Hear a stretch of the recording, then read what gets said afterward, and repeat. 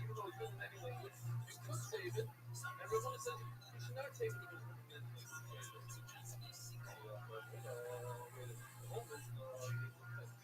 Either re-edit the Mishnah. So if we're going to edit the Mishnah, let's edit it the way I like it.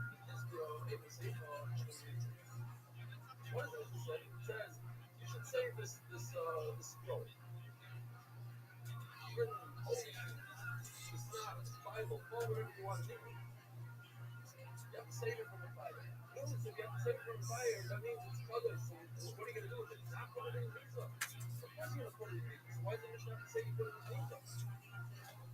All right, but this is where we say put it in Visa. I should say let's say the Visa with fire. If you're going to go the over, this is the Rabban on the save it on Shabbos. Pray it and bring it from Mother that doesn't have a hair and everything. So of course, when the time comes and the same Torah that's written in English is falling apart, what are you going to do? Throw it in the garbage? If they put it in the freezer. Hello, Rabuna, the person. Okay? Just this in the person. So each one is going to have to explain the Mishnah and add a word or two. And make the Mishnah won't be recording his own shita. Rabuna Dash Rabbe, Beijing for Benjamin, for business. That stays, and that's going to be the standard. Why we go back, not our question. But we're going to explain the beginning of the basically, it's the beginning, let's say, it ain't part of that means another language. Let's say it's trash. So, no, we're going to explain. Bein Shekar Ben means Navi. You're reading the meaning of the shit. Bein Shekar Ben is talking about the Surah. You know, oh, here's the heading. The med, it's sticking all these words. Med, when do you say something if it's written properly in the lesson of faith? Is it edit? So I just printed it out so you can see everything in red. Everything is added by Rabbanah. Everything. Focus. You have Kodesh Matzil, right? So we can like make so we make things. Make part of that, make change part, right? That. And then he sticks in the red. Amen.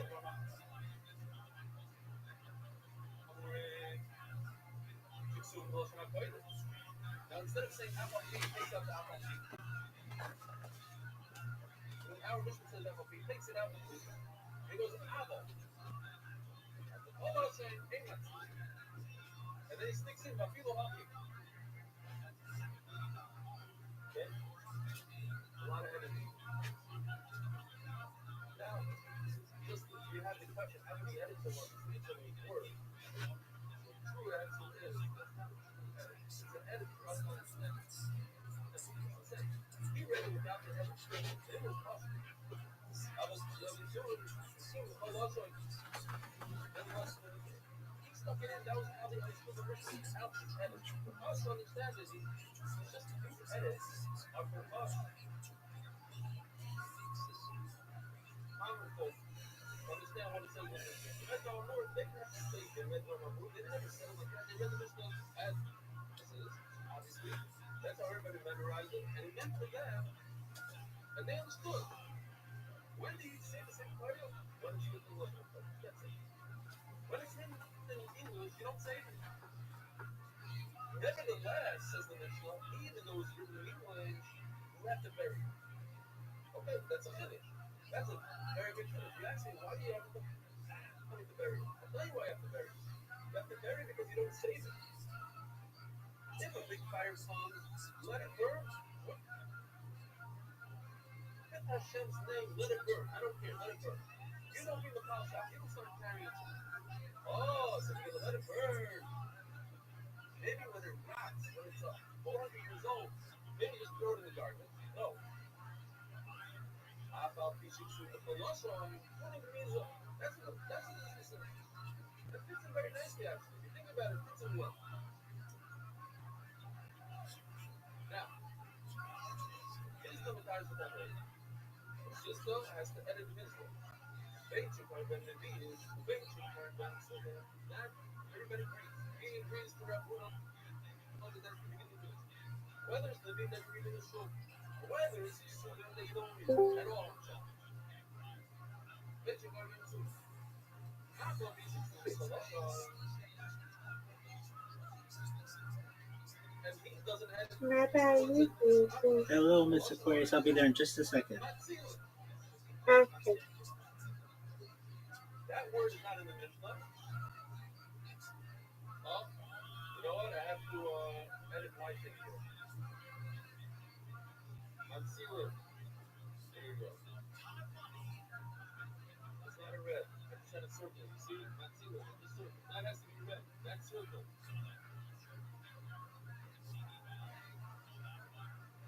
That is not in the Mishnah. Matzila. Look at it at 7:05. My bad. Okay? Go back and redo it. Oh, Miss Aquarius, I just did a podcast.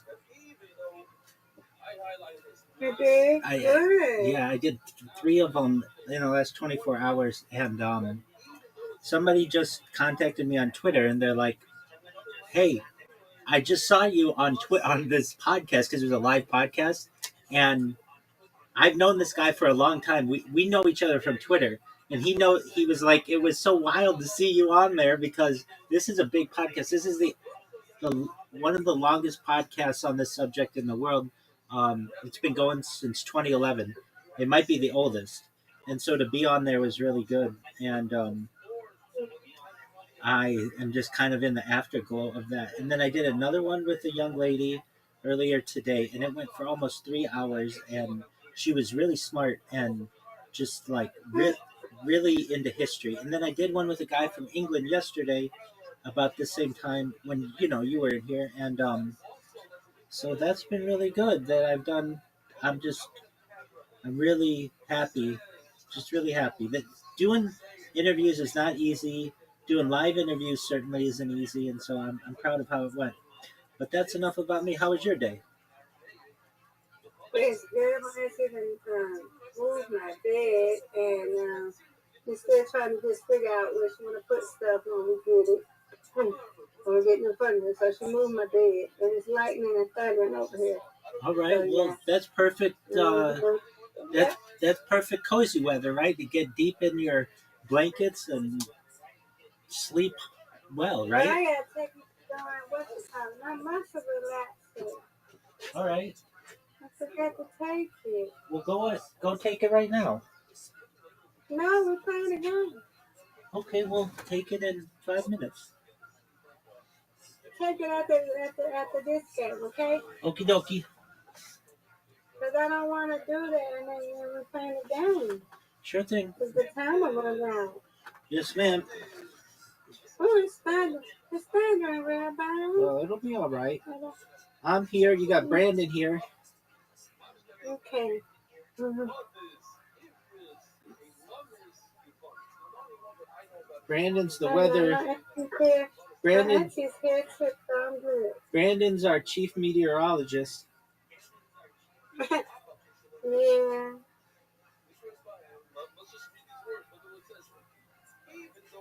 I know you got one. Tony's here. What up, Tony? Tony.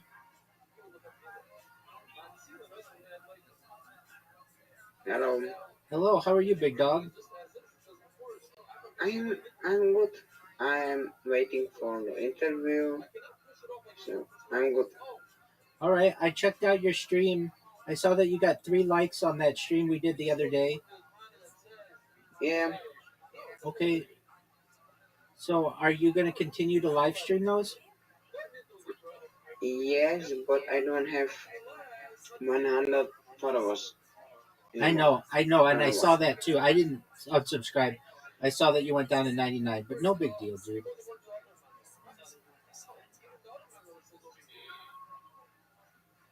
That's gonna happen. I was soon, I know.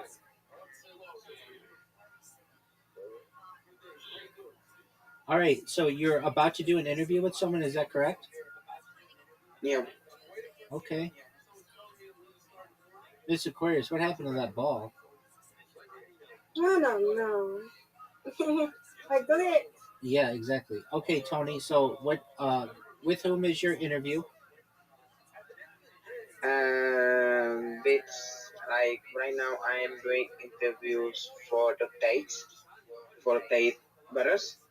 I'm doing to some interviews to people who is like support them and trying to There we go. be them. All right. Well, that should get you a lot of views, right? Yeah. Well, that's good. I literally just finished doing an interview with someone, and someone who I know from something totally different watched my interview, not knowing I was going to be on there, and they're like, "Hey, I just saw you. You did a good job," and I was happy that they saw me. I've done 3 interviews in the last 24 hours, and I'm ready for a little bit of a break. Um, Good. Oh, Thank you, madam. They were good interviews, though. The one yesterday was with a person from England. The one earlier today was with a young lady who is just a really fascinating historian. And then this one just now is on the oldest UFO podcast in the world. It's been going since 2011. You win, I win, I win, you win. Reload. Go take your thing. reload. Go take your thing, Mr. Corey. Okay, let me go take it. Yes, ma'am. Right now. So Get on it. I know, I know, Put Tony. myself on mute. I go ahead. I'm ready. Okay, I know, Tony, that you're always worried about numbers and stuff. This one that's the oldest podcast, he has like 30,000 viewers on YouTube, but he has a lot Mm. more on audio. So that'll be cool. That'll get my message out to a lot more people, hopefully. And I am excited to continue to book these things. It's I've kind of gone through a dry spell in booking them, but I'm not too concerned about it because I haven't always been able to focus on it. Like today, Yeah. I haven't been able to focus on it because I was on 2 other podcasts. But God willing, it'll work itself out. So I will gonna have on weekend. I will gonna have guy from Uganda who is at like more than 100,000 subscribers on YouTube. That's phenomenal. Yeah, What does he do? he is a fitness and the shit. Wow, that's impressive. Hmm. So, are you excited? And yes, I'm more exciting than Saturday. I will gonna receive my first ever payment from podcasting. How do you do that? I get the guy from my country and he said I'm going to pay for this episode. Oh, okay. So, how much you making? I don't know yet. Okay, well that's cool. So he basically said, "Hey, if you interview me, I'll pay you." Yeah. Well, remember I told you that's definitely something that can happen, and look at you, you're already doing that. Yeah. Did you? What you should do with these people who you interview, if you can, have them go on Fiverr and like upvote you or whatever, so that you get more people Yeah, who I will pay will. you. Okay, you know how to do that, right? And yeah, I have. Yeah, I have. Yeah, I just say to him, go to Fiverr, but like he's old. He's Oh, old dude. okay. He's I like, understand. I understand. Well, then maybe he's not the best person to do it. Hey, you were mean to me the other. yeah. You were mean to me the other day. I wasn't mean to you. Oh, you were very mean to me. No, absolutely not. You're incorrect. You called me homeless. Yes, yes, but No, that's that was mean. wrong That's time mean. ago. That's disrespectful. That was 2 days ago. No. 2 days ago we are doing this. No, I know, Rumble. I know, I know. And you were saying, uh, F this S, F this, F this, you Yes, homeless. Yeah, and you said that, and I want you to know that's not appreciated. I I'm have, sorry. you're okay, but I've made more money in my career than perhaps your whole household. So for that being said, don't call me insults like that. I want you to be a very I'm sorry. successful person, but you got to understand when somebody's trying to help you, you can't insult them like that. That's mean. But you're okay. I I'm forgive you. I'm sorry. I understand you were frustrated, but we got it done. Yeah, So that's good. And boy, wasn't that an ordeal? yeah. We got it done, so that's good. Okay, so how long till you do this podcast? And I have like 19 minutes. Okay, that's not that long. That's great. Like yeah, like 19 minutes, like 20 or 19 minutes. And for me, it's like 3 o'clock in the morning. Oh, okay. So For you me, had. I figured it was late. Okay, so and then you're gonna get to sleep till the weekend. yes, yes, Okay, I will gonna definitely sleep. that's good. Um, Aren't you amazed that we got that podcasting thing to work? I am. That was taking yeah, forever. yeah, That was taking whatever, forever, yeah. and we finally got it. And then you don't use it, which I understand. But because you need your computer, I get that. But like when you're not using your computer, you should have that live stream going. Mm-hmm. You know how to do it, and I was watching it. I really was, and that your interviews look good, and they kept going. They weren't like they didn't just cut off. It went for like 8 hours. Yeah, yeah, very good. Absolutely. So I'm happy that that went well. And maybe I have another news. What's your other Maybe news? I will be on American podcast. Oh, really? Yes, he's not sure it's anything, but I am talking with him, and she is very close to say yes. Oh, okay. That's great.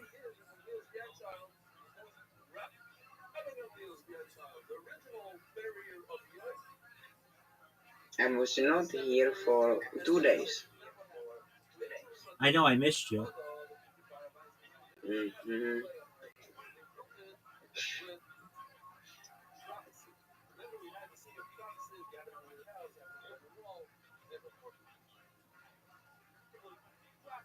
Um, where? Why didn't you come in yesterday? I missed you. And well, you were in earlier today, and I saw that. Listen, I saw that you came in, and I was like, "Hey, I just had to restart my device or whatever, just like refresh the page, and uh, and you had already left." Okay. Yeah, because like I was have some internet issues, and I don't want to be here and not saying anything. That's okay. So that's why I left.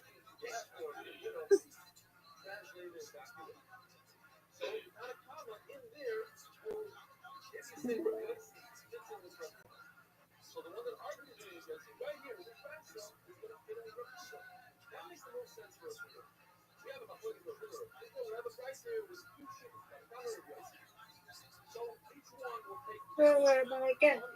Yes, ma'am.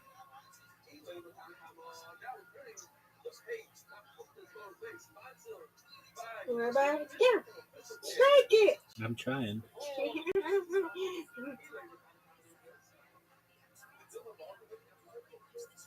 Ooh, yeah. Yeah, that's a phenomenal stare. Thank Good you, job. ma'am.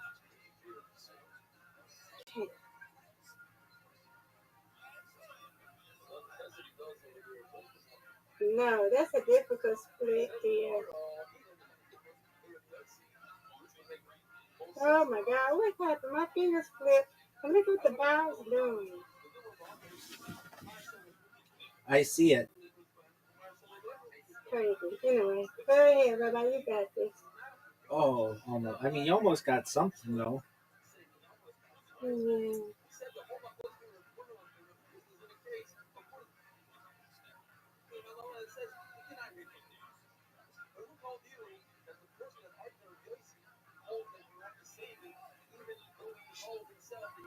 I had somebody come into the Discord yesterday, and they were like, "Hey," I'm like, "What's going on?"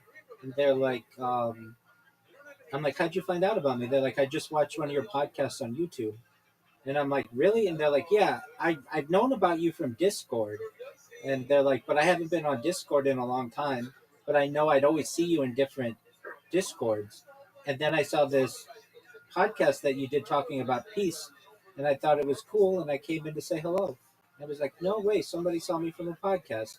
That's amazing." And then I had my friend from Twitter see me in a different podcast, and it was just like, my mind is blown. Like, small world. Mm-hmm.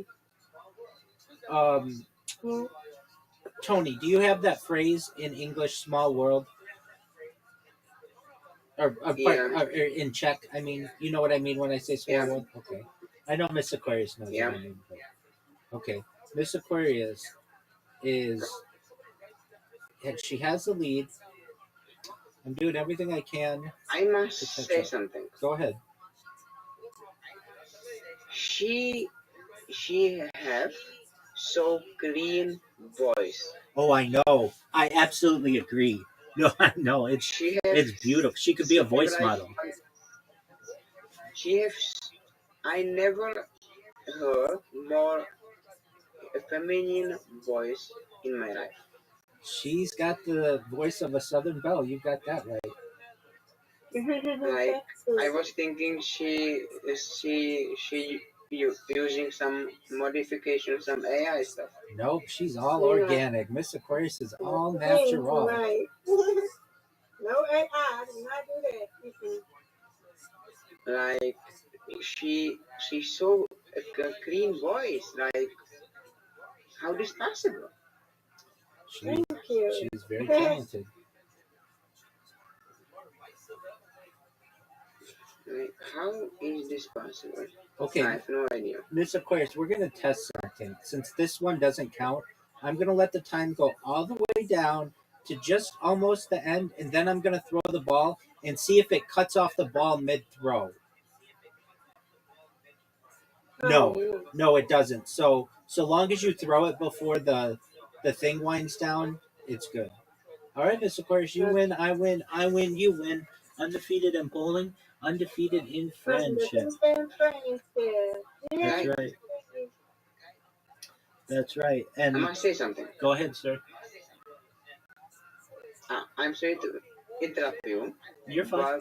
But beside, like, she speaks, she must be so young.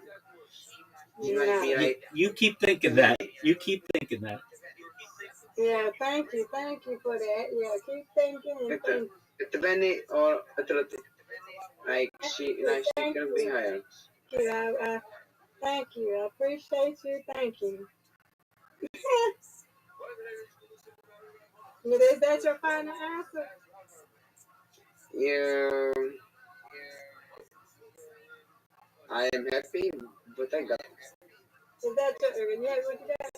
Okay, I appreciate you. I appreciate you saying that. I sound like I'm 20, 30, but I'm 43 years old. 43? Yes, ma'am. That's no cost. Yeah. I'm sorry. Have you ever, you have never seen me, I think you have. No.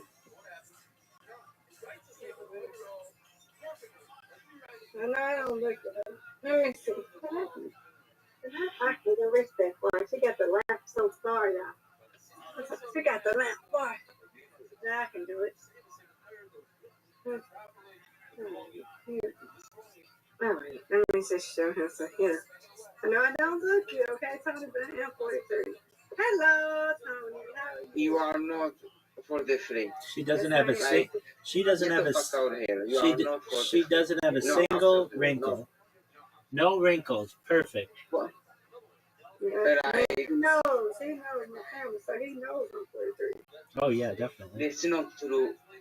Oh my, wow, I remember her birthday. Absolutely. wow. Like, you have some best skincare in the world. Thank you. I appreciate it. Oh my God. Your voice is like a combination of kids and a woman. It's so good. Thank you. I appreciate it. Appreciate it. It's alright. Yeah, it's alright. It's very youthful. It's very lively. Yes. Yeah, you're right. Yeah, it's like a deep voice. I consider it like a Disney character. Mm. It is. It's very youthful.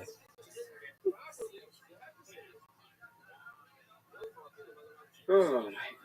Okay, so How many minutes?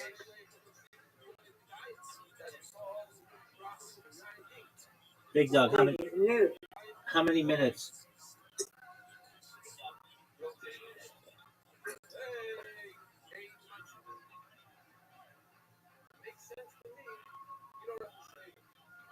like I don't know how she doing that, but like her voice, It's my voice. It's my real voice, my sweetie. like wow. You like it or? Yes, I love it. I love it. Like like I'm smiling right now. I told you. I'm smiling. It's like really like so like your voice can like it can bring child in me. Oh. Really, it's like best voice. Best.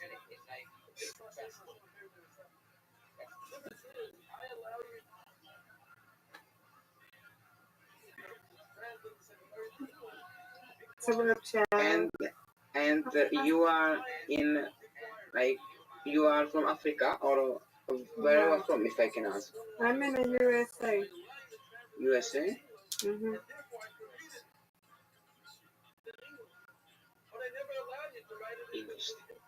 Yep, I'm in America, just like Rabbi.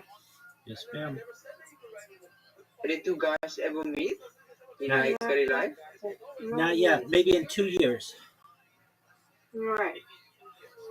for the Olympics. Maybe. But this will be epic. Yeah. This will be epic.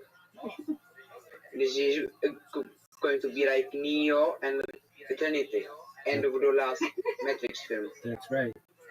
I appreciate y'all talking to me while it's thunder and lightning over here, because this making me feel better.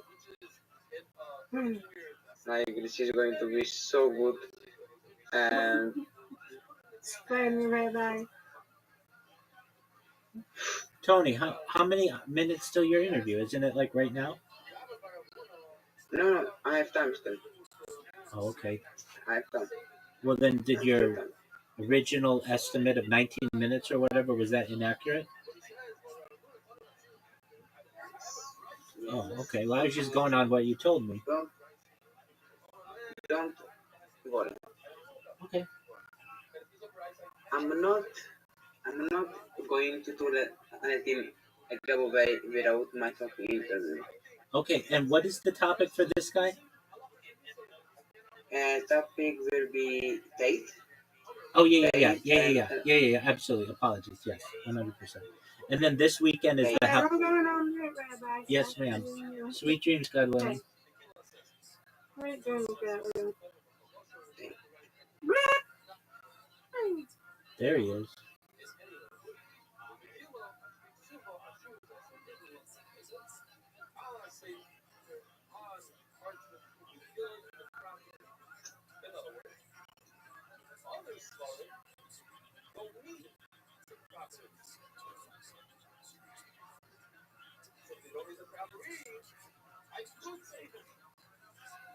All right, Tony.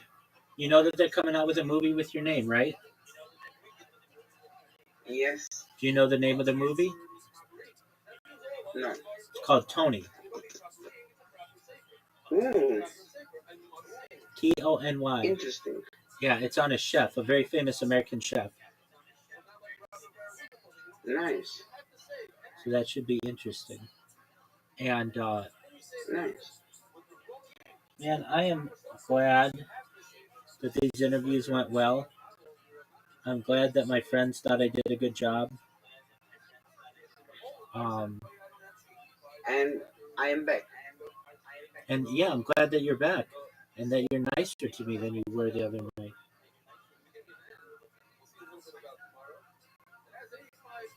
I'm back, and yeah, everything is back to normal. God willing. All right.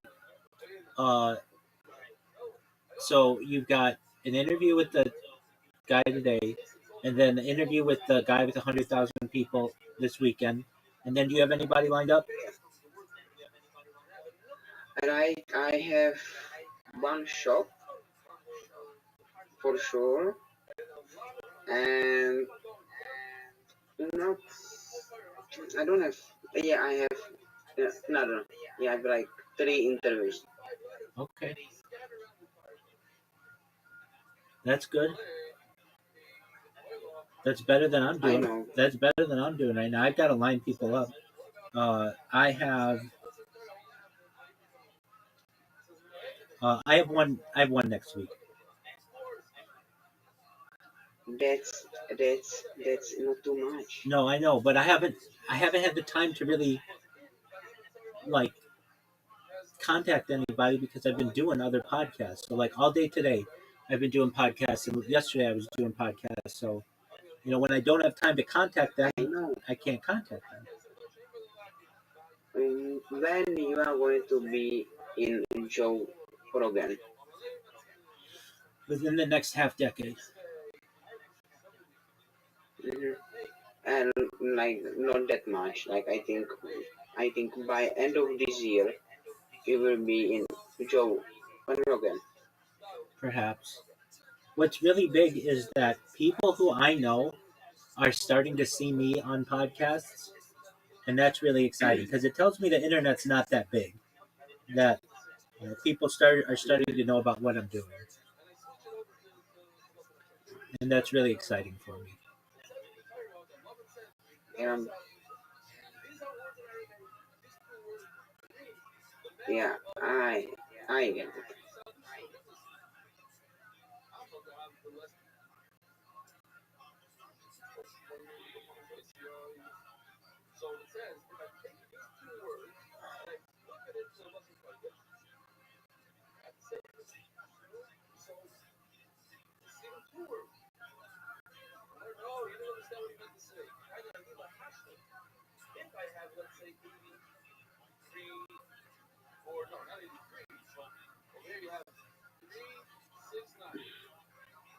All right, big dog.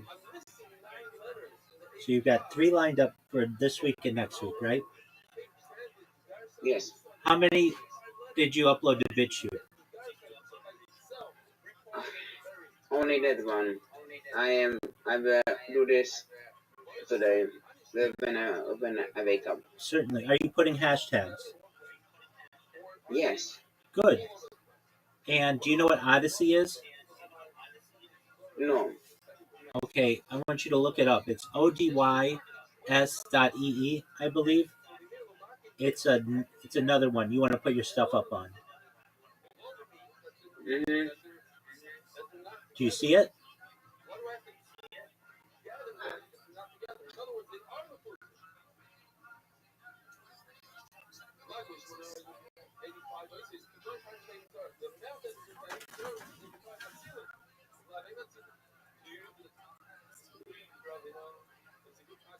Maybe I will going to find when I wake up. You're going to find it when you wake up? Yeah.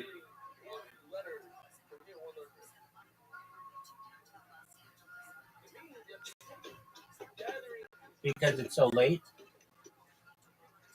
What? Because it is so late? Yep. So late, and my brain is not ready for your brain. I know. I'm sorry. You're okay.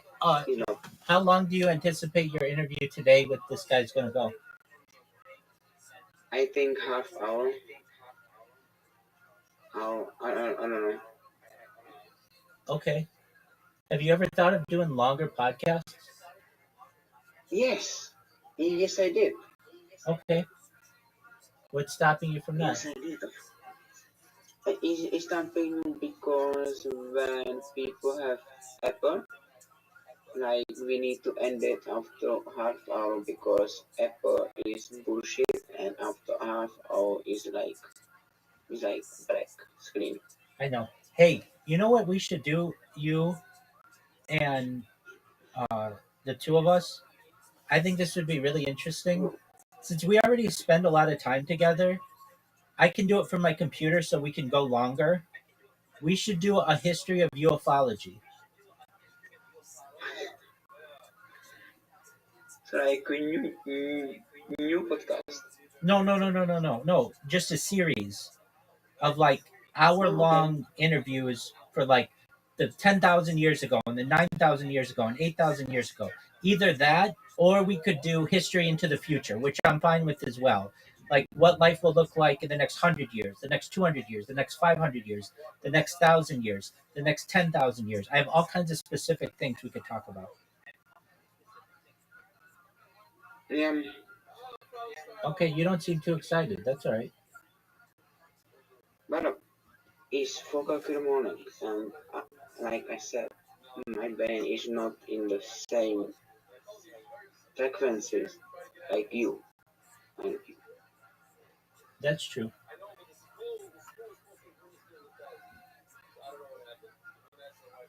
That's true.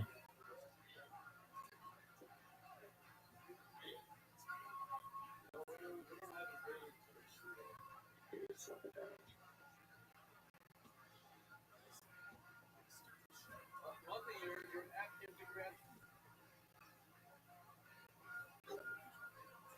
You guys, Corona. Are you really working together? I'm gonna call him. I hope he's not forget. I'm gonna call him. Did you send him a reminder Yeah. and he confirmed? Yes. Okay. Okay, so I have to go, Okay, big dog. and I will be here when I will be here. Yeah, you get your sleep. You've done really well, my man. What's the Yeah, name? I don't think What's so. no, you have.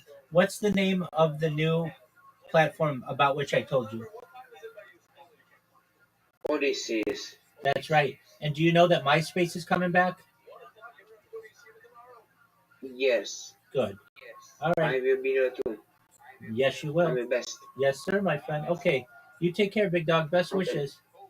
Yeah, you too. Thank you, Bless friend. you too. Bye. Thank you.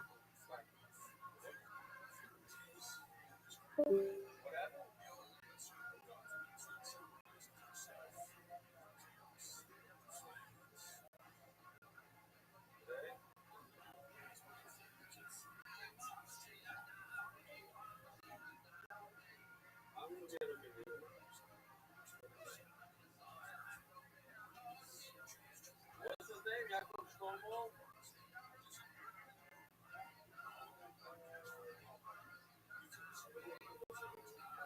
Okay, Vendor said. Yes, Joel. What's going on with Joel?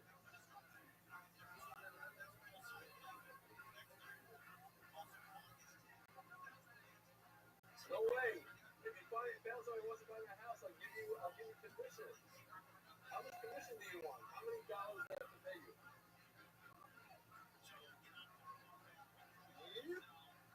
You want to buy it. I'll pay you commission if you buy it. Listen, yo, what's going on here? This guy Fivis, you know Fivis? Fivis has your last name. What's going on? You adopted your name. I'm bringing it to you.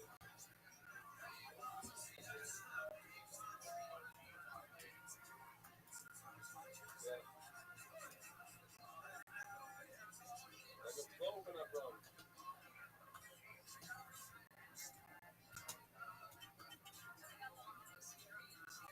Aria is listening to some news with the song like it. I'll give him far.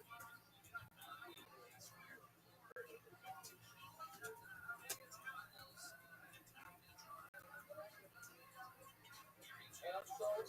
Yo, did you go to school yet? What's going on with school?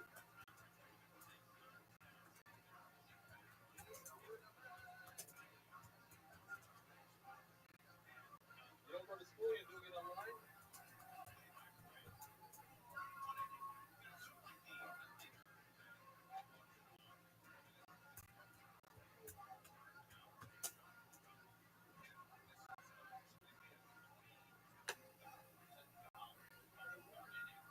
My phone number is worthless, yo.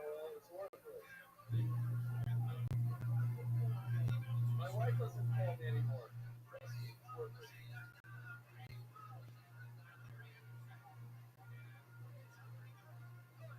Oh, Billy Filer wants this. But it's worthless for him also. Yeah.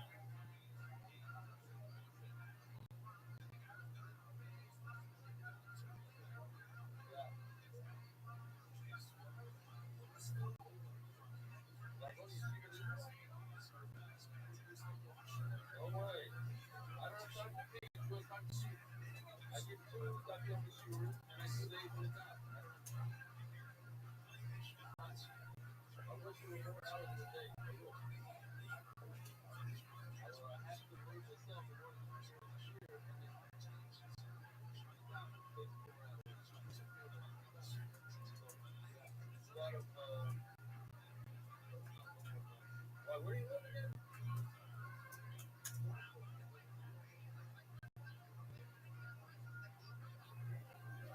Ah, this is the much that I would be splendid. You want to say it to everybody though.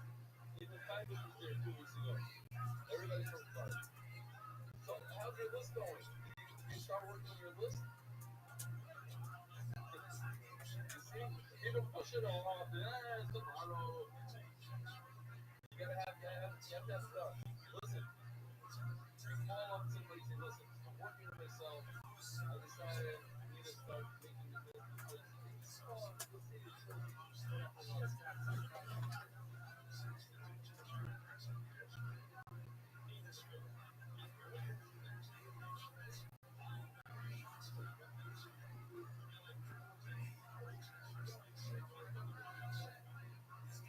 that's not your problem then.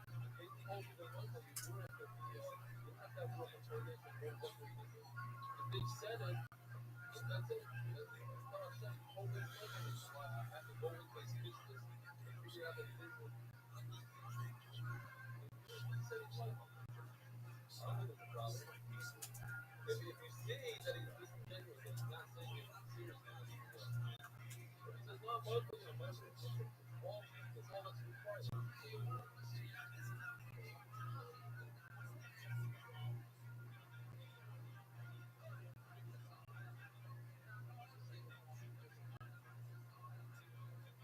don't know that he has to say those exact words. Yeah, I'm Muslim.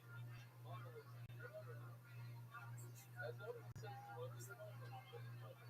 You say, look, I'm taking a new page in my life. I was a big jerk. You have to put yourself really low. And say, listen, I acted really, I was terrible, I'm not sensitive. I'm working on myself. I realized how terrible you were feeling. I never forget it. If you say, what this doesn't have to be Muslim. You say, just ignore it and they did it. Obviously, it's not like the story, it might be right. Just put yourself really low. The lower you put yourself down, the further it's going to put yourself down. Sure, most of the time we gotta say, oh, problem, I understand, and the story from it. But then if you put something, it's only money. But if it's about it, sometimes you say, this and that. I think that's the best way to do it.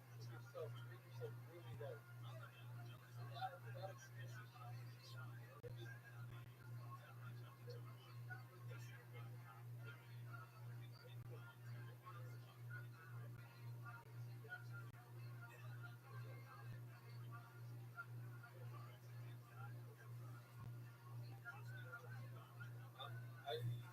Do I have a bluff? It's not about a bluff. I have a confidence. I feel bad that this person still upset at me. I don't really know what I did to them, but they're upset. And I tried. Every once in a while I fall out. They tell me the same thing. I don't even really mean it. I don't even really mean it. Blah, blah, blah, blah. Every once in a while when I face it,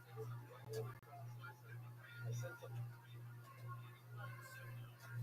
people.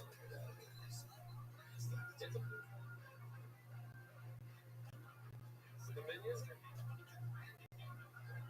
Yeah.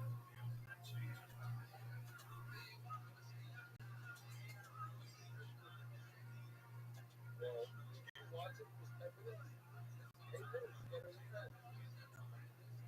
Although, first of all,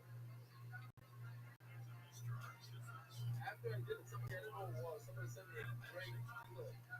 It was literally, it was an 8-minute ad. Two guys were sitting in a blockbuster. The guy goes, there you go. The guy goes, I have the greatest idea. I have the greatest idea.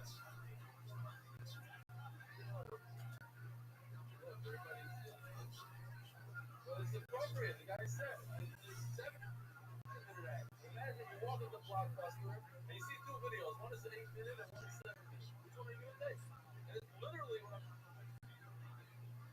No one in their right mind can do 7 minutes. I tried it. I can't even do 8 minutes. They're not going to do 7 minutes. The truth is, I don't know. I just put it away. I figured in my head it's 8 minutes. Now, I'll tell you what. So before I started the Eagles time, I was doing something working at the house. I was doing over 7 documents. People sat around me. Table with about 35 people every person. I give out songs. They give me some songs. That was my reason of preparing. So I would spit out the entire setting out. And it took me about 7-8 minutes. That's how I figured it. So once I had that done, I said, look, if I was doing video footage, watch this, and I'll add another minute. We set it all up. That's how it should be.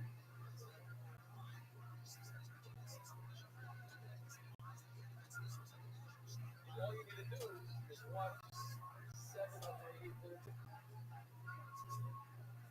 Now, so you look at what, it'll be 8 minutes.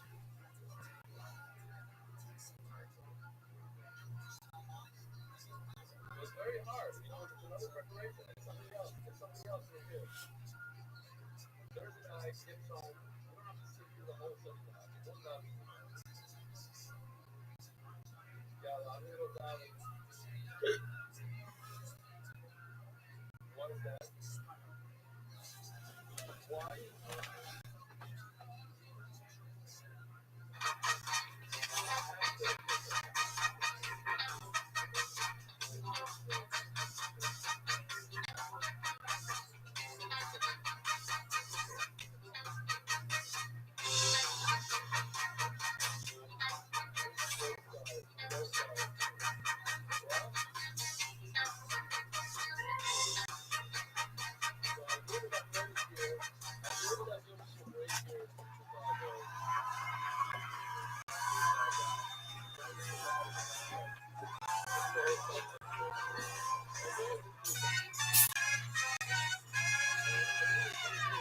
Hey, this is Redneck coming live from the Comedy Mothership here in Austin, Texas, for a brand new episode of Kill Tony. Get over Tony Hinchcliffe!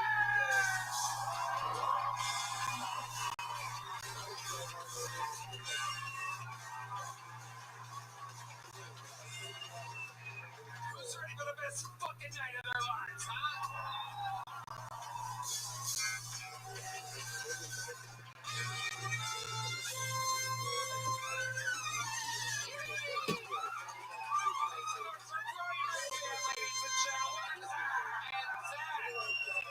best damn band in the land yet again. Make some noise for Carlos Sosa, Fernando Castillo, Raul Vallejo, Nachos Belgrande, Huevos Rancheros, Michael Gonzalez on the drums, ladies and gentlemen. The great mortician Matt Muelling on the electric guitar tonight. John V's on the keys. And live in the flesh, this is indeed D-Madness, ladies and gentlemen. Oh, Lordy. Here we are, another beautiful Monday in Austin, Texas. This is the #1 comedy show now in the world. Brought to you by ExpressVPN, Via, and Incogni. Here's a little bit more from the amazing sponsors that made it all possible. Ready to start tonight's show, huh? Every single week, I book one or two of the best comedians in the world. This is a two-comedian panel tonight. Two who I believe are truly two of the best comedians working today. Monsters. Ladies and gentlemen, make some noise for the return of Giannis Pappas and Brian Simpson.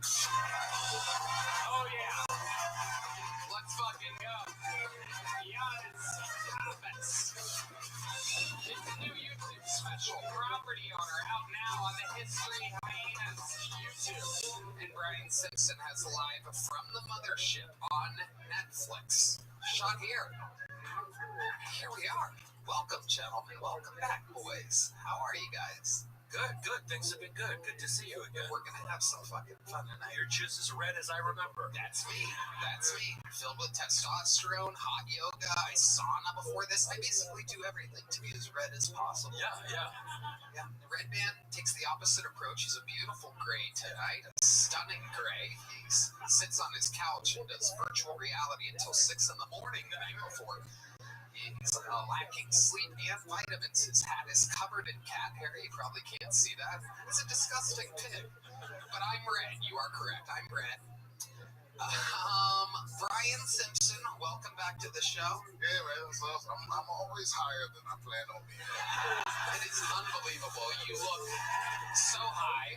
I've never seen a black Asian man before, but those eyes are closed, buddy. My goodness gracious. I'm having a good time. I love it. You and D-Madness look like two different generations of absolutely blind people.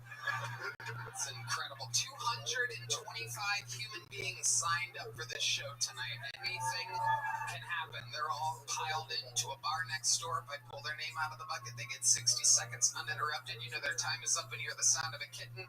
That means they have to wrap it up then or else they bring out the angry West Hollywood bear, which interrupts them. I conduct an interview and we find out more about them, maybe more about their crazy lives, what they could talk about on stage, or just an overall interesting interview. I'm going to go with this Peanut M&M right here. I'll let him pick the first name.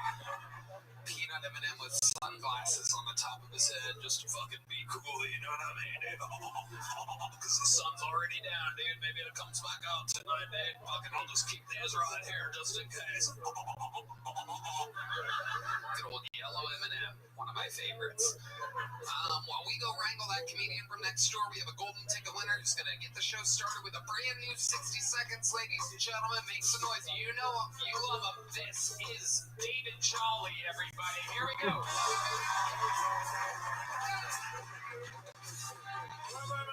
y'all doing today, white people in Puerto Rico? Hell yeah. I've been in Texas now for 2 years. Hell yeah. Finally been 2 years. I like the Mexicans out here. Y'all different than like Florida Mexicans. Hell yeah. Only thing I don't like is as soon as y'all Abuela get over here, y'all get them a job at Walmart. And I think that's bullshit. Some people rude as hell. I went up to the lady the other day. I was like, hey, Tia, can you tell me where antiperspirant deodorant is? She said, you don't speak English. I said, this bitch is rude, ain't she? But it's amazing how I go back to my car and I put on my homemade ice shirt. Now everybody speak English. I go back in there and say that same lady, hey, you know what a deodorant is now? Powder partner. Looking for an antiperspirant deodorant? That's J22, buckaroo. I go down to get the deodorant. I come back, this bitch saying to start spanking down. I'm like, get the fuck out of here. Thank y'all. That's my time, man. Y'all.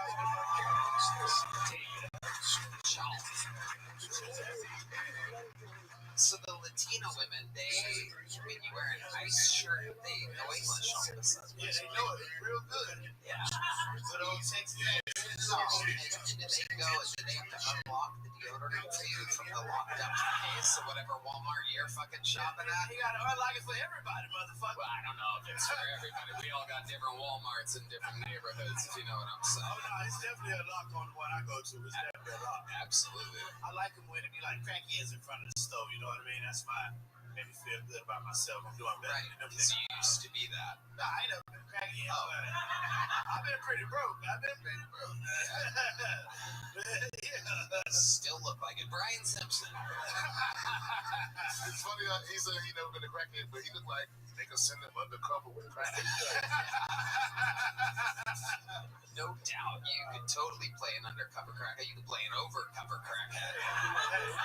You could go in and be the alpha of the crackheads, like that King Charles dog. Like you could go and calm down the other crackheads just by your presence. All the other crackheads chill out a bit. If them niggas paying, we can start this job today. You know what I'm saying? I don't give a damn. Absolutely. You feel me? Oh, I feel you, Dave. Yeah. I feel you. Very, very rough skin. I feel you. Oh yeah. I just put on lotion, but it kind of like you got to put it on like 3 different layers. When it's y'all don't know what I'm talking about. Don't worry about it, man. What happened? We all know what you. What happened? No interview because he doesn't have a website on the mobile phone. Okay, why doesn't he just And, download it? The app, and I don't know why he cannot download it right now. But he said I got to try to catch. Let's try this again when I'm back. I have the app. Okay. I get that. It happened. It happens. That's okay. No big deal.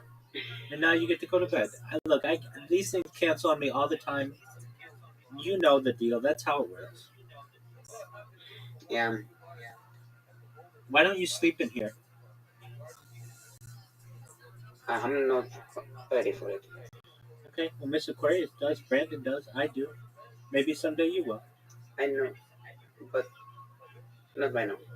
All right. You know you can keep yourself muted and stuff, right? I know, but still, like for me, when I'm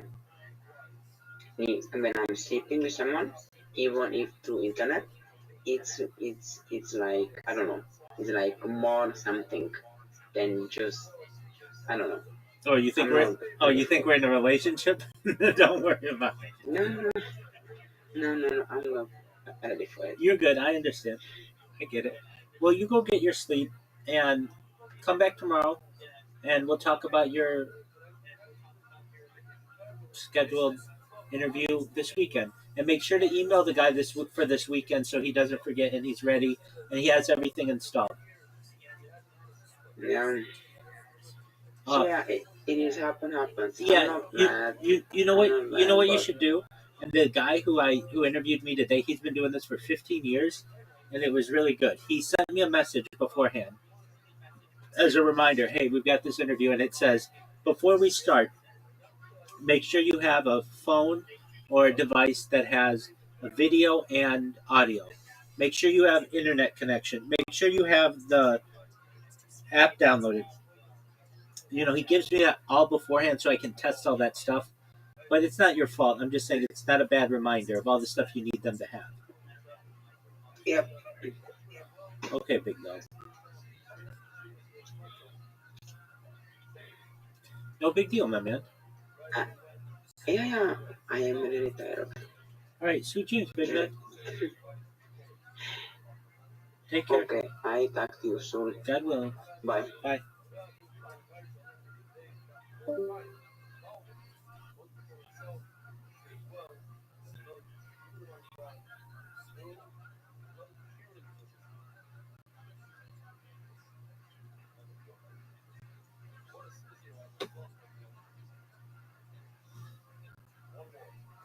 you're talking about. You You don't even wear lotion, Tony. Surprisingly, I do, David Jolly. I don't have to. I wouldn't turn into absolute dust if I didn't like you, but I still do it. It's for aging reasons, so that I don't become an undercover crackhead like you. White people still can use lotion. There are many benefits. Fuck you, Tony. How's life been, David? What's going on in real life? Yeah, man, everything good.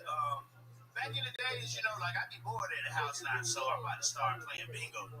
You're gonna play bingo at your house. No, I'm gonna go to the one that's on being White Boulevard. It closes at like 10:30. Hey, them old ladies they be intense in that motherfucker, boy. They be using some words. Good old slurs, you know what I mean? Yeah. Them old professionals in that motherfucker. Hell yeah. A lot of N's in that game of bingo. A lot of N's and C's and J's. One bitch called me a Z. I ain't never heard of Z. That's crazy. Brian Simpson. I don't think you should be shocked to hear somebody say nigga on Ben White Boulevard.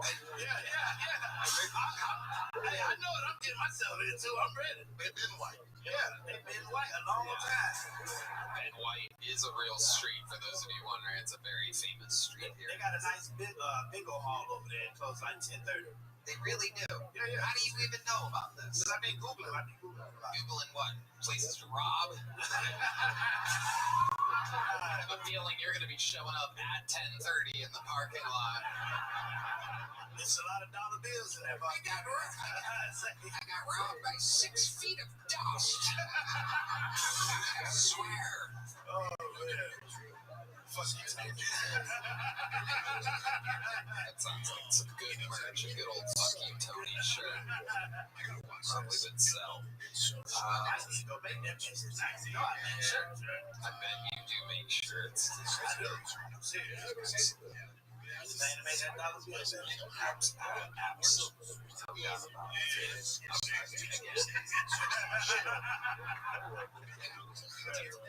Anything else crazy going on, David Jolly? Before we keep Just living the dream and dropping this content, just, you know, the same shit, bro. You know, being a comic and living the dream, baby. You feel me? Yeah. What's your Instagram so that people can see the stuff you're making? You're making some funny stuff. Throwing the fuck up right now. Yeah, Oh, it's yeah. the Pope, the Black Pope. Oh, you seen it? I You saw checked it. out? Yeah, Tony. That's all right, Tony. That's all right. It's Mr. D Johnny on Instagram and Facebook. All of that shit is Mr. D Johnny, man. I appreciate that, Tony. There you go. That mean a lot, man. David Jolly got the show started for us, and like that, it has begun. And now we go to the bucket. This is where shit gets a little wacky because we're meeting people. We knew David before this. We knew he'd have a new good minute. This is where anything can happen. Could be one of the next great comedians of the future. Could be an absolute fucking idiot. Ladies and gentlemen, this is 60 seconds uninterrupted from your first bucket poll. He goes by the name of Justin Platts, everyone. Justin Platts. What is up, you trap ass hoes? How we living? My name's Justin, and Justin likes busting. That's right. I can prove it. I've got a kid.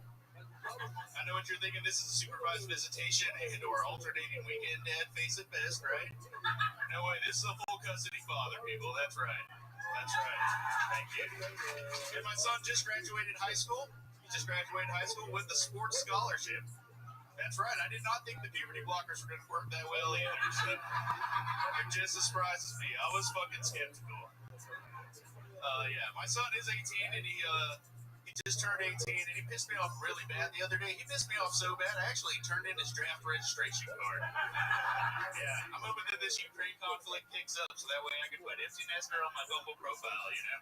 It ain't not be a lie. That's right, I am back on the dating apps. One thing I've learned about dating apps, you can't be totally honest on those things, right? For example, this is 6'4" on all the platforms right now.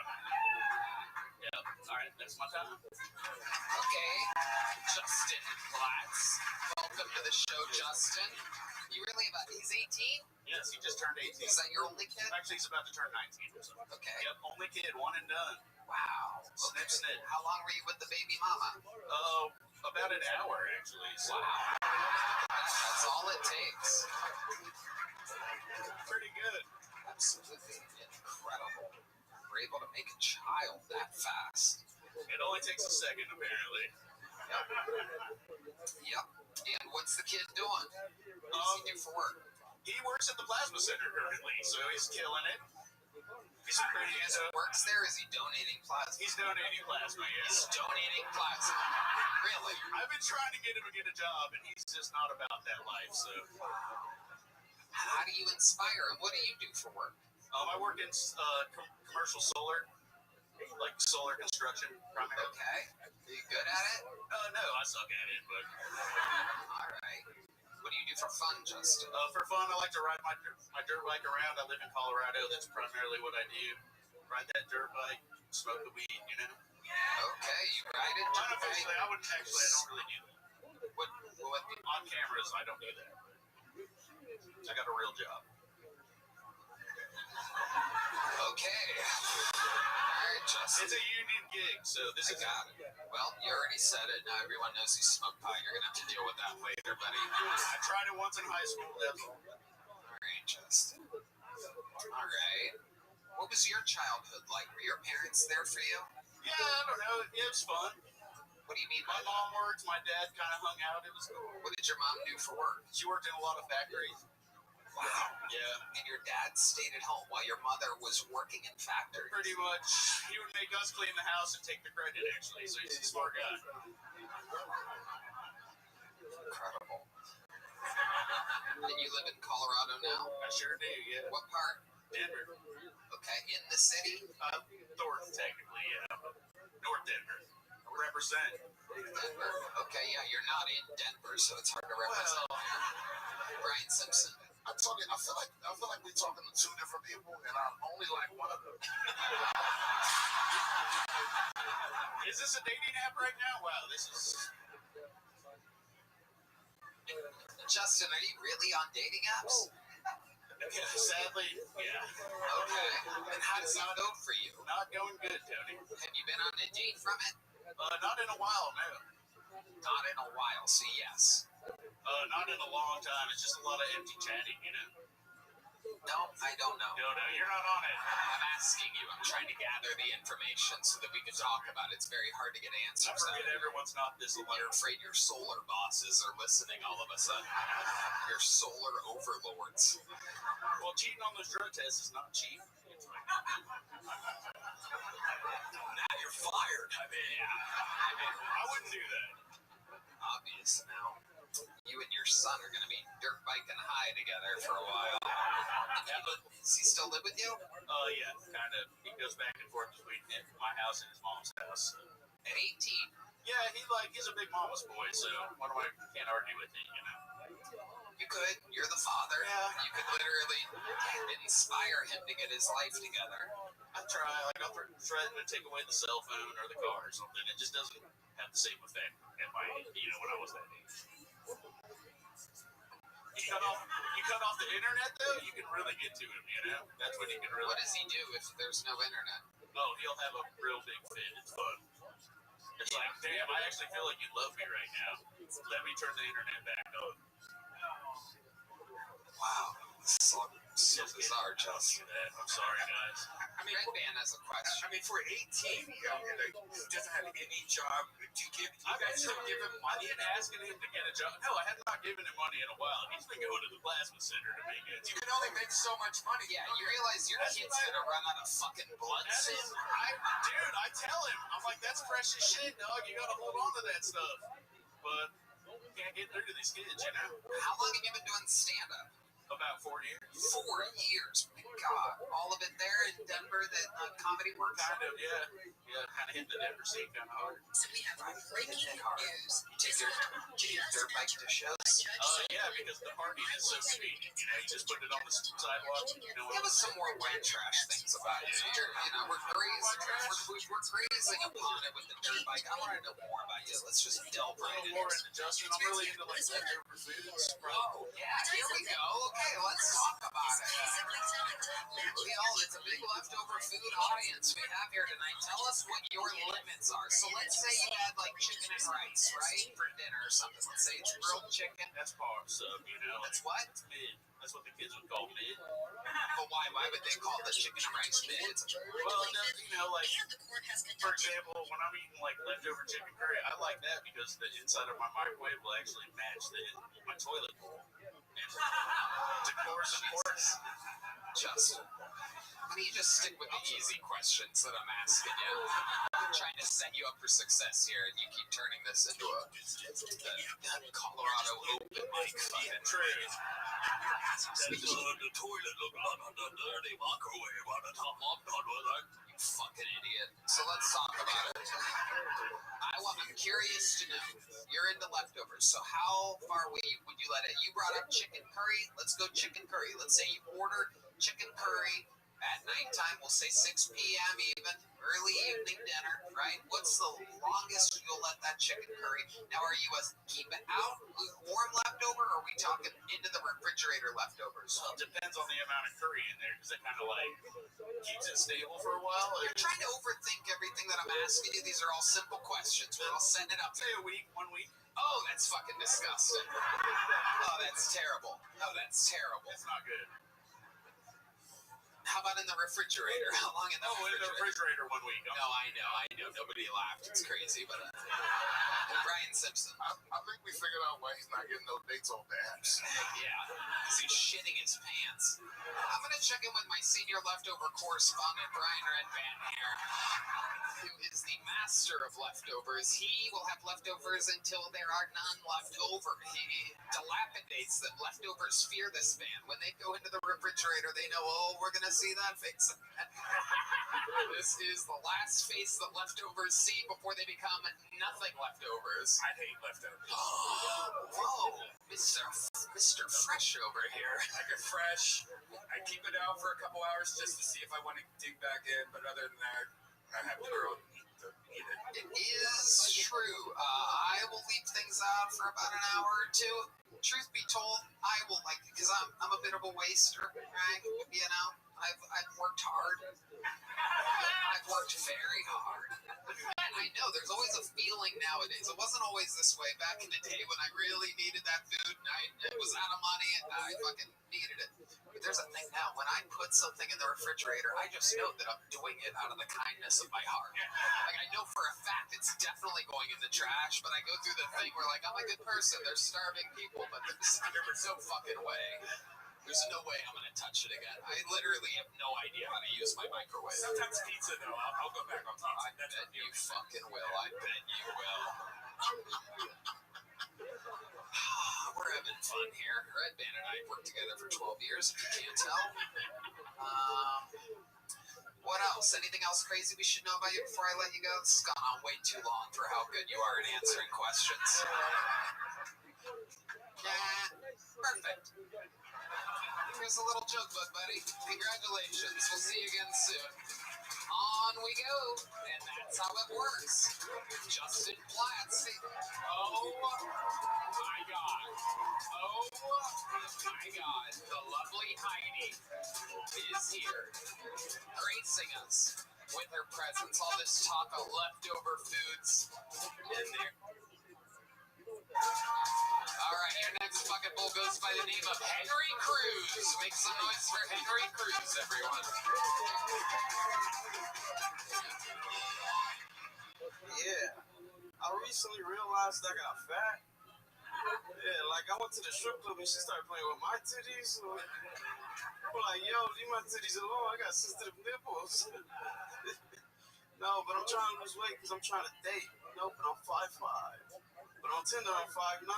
But that's still not good enough. I mean, like, you're short. I don't like to think about it that way. I'm the average height of a woman.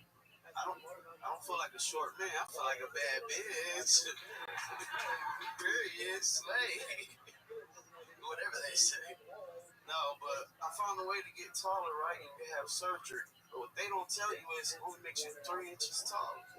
So you want me to go to surgery so I can be 5'8"? I mean, fuck. If I'm adding 3 inches to anywhere, it's not gonna be my height.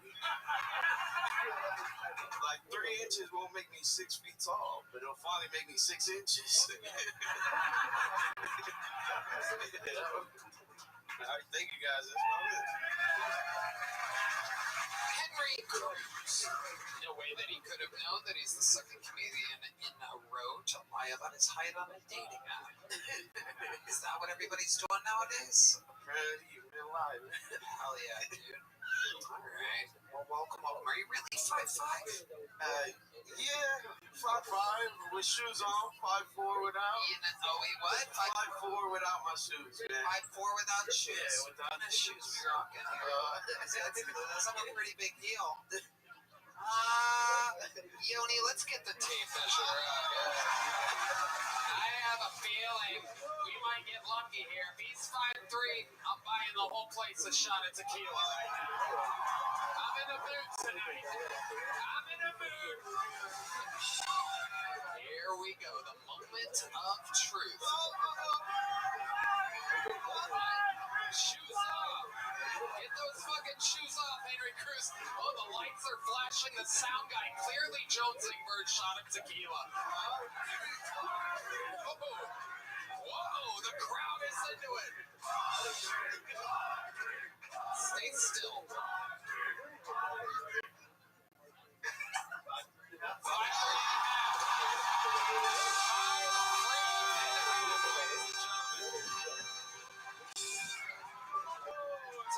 You guys were only a half an inch away from getting a shot of tequila here tonight. Absolutely incredible. Absolutely. We got to follow the rules. Rules is rules. Yoni's a genius. Thank you, Yoni, for protecting me. We'll buy ourselves a shot.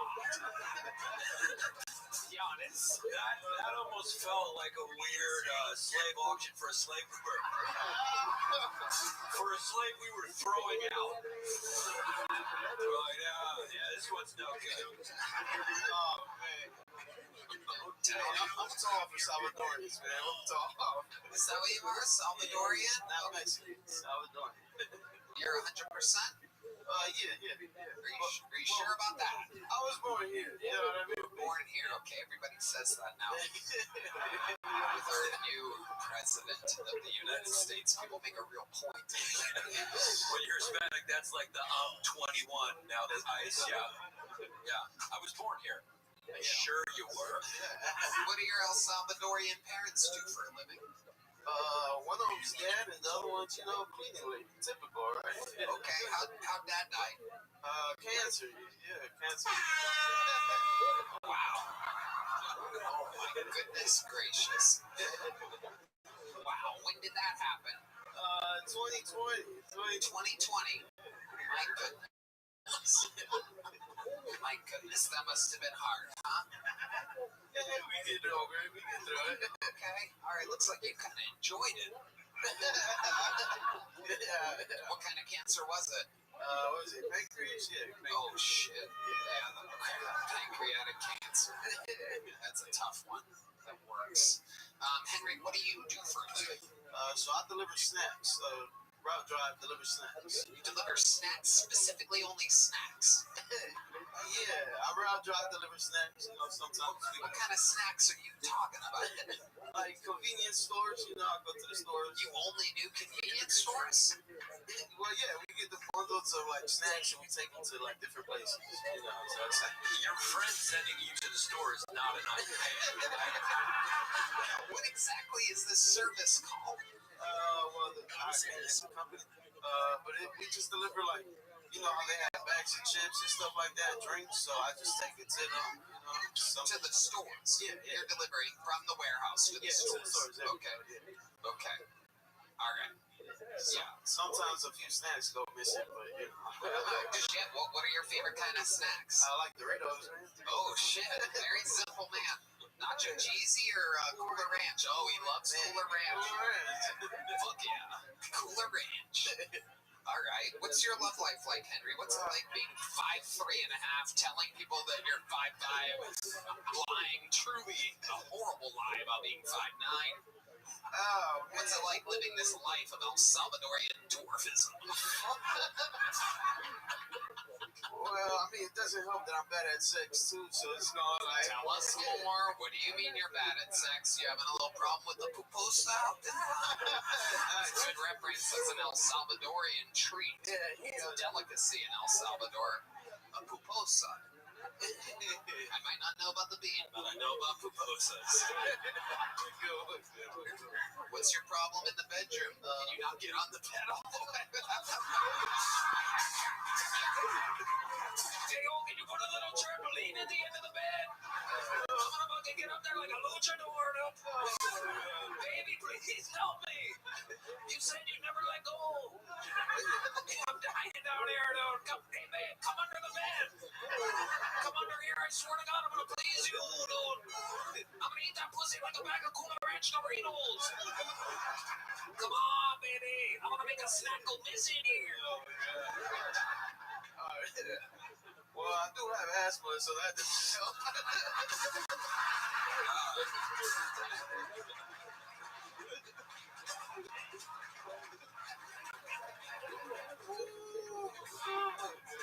Do you have an inhaler? Yeah, I got 2 in the back right now. Oh my God! Wow, you have a backup just in case? Yeah, got to, man. It's just tough life. And when you're with a girl, sometimes that takes your breath away. I'm sure you get a little nervous, a little excited. So you gotta pump on that shit, and her pussy goes drier than David Jolly's elbows.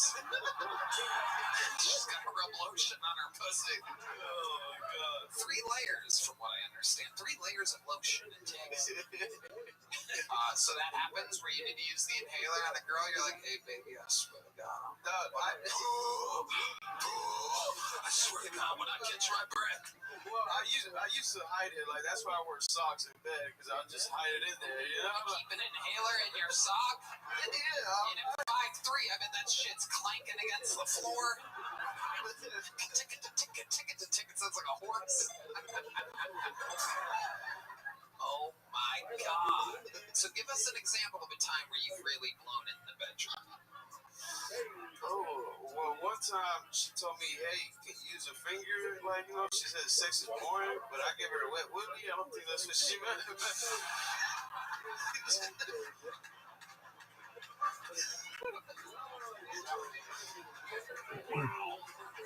She was like, wrong hole.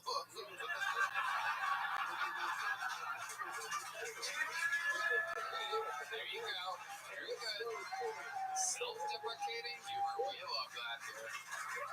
Henry, anything else crazy we should know about you before we keep it moving here?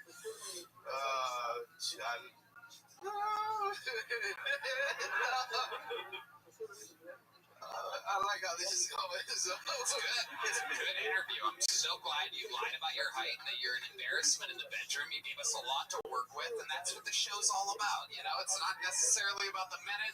It's about being honest in the interview, clearly. Unlike the last guy, you have no fear of losing your snack delivery job. It can only go up from here, much like your height. You know what I'm going to do? Even though you're a small guy and the set was okay, I'm going to give you a medium-sized jump rope. Henry Cruz, here you go, buddy.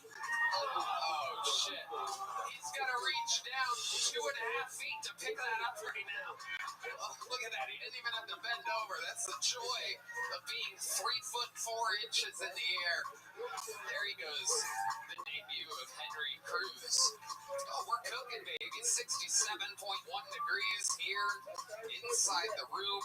Life is good. On to the next one we go. Your next fucking pool goes by the name of Jessa Knuckles. Jessa Knuckles. This looks like a new name. Here's Jessa, everybody. Hello.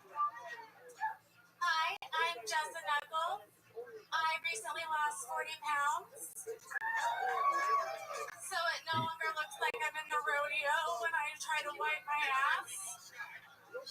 However, I did gain 20 back, so it's back to the rodeo. I am Filio.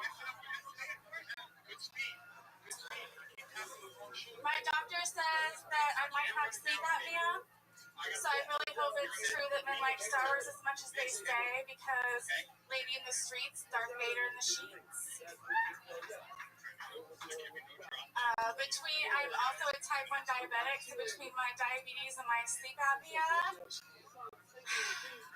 I really know how to keep a man up at night. But on the plus side, I pee so much men think I'm a squirter. I got accused of. I got dumped for having a wandering eye, but it turns out it's just lazy. All right, thank y'all. Hell yeah, Jessa Nichols. Knuckles. Oh yeah, wouldn't want to get that wrong. Absolutely. Hell no. Hell yeah, that was like a reverse dating app profile what you just did. Yeah. I lost weight, then I found it. I'm a loud sleeper, type 1 diabetic, and I pissed the bed. Lazy eye. Stay away, everybody. Stay away from me. Holy shit, Giannis. Yeah. But men are desperate, so I'm still getting real. I bet you are. I bet you are. Listen, I like you. And a little tip for guys out there, if you're trying to save on heat in the winter, take this girl, sleep next to her. She'll warm you up real good. Hell yeah. I want to get the last guy out here and put him in a jockey outfit and put her on her. Is that okay? Hell yeah, let's do it. She'll probably have trouble breathing. She can borrow his inhaler for a second. I did wear my best moo for you. It is. Nothing better than a cow and a moo-moo, you know what I'm saying?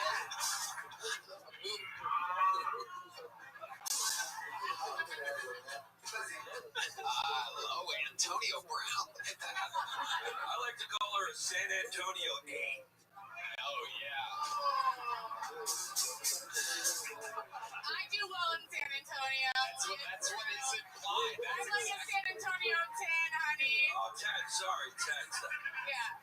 That is exactly what was implied there. So you're a type 1 diabetic, huh? Yeah, you wouldn't think, but true. I mean, I would have thought. For sure. Absolutely. Well, feed. What is the skinny one? Table of white guys just poured their drinks all over one another in absolute disgust. I love it. Well, you are the best dressed person on stage tonight. It's very nice for you to wear our favorite grandmother's lampshade here. Jessa, what do you do for work? I'm a dog sitter. A dog sitter? Yeah. Wow. You ever walk them? I do walk, Tony. I'm talking about the dogs. Because when you said sitter, I believe that part. I'm wondering if you're ever a dog stander, a dog walker, a dog, Do you squish them?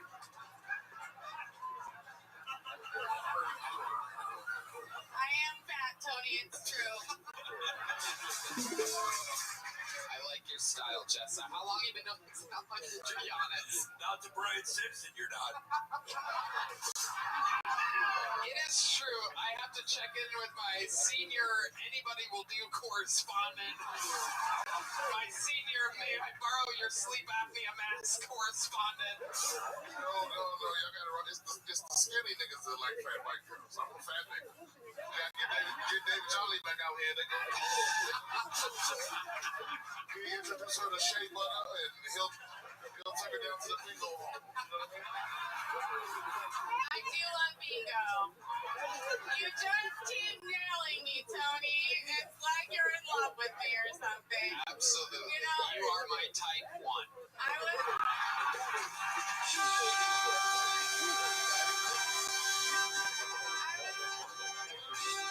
I have a feeling I'm your type 2. Yeah.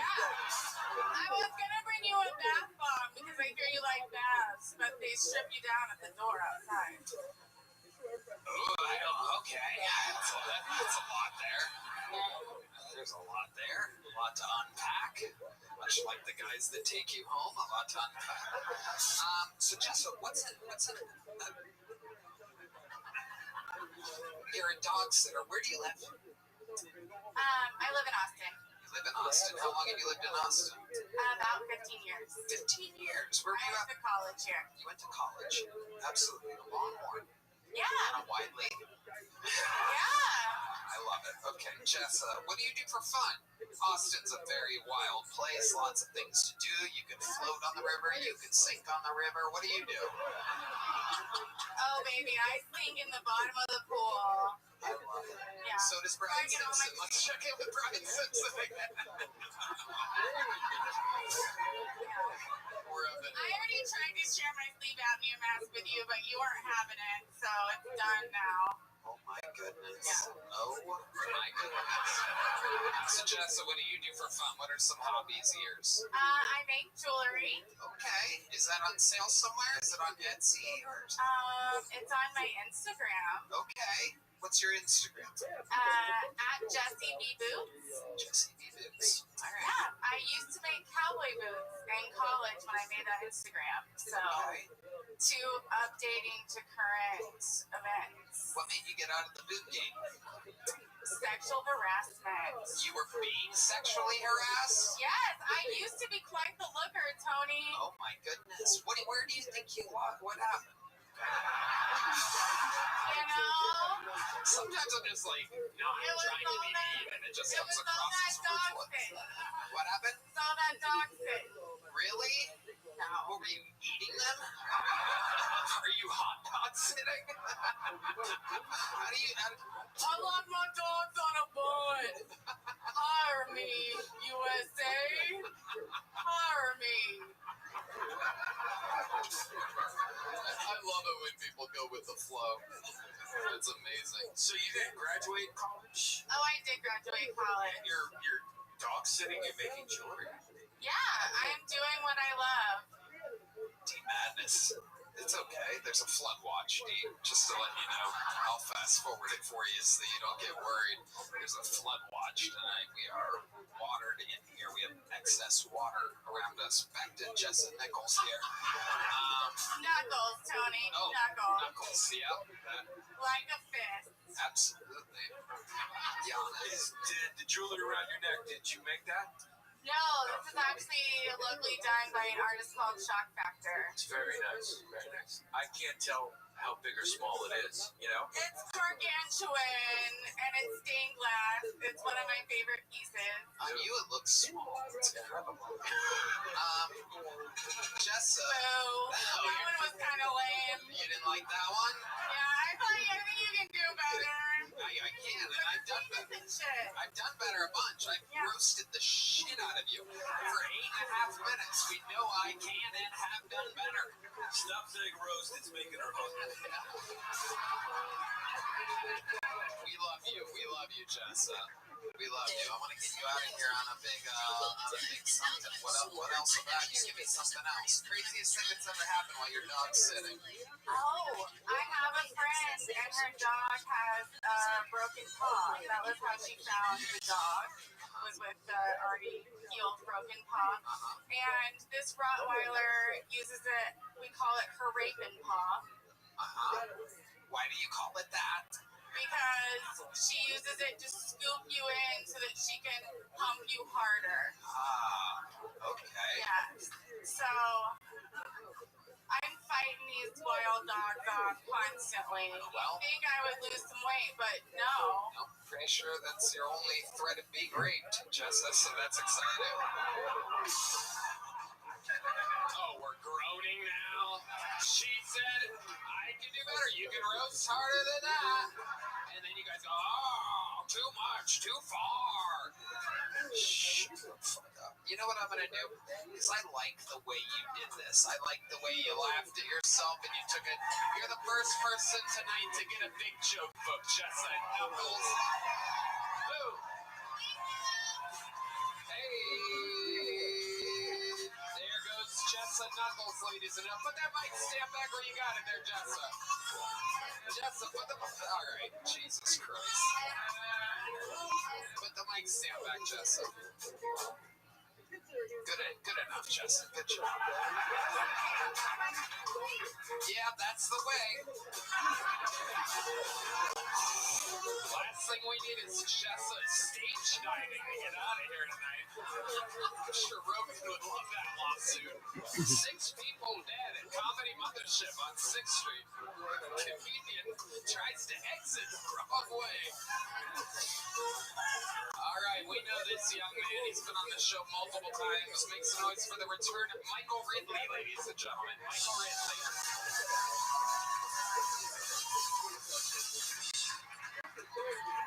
Hi, hello. I'm just kidding. I'm not that Asian. That'd be crazy.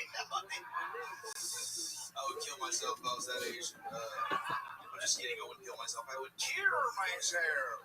All right, cool. You guys are a little racist. You have retarded family members? Anybody ever? Yeah, you're it, buddy. Yeah, dude, I got a super autistic brother, and it's pretty rough because, like, I just remember as a kid, we used to take him to these interviews to get him evaluated. And the thing about my brother is, like, he's too retarded to keep a job, but he's not retarded enough to get Social Security benefits. So he's in this gray area of retardation, learning disabled autism. Dude, we would take my brother to these fucking mental evaluation interviews as a kid, and he's so autistic that he'd be like, now's my time to show these people how smart I am.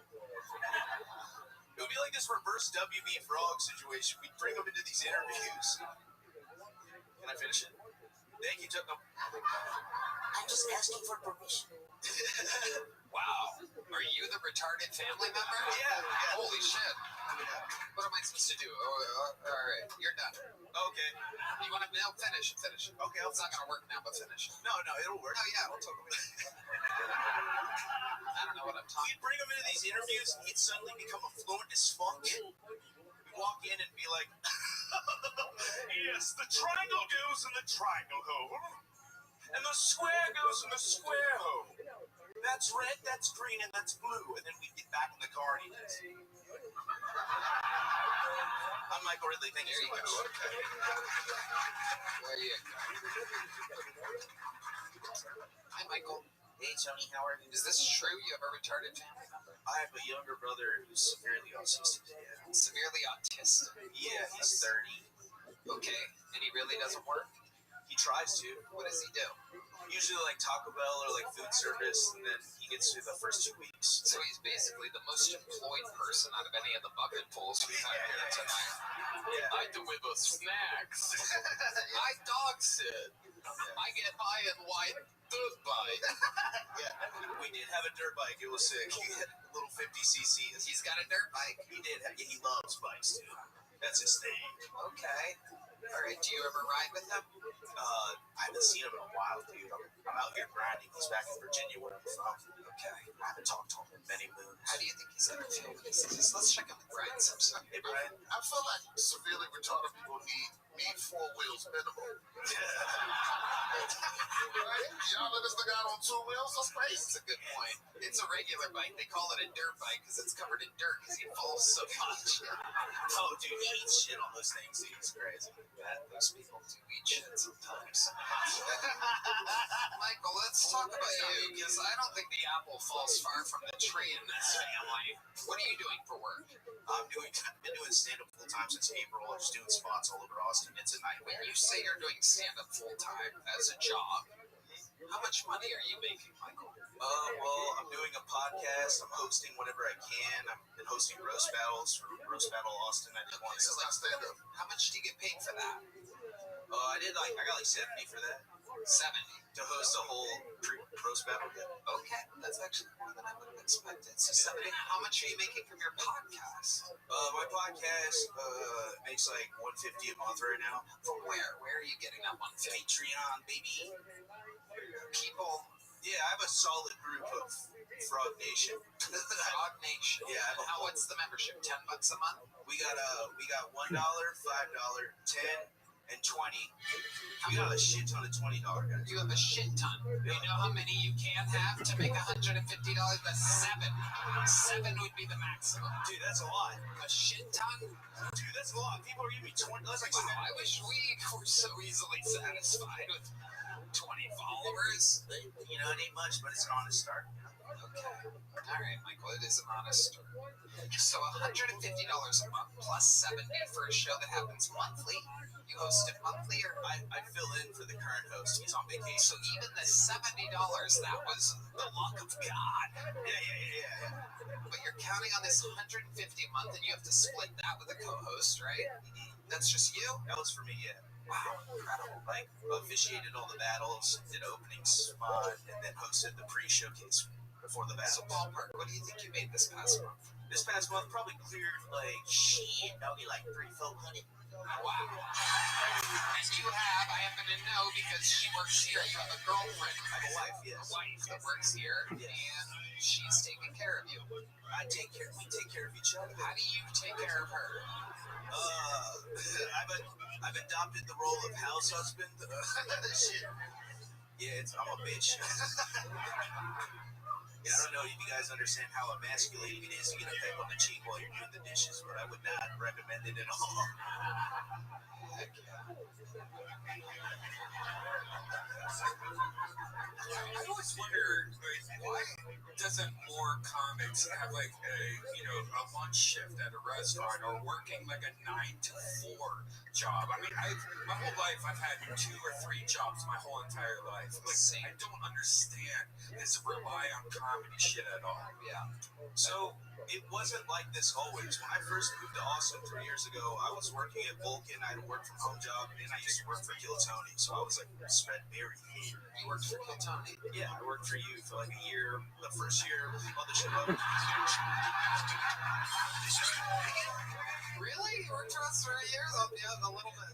I'm getting a smaller. You're like the guy that lied about his height. I'm getting a. Yeah, he's yes. Okay. A lot of free hoodies. Okay, we're gonna need those back. We're gonna have you wash them since you're a house bitch, and then you can give them back to us. All right, Michael. Anything else crazy we should know about you before? I've been training jiu-jitsu with the Mothership security guards for the last 3 months. Wow. Okay. I'm getting so powerful, dude. Do you have to pay for that? No, my wife pays for it. Oh my God. I get her discount. I get her discount. Guys, what do we think? Who is this woman that believes in him so much? Jesus Christ. It's a woman that's orgasming quite frequently. I don't know about that. I find this to be impossible. Tell us how you do it, Michael. The guys listening to this show all want to know your secret with a face like that. What the fuck do you do? Worse. Frog style. Frog style squat, pointed down. What is that? Right at home. You have her legs over her head or something? No, she's like maybe in a like your lady is probably like in a missionary position and her legs on your shoulders. It feels a lot like a jiu-jitsu class right now, but stick with me. This makes sense, actually. Yeah, her legs on your shoulders, your feet are on the bed like so, sumo style, froggy style, and then you just bounce on the bed. Right. Okay. That actually makes sense. It's one of the rare times that I've gotten an actual physical correct answer from the question, how do you please your woman in the bedroom? Yeah. I think it's been 12 years I've been asking that question. People are like, oh, I just hit my inhaler and pray for the best. But not you. You gave an actual answer there. Yeah, I'd be fucking. That's incredible. That is incredible. That's a lesson for everyone out there. Hit different angles, try different things, experiment. Very good. Congratulations. You already have joke books, right? I have one. Yeah, I have one from 3 years ago. Is it filled? No, it sits on my thing as like a memento to keep going. There you go. Well, then keep going for sure. It's your only option, Michael. All right, bye-bye. Michael Ridley, ladies and gentlemen. I love you guys. Let's get another bucket pull out here, and then we're going to do our special treat that we have. This next comedian looks like a new, maybe we've seen this before. Make some noise. Here we go. For bucket pull, Matt Surrey, everyone. Matt Surrey. What is up, Mothership? Now, obviously, you can tell I'm into extreme sports. Actually, it's so true. I tried to go skydiving for my birthday the other year. Now, I say try. So I got to the airfield. The lady took one look at me and was like, yeah, no, sorry. Apparently, I'm too fat to fall from the sky. Something about the reserve chute not supporting my mass. I'm like, I've seen them drop tanks into Ukraine, all right? It's crazy, man. I mean, I hit the gym, but, you know, I got a hernia. And it's not even a real man's hernia. It's an umbilical hernia, which basically means I'm so fat, my stomach has nowhere else to go. It's trying to come out my belly button. It's crazy. But it's not all bad. It's not all bad. The other day at work, my boss said an idea I had was worth its weight in gold. And that got me thinking, what would I be worth if I were worth my weight in gold? So I figured it out. I'd be worth $15,492,675. That's right, I'm a cash cow. Now I just gotta decide, do I want to sacrifice half of that just to go skydiving? All right, thanks a lot. You got it. Matt Surrey. Okay. Matt. What's up? A lot of facts there. Just a lot of facts. The hernia thing was a fact. The weight in gold was a fact. I'm pretty sure we all want to see that fucking belly button. Am I correct right now? Maybe I'm the only one. I mean, I don't know if they can handle it. I think they can handle it. Just find Kino on the lights. Give it to me. Sometimes our stoner lighting sound guy isn't paying attention to the show. Sometimes he is. You never know. Oh my God, what is that, a rag? Wait a second. Let me see that fucking thing. Pull it out again. Oh, shit. Oh, shit. He's got a ball sack attached to his stomach. Oh, my God. He's got it. That's more than an Audi, my friend. It's more like the car. A-U-D-I. You can fit a family of 5 in that fucking belly button of yours. What are you gonna do, man? I don't know. What are you gonna do, man? It's a question for you and your doctor. Yeah, I don't know. Wow, what did they tell you? Lose weight. Okay, and how's that going? I mean, it goes pretty good, and then I gain it all the fuck back again. How do you do it? How do you lose it? How do you gain it? I actually lost a lot of it just down the road at Optimum Health Institute doing like juice fast and stuff. Okay. Yeah, that works. I lost like 90 pounds. And then what'd you do? And then I just started eating again. What were you eating? I mean, just normal shit, man, but it's like stress. The stress, the fucking weight just stays in. Wow. Yeah, man. Wow, what are you stressed about? I just lost my job last month. Oh my goodness, what was the job? I was a quality manager. Quality manager for what? For a co-pack beverage company. Quality managers. What exactly does that mean? I monitor food safety and food safety quality systems. So how did you lose the job? You seem like you'd be great at monitoring food. It seems like I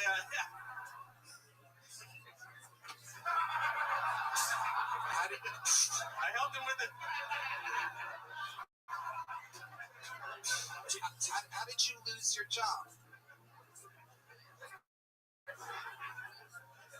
I was basically hired just to help them get through their certification. Did that, and then there was like. How long did you have the job? 4 months. Okay, what did you do before that? Similar thing. Same similar thing. Yeah, food safety for actually a pet food manufacturer. Is that what you do? You do food safety? Food safety, yeah, and I used to do auditing full time. Auditing. Yeah. Okay. Did you get too intimate with the food? Well, you know. Who fired you? Loss prevention? You motherfucker. Take your fucking noise, man. You know what? You're right. He deserves it. That was good enough. Where's the sound effect? Here it is. Red Band. You did it again, Red Band. I love it. So, Matt Surrey, tell us more about you. Tell us something very interesting. I sang a solo at Carnegie Hall. You did what? I sang a solo at Carnegie Hall. What the hell kind of solo did you sing at Carnegie Hall? It was Kyrie. What is it, opera? What is that? It's like classical. You sing? Yeah. Oh, let's fucking hear a little something. Let's hear a little something. You want the band with you, or are you gonna go solo? I'll just sing you what I say. Beautiful. Let's do it. Sing your heart out and your belly button out.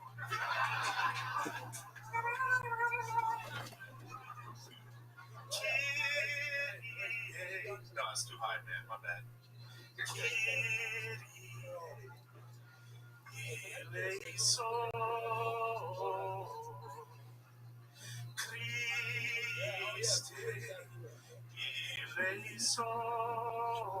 Found the fucking test. Keep going, keep going. I enjoyed the comedy more than that. Is there like a peak part? Is there like That was it. That's it? That's it. It was just There's no like part. climax to it or anything? No, nothing else, man. Jesus, I guess we could all fucking sing at Carnegie Hall then. Yeah. Oh my goodness gracious. How old are you? Oh, man. D-Madness is back. 49 on Saturday. 49 on Saturday. Yeah. I bet you he wishes he was deaf right this moment.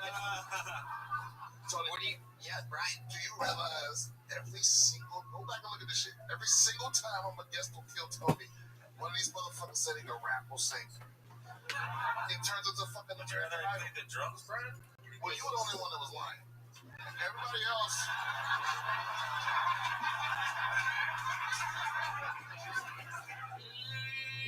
Is right. We can all sing like you.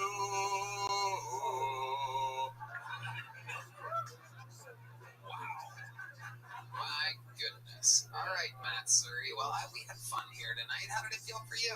It was cool, man. Hell yeah. Well, sign up. Do it again. Have you been on the show before? That was first time signing up. Okay, first time signing up.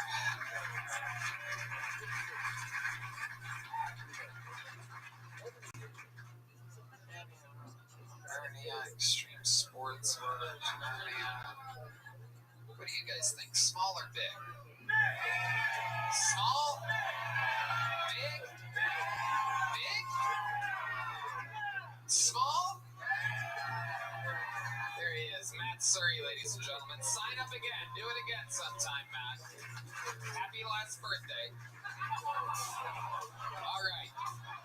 We have a special something happening right now. Cam Patterson is a star and is shooting a goddamn movie right now.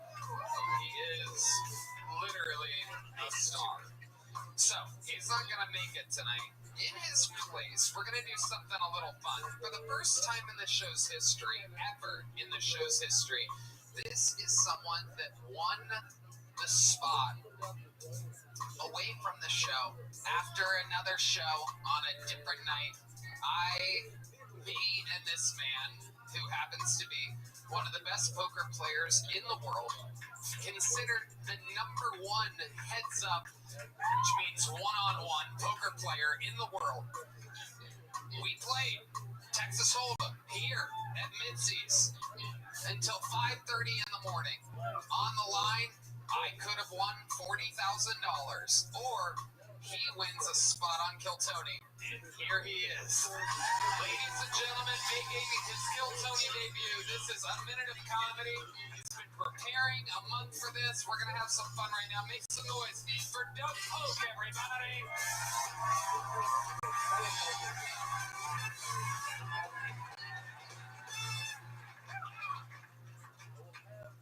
It's hard to live in Texas without hearing about the immigration debate. They're bringing in drugs. They're taking our jobs. We've got to do something about these Californians. We're going to build a wall. We're going to make New Mexico pay for it. For the record, I don't understand why they're coming here anyway. Over the last few years, the California real estate market's been on fire.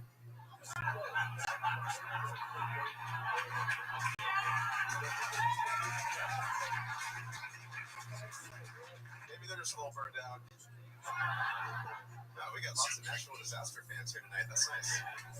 It's also hard to live in Austin without hearing about this serial killer who's killing gay men at Lady Bird Lake. Yeah. How was that funny? I didn't think much about it, but then the other day, my friend called me and said, "Hey, where are you going out tonight, man? I just want to make sure I know where you are." And then it dawned on me. My friend thinks I'm a murderer. But that makes no sense, because I love gay men. And we love you too, Doug. And we love you too. I'll tell you, I'm pretty sure I'm right here. I'm pretty sure that's the best set of the night from everybody. Absolutely incredible. When you put your mind to it, I mean, you've been practicing for a month. We're buddies now. I met you that night. Crazy night. Crazy fucking night. It's just one of those nights where it was like a fucking Scorsese movie. I kind of told the story a couple weeks ago, but it was just people telling me, "Hey, do you know the best heads-up poker player in the world here at your after party?" It's every Monday we have a little party after each taping, and I kept hearing it all night. You were on the other side of the bar. I had no idea who you were, and then by the time we finally got to meet, by the time our paths crossed, I was just drunk enough to challenge you to poker.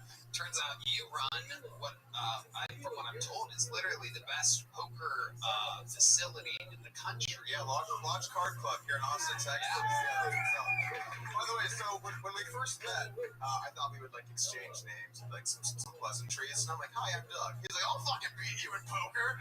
Yeah, I was excited. Where did that come from? Like, all right, let's see what we can do. But we have fun. To go. Yeah, that is a Monday night brought to you by Whiskey and Tequila. See, I sip whiskey and I do shots of tequila. It's a problem. I'm going to be joining Henry Cruz's father in the pancreatic cancer department real soon. It's a ticking time bomb, so enjoy the show while it lasts. But on Monday nights is when I really let it rip. I'm kind of more chill throughout the week, and I blow my liver to shreds on Monday nights. And boy, oh boy, you met me at about, 12:30, 1 a.m. on a Monday night, and we played poker until 5:30 a.m. Everybody. And it was one of those games where it wasn't just like us. It was fucking everyone was around us. It was a very entertaining game. You were fun to play with. I was fucking talking shit, having fun. It was a great doing things like looking at one card and fucking seeing a king and betting big and just hoping the other card was good. We were having fun. No, I saw how you played. You played, you were really aggressive. You were a pretty crazy player. But Yeah. That kind of makes sense. Yeah. I feel like I made a mistake, though, with the negotiation for the stakes, right? Because, like, I was like, all right, I want to go on the show. I'll put up some money. I was kind of drunk, too, so I was like, how about $20,000? Yeah. He's like, done. I was like, oh, shit, I probably should have opened lower on that. Yeah. But Kind of worked my way up, might have been good. and I won that first game, for those of you that don't know. But it all happened so fast. I realized afterwards that I'm the sucker. I didn't realize what was happening there, but by letting me win one, and I go, well, now I want to play. So what was it then? It was basically the same bet. Dude, we were so drunk, I don't think either one of us can retell the story. So. Y'all sound so fucking gay. Y'all are flirting back. Oh, shit.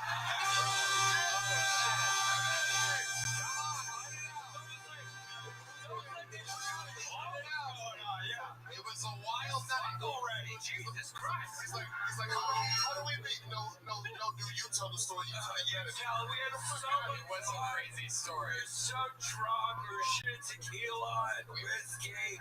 I met this handsome man. Which one's the handsome man? Oh, okay. It's like, you know what? The universe isn't fair. We've had these fucking disabled people come up here, can't put a joke together. This fucking guy just started comedy 3 minutes ago, comes up here with a beautiful face and blows everybody out of the water. That's not real. And not only did he have the best set, I said, tell the people, how much money do you think you made playing poker, Doug? So I've won about 10 million in tournaments. No big deal. This is why I want to butt fuck this guy. Don't ruin it for me, Giannis. Don't ruin it for me. I'm finally going to be as gay as everybody wants me to. Doug's going to be the guy that takes my butt virginity. Have you ever heard of froggy suckle before? I want you to hit it missionary, dude. I'm face to face. I know I haven't been on it, but I don't actually love games. No, I know. And I love you, I'll tell you that right now. We're gonna play again tonight. Winner take all. Hell yeah.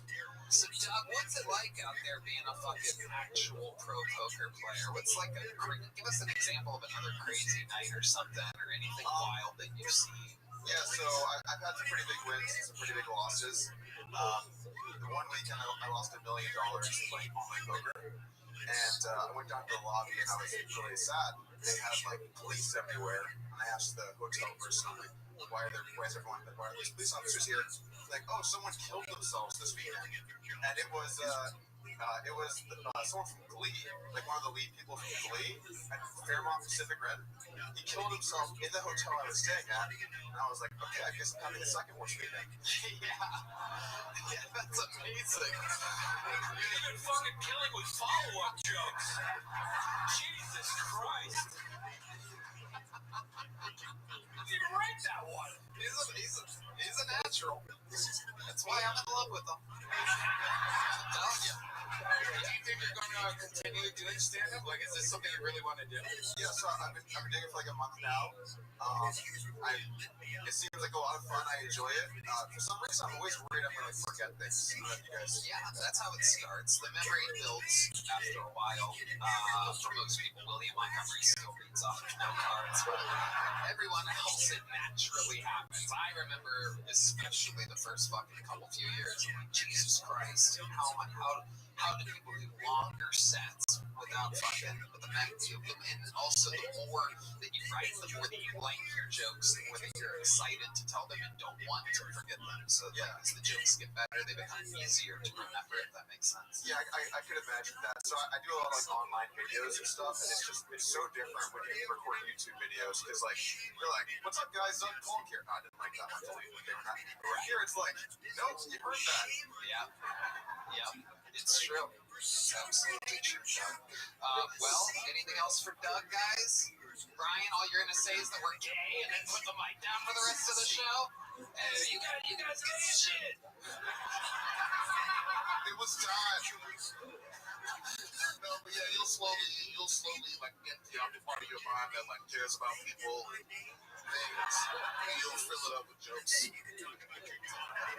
That's nice. You're a smart guy. Obviously, people that can play poker professionally are already living a lot of people's dreams. The fact that you're chasing this rush, and it is, as you probably can feel, a crazy adrenaline rush, same type of thing as when you're in a big hand, you don't fucking know what's going on, but you got it, and you're getting a big joke book. Hell yeah, Doug Polk, everybody. Back to the bucket we go. That's my boyfriend. There he goes. Ferraggy style. All right, ladies and gentlemen, back to the bucket we go. This looks like a newer name. Oh my God. I'm busy. The lovely Heidi, ladies and gentlemen. These guys are going to go wipe off each other's pants together. Those are the white boys that spilled drinks all over each other earlier. We're about to go trade shorts. All right, make sure it's your next bucket hole. Philip Abraham, everybody. Here we go.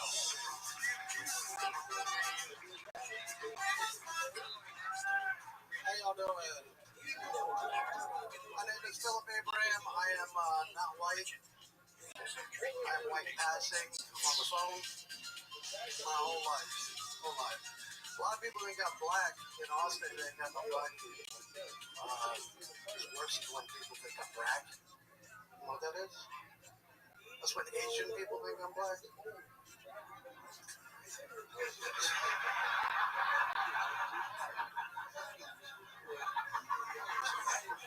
Slow burn. I am Indian. I'm a different kind of Indian. I'm Puerto Rican.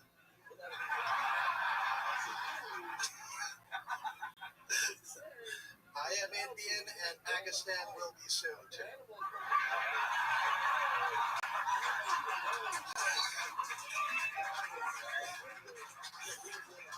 Oh, man. Most Indians are Hindu. I'm a little bit different. My dad's side's Jewish. My mom's side's Catholic. I worship Satan. Philip, Abraham. You've been on this show before, right, Philip? Yeah, I was on the show like a week into open mics, like 2.5 years ago. Okay. Yeah, 2.5 years. Did not go well. But it went better this time. Yes. Going to show that if you do this over time, you should get better. And you did that. And here you are. How's it been going? Pretty good. Yeah, I've been just working, doing a lot of shows, doing a lot of mics. What do you do for a living? I'm an experienced designer. What does that mean? So I like build apps and websites for Fortune 500. Giannis? I was about to say, what it means is a disappointment to his parents. He came through with the computer shit. Yeah, it's got to be the last second. Didn't he? He's got to be doing something. Are you building websites? Dad, you would be so proud of the website I'm so experienced. All right. I talked to my parents and they call comedy a program. Did you do your program today? How is the program? Yeah. Do I sound like your dad? Kinda. Bunny, boo! Why did you do one? Bunny, boo! Yeah. How are all of the programs doing? What does your dad do for work? Oh, he's a Pentecostal preacher. Whoa. Yeah. A Pentecostal Pakistani preacher? Indian. Oh, okay. That's like calling him the N-word. I mean, You know that? back and forth. It's called your armor. Puerto Rican at one point, Pakistani. It's all fucking mixing together. So you're 100% Indian? Yeah, I'm Malayali. Oh, well, in that case, 100% I'm fucking. Malayali. All right. What does that mean? It's just like people from the southern coast. It's like very specific type of people. What are they known for? Coconuts. Oh, wow. Okay. Yeah, mangoes. Okay. I didn't realize there was such a tropical part of India. They don't cook it with their feet. Those are the North Indians. Just wanted to put that out there. Okay. Those are the Northerns. We don't fuck with them. You guys don't get along. Yeah. Have you guys been fighting a little bit? A little bit. They kind of look down on the South. Oh, they do. That's such a shame, especially Pakistan, India. Like, why are people who smell the same fighting so much? True. Like, That's what I'm saying. they smell the same. That's what I'm saying. Why can't you just all kill each other and then it'll be just an open land for good people? It's gonna happen. I'm kidding! Jesus Christ! I don't know why I'm saying I'm kidding. The internet clip probably ended 12 seconds ago, and I said the thing, and now I'm in trouble again. Gonna get bigger now. Uh-oh, Madison Square Garden again. Kidding me, already are doing Madison Square Garden. All right, so Philip, tell me, what do you do for fun? What does a Malayali do for fun? Shit, man. Give me Malayala the details. I be making Malayali chicken curry. Oh shit. Yeah. Okay. Chicken curry. I've been eating some shit lately. You guys heard of this clay pit? Oh, no, That's man. not good. That's like fusion white shit. Oh, it's so good. You know what I'm talking about. It's a Mexican boy. What are you talking about? He has literally no fucking idea. He knows less than anybody. He's a Mexican boy in a Longhorn shirt missing a front tooth. He literally... What was that? Why did you just point to your boy like that? You called that I was going to guess that you had a missing front tooth? I can fucking see it. I see that missing tooth, buddy. Congratulations. He's like, I had no idea. I didn't think you'd see it. We were talking about it. Fuck yeah, dude. I can spot a missing tooth from a mile away. Because I know to avoid those people. All right.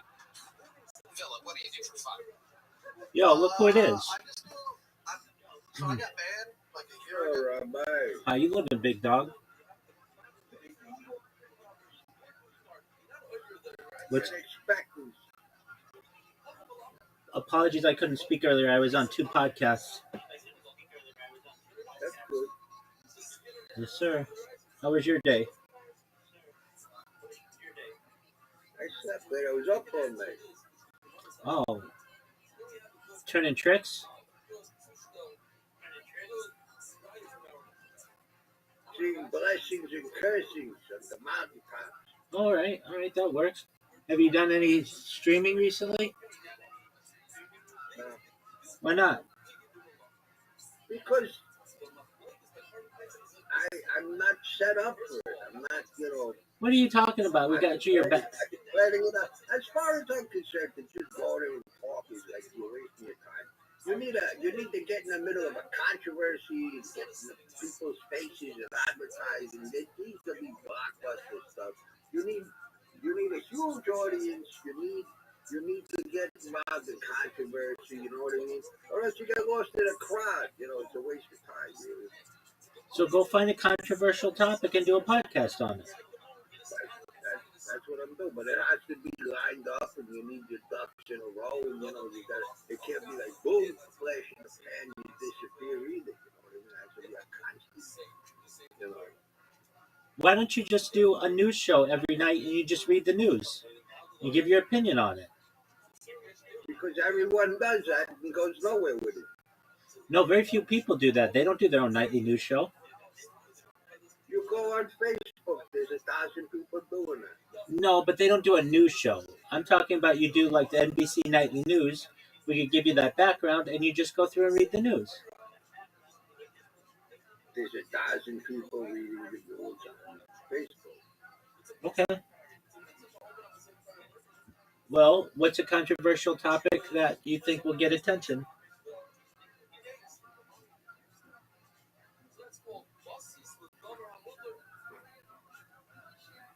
The conflict between Islam and the Constitution, the rise of Islam. All right, so do a podcast on it.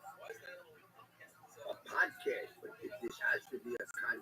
In other words, it has to be the Bible, and there's 5 million people reading the Bible, doing a Torah portion every week. It's nothing.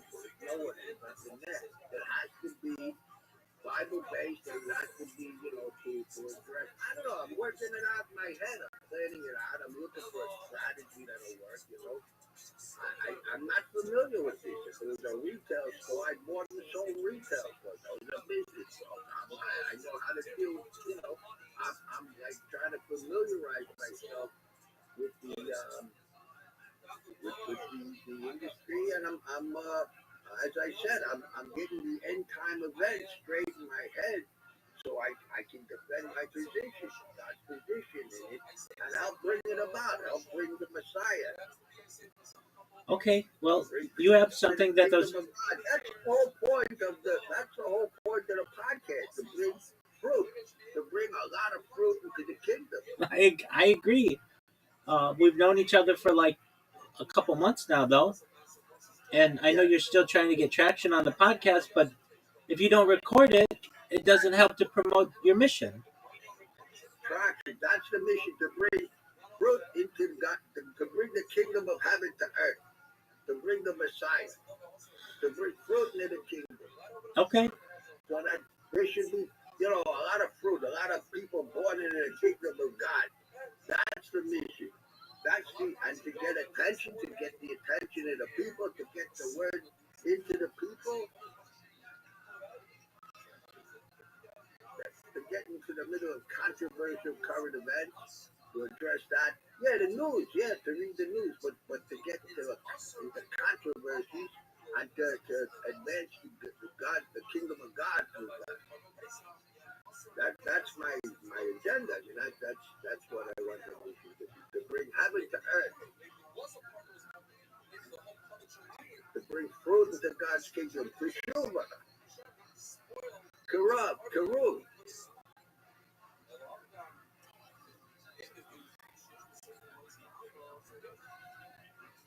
Okay, so I'm asking ChatGPT to give me a new script of today's headlines to get a lot of attraction online. Let's see what it says. I don't know.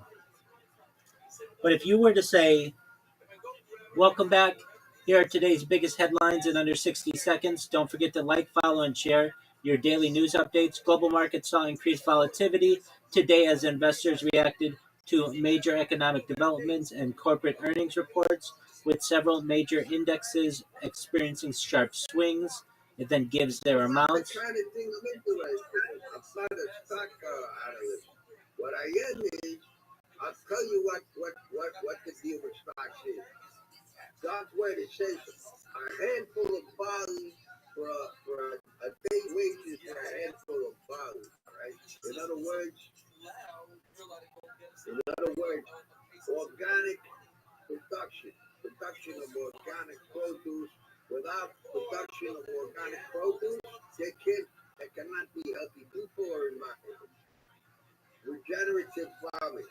Now, this Kennedy is trying to pass bills that'll facilitate regenerative farming practices, organic farming practices, and that's good because it takes away from the disparity of wealth, it takes away from environmental destruction, it takes away from disease. It's going in a good direction. Regenerative farming, agricultural practices. It aligns with, the Jubilee. It aligns with, rebuilding soil. This is what he wants to do. Rebuild soil. It's biblically based, what he wants to do, and we should support him in that. All right. For example, you don't have to look at the chat thing because everything is the opposite of what's presented to the people. All right.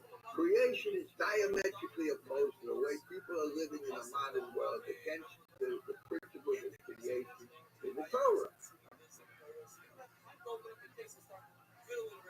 Everything is the opposite of what people think it is. Their medicine is poison. Like Maimonides said, medicine should never be used when diet can fix the problem. In other words, you get healthy instead of attacking symptoms. You get healthy. Everything is diametrically opposed. Everything presented to the people is diametrically opposed to creation. That's why you need redemption. That's why you need to come out of the world.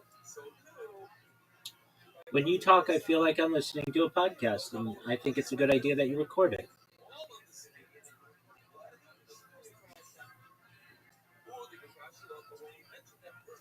I mean, just what you said right there is important.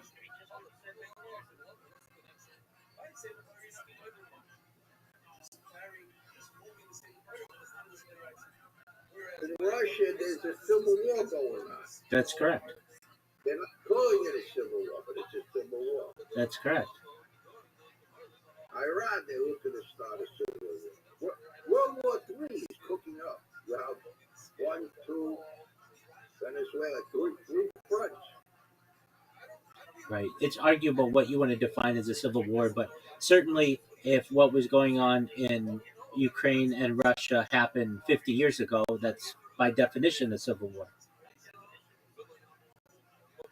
But the reason why they're not calling it a civil war is just propaganda. Okay. I mean, they're two separate countries, but I get what you're saying. 50 years ago, they were not. Yeah, it's two separate countries, but it's a strategic spot to straight on, and basically China and Russia are backing Islam. They're backing the Ayatollahs. You're not the Western countries are backing the United States, backing the rebels, call them, people who want a secular government in Iran. And the United States and Israel. And they just tied their military together. This is the big current event. Tying together, officially, for all intents and purposes, basically a merger of the United States and Israeli military. Yeah, that didn't pass, but it looks like it probably will pass in the near future. That's a big current event. Oh, that's a giant current event. It's very controversial. Yeah, to tie the United States and Israel's destiny together is huge. And the civil war in Russia, and the coming one in with Iraq, against Israel and the United States. Traditionally, from the Cold War, Russia's been an enemy, a frenemy of the United States. Basically, the United States, I mean, they moved NATO into Russia. Reagan broke it up with the Taliban and blew up in their faces. They told you what they think of the military industrial complex with the World Trade Center and the Pentagon. Basically, they busted it up in the 80s with the Taliban. They've been moving NATO since 1977 into Russia, further and they were Putin saying back off. And they tell them we're not coming further, and then they go further. So they're in Russia. They're about to decide the Ukraine and Russia, the NATO, and then boom, this breaks out. And Iran, I can't believe this didn't happen 15 years ago. It's probably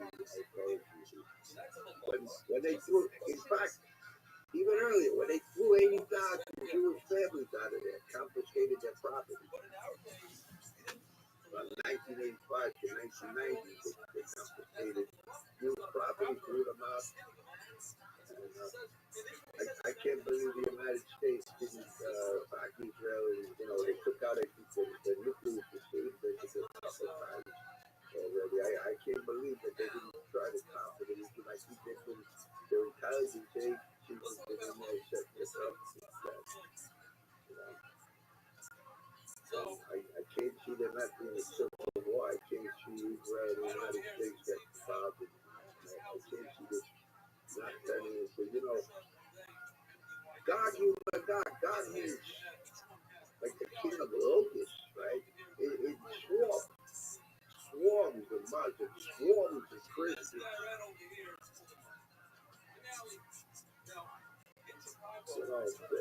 To back these political ideologies, through Judeo Christianity and Islam against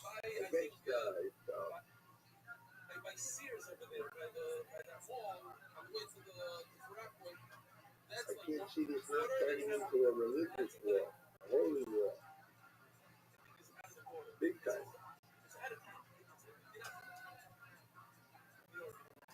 It's fermented.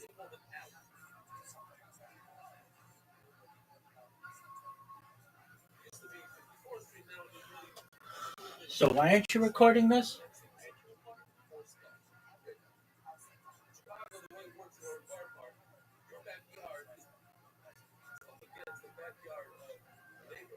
People want to know what's in it for that. People want God's blessing. They got to get saved. They got to hear the Bible too. Hold on. Just answer my question. I get what you're saying. So why aren't you recording this? Because I've been seeing how this lines up with Scripture. I've been lining up the end time event, seeing how this ties in the Scripture. Because I want the people to get into the Word of God.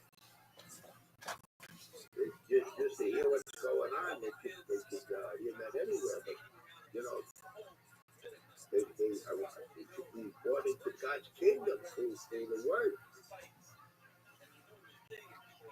The end time events, I want to tie it into the Scriptures so that they see, the world spins around you, the world unfolds around God's Word. The worlds are framed by the Word of God. Faith comes by hearing, and hearing by the Word of God. So I'm putting it together. I'm putting it together in my head, with God's Word, so I can bring it to the people. Okay, I get what you're saying. But don't you think it's important you record it? And then you just stop.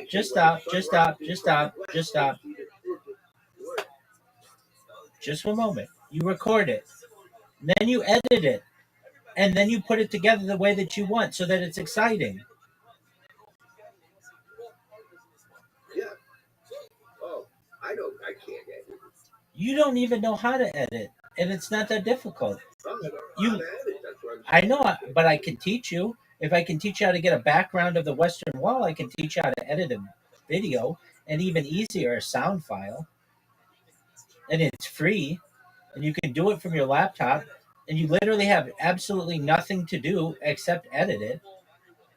You could have some really quality content. You can edit it so that there aren't any pauses, that there aren't any ums, that it's just pure content.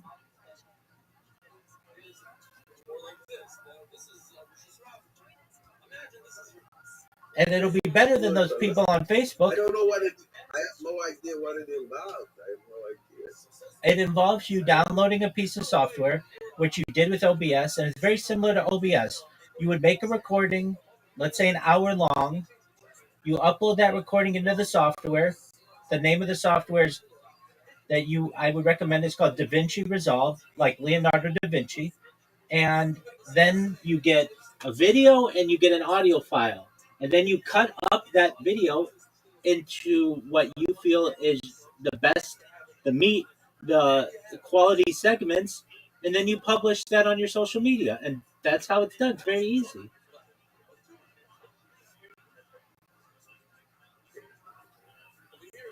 I'll try it. Okay. But it helps me to talk to somebody. I know, you know what I mean? To just talk to myself. It's, when I'm talking to people, I don't know. It's just stories. Like I don't know when it's going there. I don't know. I get that. I get that. And I'm here when I can be to listen to you. So what I would advise is you start recording. You don't have to do it right now.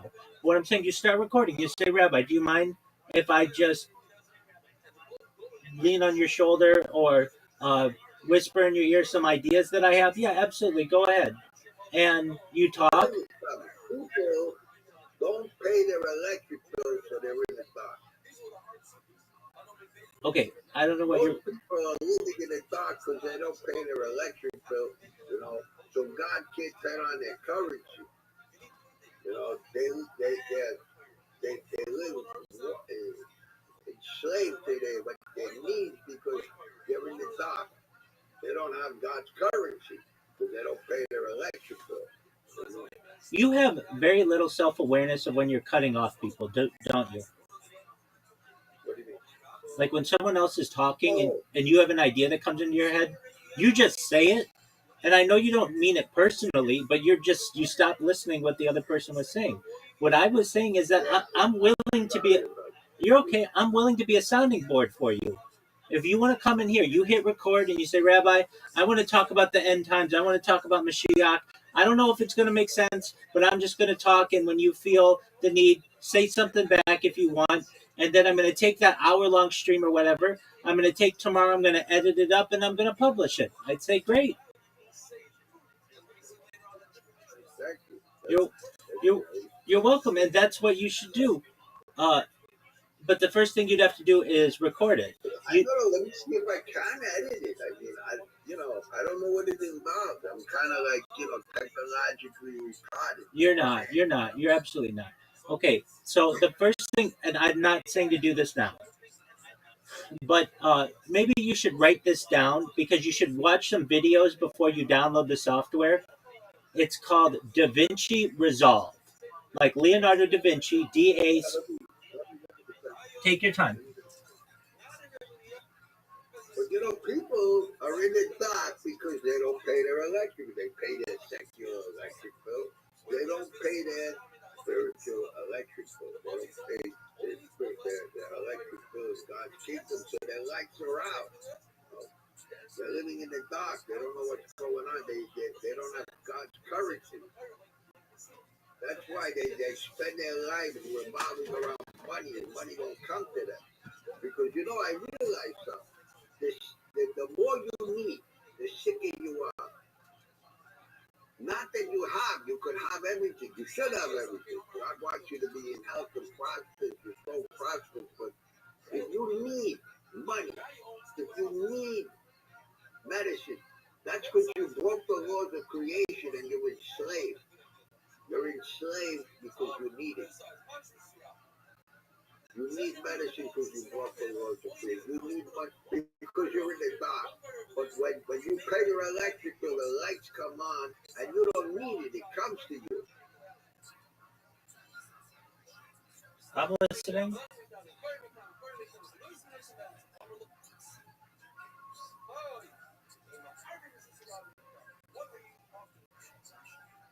Da Vinci?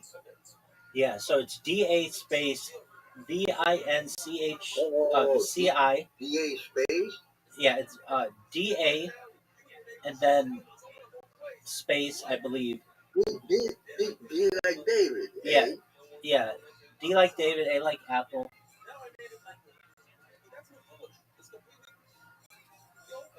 And then Vinci, VINCI. VINCI space? VINCI?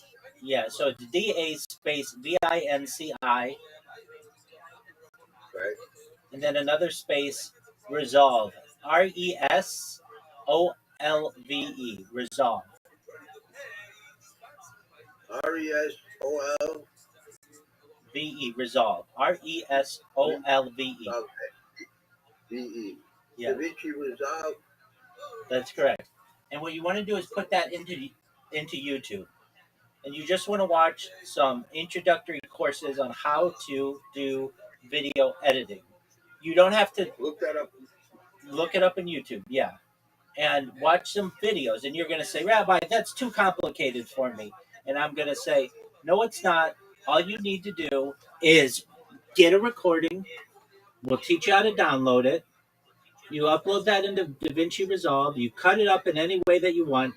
You know how as a kid you would have scissors and you would cut and paste things like for crafts? I was ever a kid. You were a kid. You still say that you're a kid at heart. You know what I'm referencing. It's the same way. You just cut it and you paste it and you make it the way that you want. And your videos don't have to be super complicated. You could have an intro. Drop and drag? Yeah, it's drag and drop it? Yeah, exactly. There's no coding. Oh, that's good. Drag and drop. Because I heard drag and drop. I guess, like you said, drag and drop the thumbnail, right? Like that kind of thing. Exactly. Yeah, and it's really just like that. You don't have to. You don't have to. Coding, I don't think I should do it. No. But with this type of software, it's really easy. You just let's say you are like, wow, I did a really good job in that podcast, but I just didn't like the end. And I think I kind of got boring or I repeated myself. I want to cut off the last 10 minutes of it. You upload that podcast into DaVinci Resolve and you cut off the last 10 minutes. Literally, there's just a button that says cut, like you would snip a piece of paper, and then you publish it, and then you've got a really beautiful piece of media that you can then upload to YouTube and to Facebook or wherever else you want and publish it.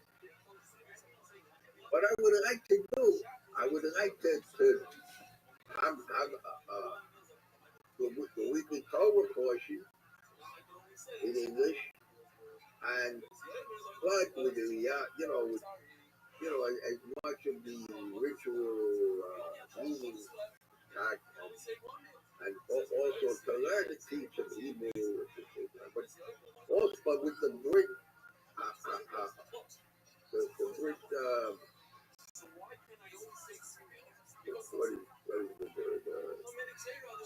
the Brit, Covenant? I don't want to turn you off, but the Brit.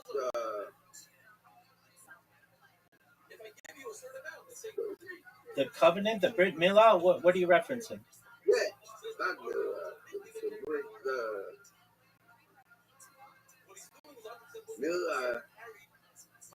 Milah is covenant.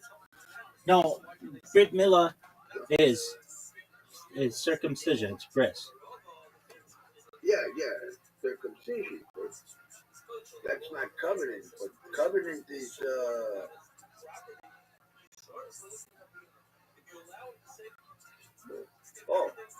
Natasha. the Brit Hadasha. Okay. Well, that's You covenant. know, to add the Brit Hadasha, the correlating, because that'll bring a lot of people.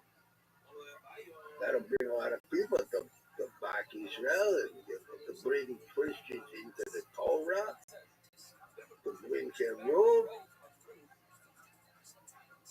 Instead of just believing in a man who wanted to graft them in, make a symbol to graft them in, to break barriers down and bring everybody into Judaism, but it got hijacked. It got hijacked by so-called Christianity, by Catholicism. Then Martin Luther came 500 years ago to try to fix that damage. Here's the thing, though. I'm not going to help you with that. That's not Orthodox Judaism. To me, it's an extension of Judaism. That's fine. Rather than knocking 7 times and saying, no, you don't want to be Jewish. No, you don't want to be. Look, first of all, half of Jews are intermarried. So if you don't accept this, then you're losing half of Jews. Judy, first of all, between intermarriage, out of 50 million Jews, 3 million of them in one generation accepted Jesus as a Messiah, right? Between these two things, Judaism is dwindling. Either you accept intermarriage and let them come in and learn the Torah as they can, Look, it's very simple. And if you think Judaism is dwindling, you're not around enough Jews. You should see the Hasidic world. Pew Research already anticipates by 2030 Hasidism will grow by 20%. It's continuing to grow. It is the one. If it wasn't for Christians and it wasn't for Reform Judaism, they'd all be dead. Why would Israel would be gone? They'd all be dead. I mean, Reform Judaism doesn't have that much to do with Israel.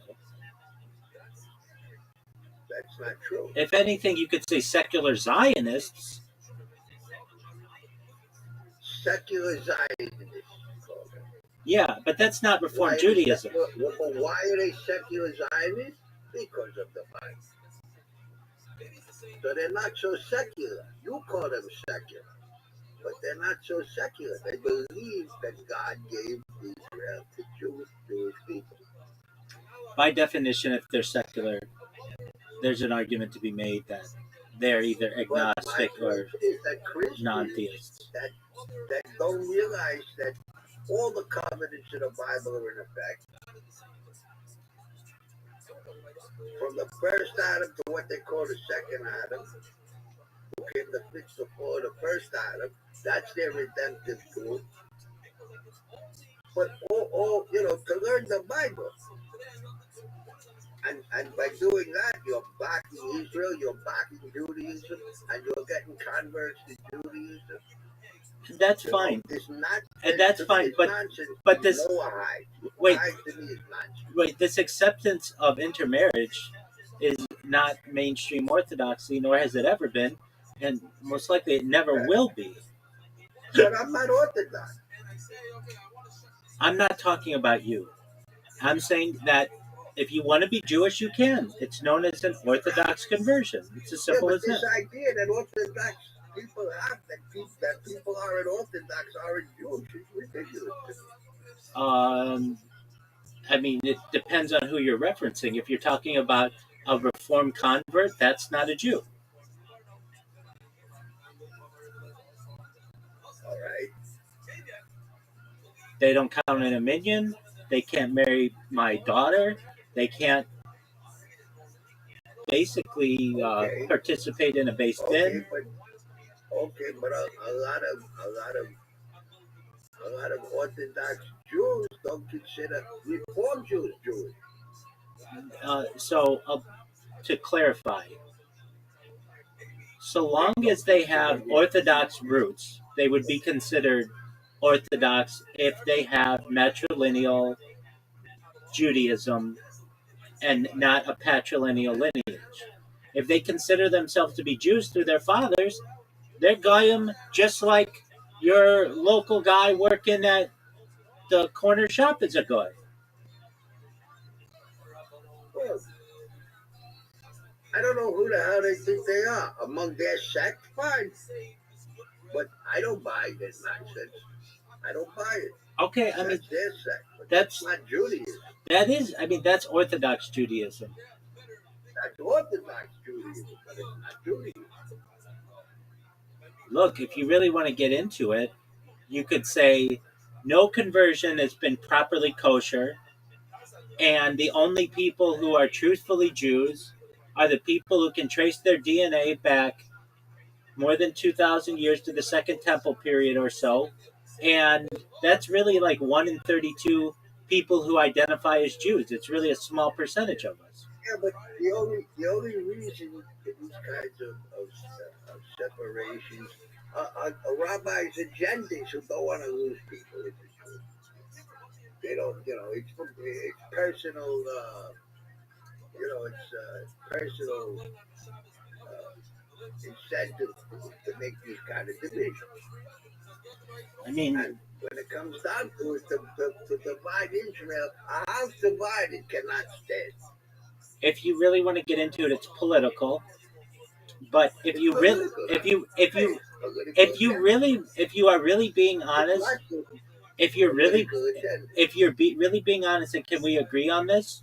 No one really knows. We're all agnostic. No one really knows anything.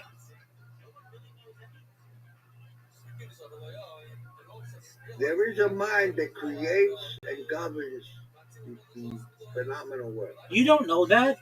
You don't know that. You can't prove that. You can't prove that. You're lying to yourself. I can't prove it, but I know that. Okay, I'm saying you can't know anything. That can be your opinion, and that's a great opinion, but you can't really know it. No, that's objective reality. Everything else that's created and governed by it is subjective, but there is objective reality. And that's why the Bible is infallible, because the Bible is based on that mind that eternal mind that creates and governs the phenomenal world. No, and that's what real Judaism is. Then why aren't you stoning homosexuals? The Bible is. Answer my question.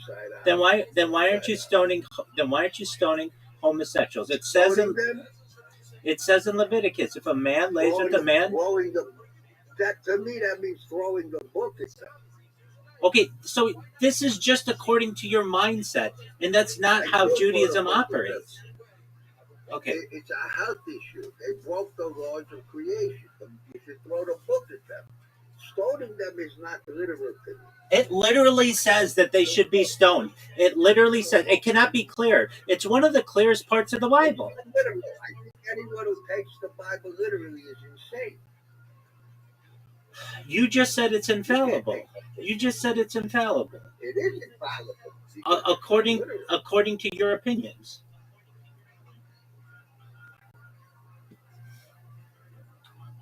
I stand by what I said. You can't really know anything.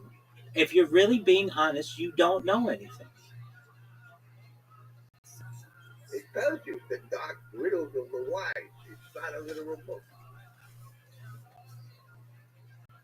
It's taken quite literally. Because there's a disease called literalism that's covering the earth. Okay. I'm here and I'm listening, but I have to adjust my other devices, so I'll be right over here. I'm here. I'm listening. I don't want to be disrespectful, but anyone who takes the Torah literally is insane. Well, then go tell that to your local.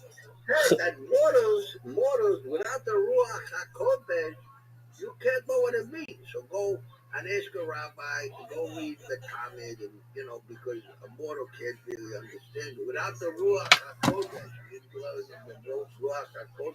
you can't interpret it. You don't know what it means.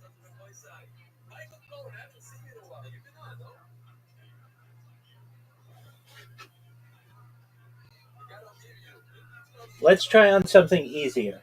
This is kind of controversial. Oh, it certainly is. Okay, what color is the sky? I'm afraid to bring up the Brit, the New Testament, but the way Jesus put it, he was a rabbi. He was a rabbi. So, you could look at the book if you don't want to take it as the word of God. That's fine. But if you look at it, he said, "I speak in parables because to you is meant to understand the mysteries of the kingdom, and not to them." So there's seals. Why? There's 7 seals in the Torah. Why aren't you answering my question? I asked you. 7 spirits before God. I asked you. 7 Sephiroth. I asked you a very easy question, and you didn't answer. You just went on to your own thing. What color is the sky? What color is the sky? The sky appears to be blue. Exactly. It appears to you to be But blue. it's not blue. It's up to subjective.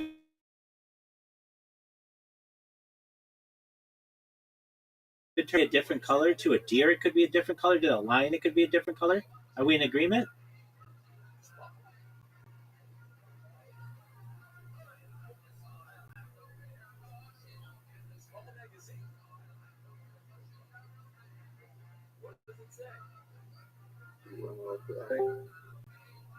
Apologies. You went offline. I know. I know it happens. So it's a subjective interpretation. No, there's a reality here. Look, Joseph, he had a technical, Noah had a rainbow. I know it happens. Joseph had a coat, 7 colors with a golden lining. He said he had a rainbow. My point is that, it's not like yes and no, totally. It's like layers. The soul is 7 layers. There's 7 Sephiroth. 7 layers of depth. 7 layers of perception to look at the words in the Bible because it mirrors all the things. It's inexhaustible, like infinite possibilities of all the things. But there's 7 categories. There's 7 spirits before God's throne. There's 7 times, 7 years that Jacob worked for Leah, right? And then Rachel 7 more times. And then it seemed like a few years with 10. The 7 turned into layers of souls, seals, and spirits. There's 3 mothers on top of it. There's creation, there's exile, and there's redemption. But there's 3 worlds, basically, that are in one, but they separate and come together. But at the 7th level. But 7 means natural perfection. 8 means overriding that. God's supernatural power. But that's the way the Torah is written. There are 7 seals in it. There's 7 types of perception into it. It's not literal. How can it mirror all of existence if you stole 7 levels of depth? Now to practice it, okay. It has to be taken literal because it has to be one accord to be practiced to bring the people together vertically. Vertically, it brings them together. Horizontally, it separates people. If you bring them together vertically, in 7 levels. So God's creation is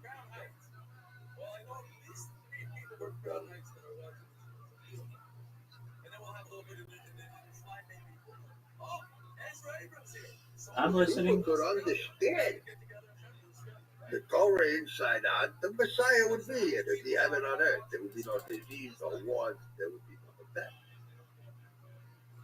We would come through life and it would be seamless. There would be no death. There would be no ego. There would be no materialism. There would be no need for redemption.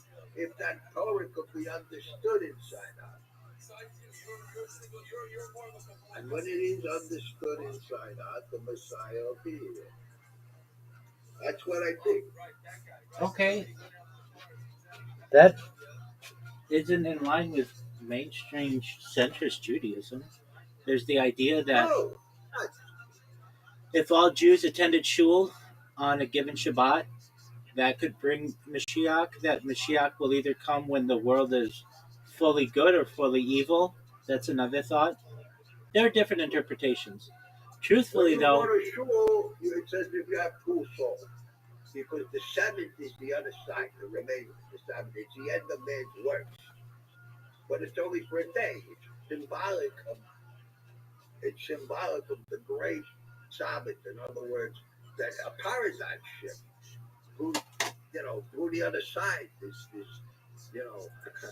turning the world inside out. Through how we produce and consume resources, the way we view life, everything would be a paradigm shift. It would be inside out. We'd break through to the other side. There would be a new avenue, and prophecies would be fulfilled, and there would be heaven on earth. But there are marks to that. If everybody went to shul on the Sabbath, there would be a taste of the world to come. I'm in agreement on that.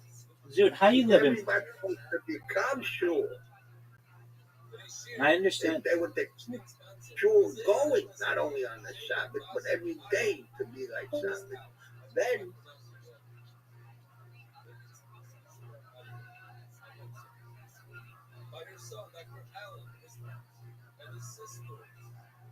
Then what? You froze.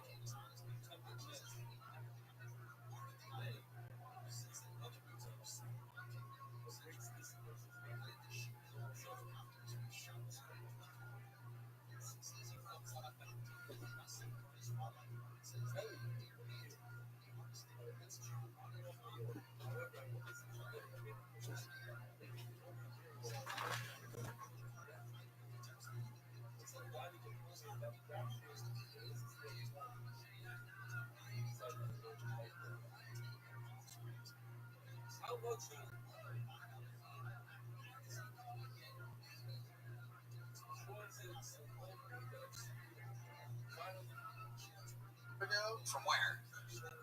Creek in the Cave, Sunset Strip, Cap City. Oh shit! You got banned from everywhere. This is not a good sign. Brian Simpson. It was for ending all his sets with an elaborate dance number.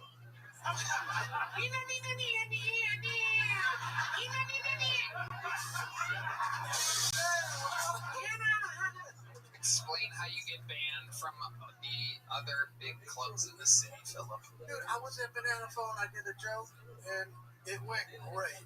Okay, The next day, what was the joke? I can't go too much into it. I'll tell you. What can you possibly, does it end in the N-word? Oh, while I said that, he just looked at Brian Simpson and he goes, don't get mad at me. So yes, it does, right? I mean, it's the only thing, as we've learned with Kanye, it's the only thing you can say to where it's like... It's very Kanye related. It was a joke about how Hitler stole the swastika. Yeah, just tell the joke. How the fuck can you get banned from every... I can't imagine how bad it could be. It was the visual elements that I included in the joke for Banana Boat. Is it? Okay, tell the joke. Tell the fucking joke. Tell the joke. We'll see. If it's unacceptable, we'll fucking blur it or edit it or whatever we have to do. Sure. So Hitler stole the swastika. Y'all know about this? Yeah, ancient Hindu symbol means kill the Jews. It means peace and well-being, but like the fucking for America to learn about the swastika from Hitler, it's kind of bullshit. It's like learning about rap from Macklemore. It's not the real thing, right? And that's when I had the visual element. We're taking the swastika back. It was a Hindu swastika, and I was like, brown power. We're taking it back. It went great. It went amazing. Next day, the owner was like, hey, have my audience hostage. And you're banned for life. From Sunset Creek in the Cave. And then Sunset got included in CAP. She reached out to them. So So you're not banned from Sunset. Yeah, I just went back like 3 months ago. And There you go. Look at Red Band with his open First Amendment. Look at that. I remember that. Like I heard about it. I wasn't the one that did that, and yeah. But you are Hindu. Yeah. So you can have a Hindu symbol. Yeah, it's the Indian swastika. That's the whole bit. Is that he stole it? Y'all don't know this shit. I'm trying to tell y'all some shit. I get it. Yeah. Having your jokes taken out of context and getting in trouble for it is something that I understand very well. It's a bitch, ain't it? It is. It is. And look at that. You didn't stop. That's really hard to get banned by the creek, by the way. It really is. Especially at Banana Phone. Like, have you seen it? Wow. But yeah, that's the big shit that's been going on. I've never been banned from a building, so that's weird. Well, how about an airline? All right. Philip, we like your style, buddy. It was a fun set, a fun interview. What? Thank you. There you go. Boom. All right. There goes Philip Abraham. Philip, what's your social media? Come shout it out since you're banned from places. Sure, my social media is Phil is funny. That's what my mom says. Thank you. Phil is funny. Wow, that's a very much wanted handle. All right, your next fucking poll. This looks like a new name. Make some noise for Donna Lee, everybody. Donna Lee.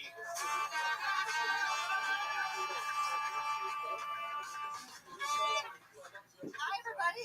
My mom is Thai. My dad's Irish, so I'm Thyrish. My mom and I fight a lot. My mom's about this tall, and she's brown, and she's mean. And we argue a lot about things like she wants to be called Oriental. And I'm like, Mom, that's kind of racist. People don't want to hear Oriental. They want to call you Asian. And she says, Donna, I am from Orient. So we're in HEB fighting this out, right? And the woman who's our cashier is trying to help my mom, so she's getting a little louder, trying to resensitize, to reorient, to go to a paradigm shift. I mean, look, what people like that's destroying them biologically, destroying the environment, destroying the social, reorienting them. People don't like that. It's not going to be popular so fast. It's not like getting a job as a rabbi or as a podcast or, this is a matter of building like a new dimension. If you want to plug into something that's there already, that's easy, but it doesn't really change anything. Not in a deep way, not on a deep level. On a deep level, to go on a deep level, it's not going to be so popular. In fact, the deeper you go, the less popular you go. The more shallow, the more surface, the more public is going to come. In fact, all you got to do is raise a name of Jesus and an image, and they all come running, and it's nothing. They don't even what they don't know. They never read the Torah. They count beads that represent subs. They never read them.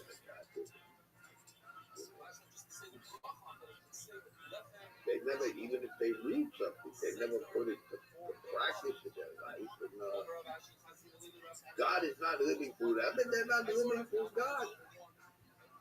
If everybody was living through God, if God was living through them, then the Messiah would be here. To go to church and sit, to go to school and sit for a day and then go back to doing what you're doing. It doesn't, you get a taste of the world that comes. Maybe you bring a piece with you the week, but God is not living through you, and you're not living through God, and you're not putting the Torah in the practice. There's no deep change there.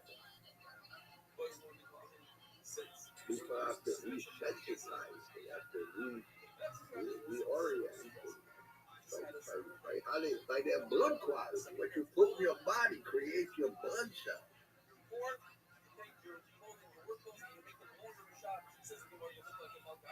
In fact, you can't really separate personal and planetary health. You really can't separate how what you do that's good for your health is also good for environmental health.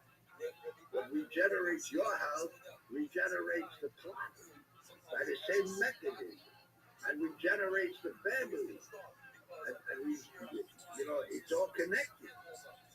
And it's all connected by the Torah. In fact, in the cosmos, it's written in the sky, in the cosmos, and in Solomon's temple, the pattern of the temple, a cosmic pattern, and the pattern in the temple, and the pattern of a man and a woman, and it's all bridged together by the Torah.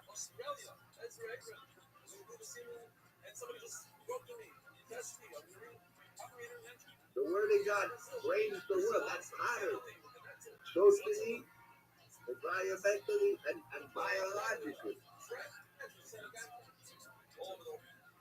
Not only you're made in God's image, but you're a reflection of your environment. And the social order is the same pattern. And you see it in the temple, you see it in the cosmos, you see it in the man and the woman, and you see it in the Torah.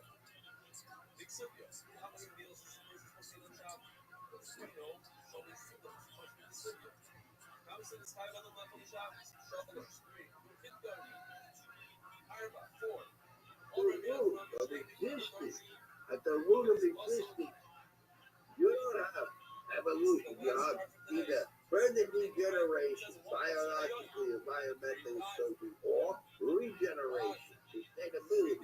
There's only really two directions. And that's what should bring all the faiths together. To regenerate their health, the environment. That's why it says, until all the swords are turned into plowshares, the Messiah is not coming. The Messiah, when he comes, all the swords will be turned into plowshares. All the scalpels will be turned into plowshares. You see medical studies recently. We've been beating our heads against the walls for 50 years. There's medical studies now to show you can reverse this chronic illness with how you eat. If you eat really kosher, if you eat like in the Garden of Eden, you reverse these illnesses. You reverse maybe 50% of environmental damage, and indirectly a lot more. And biological degeneration and social degeneration. You see all these synthetic chemicals that are not kosher, all this bioengineering and synthetic chemicals, that's not kosher. It shouldn't be kosher. And it's in the bloodstream during embryological development. They're born autistic so much. It's such an extent.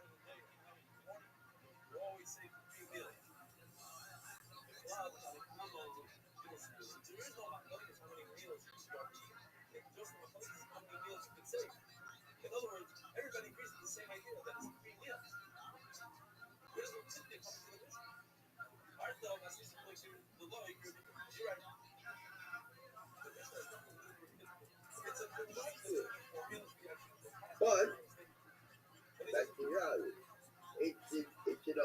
determination to think that you could do better than God, that if you know 10%, if you know a little piece of something, and you're messing around with DNA, subatomic particles, with quantum computing, and you think you're going to do better, it's like Einstein said, the same level of thinking that produces a problem can't get rid of it. You compensate for it and make a bigger problem.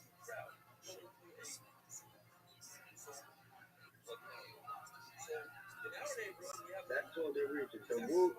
There's regeneration, sustainability, or degeneration onto self-destruction. And basically, the more you need, you could have everything. You should have everything.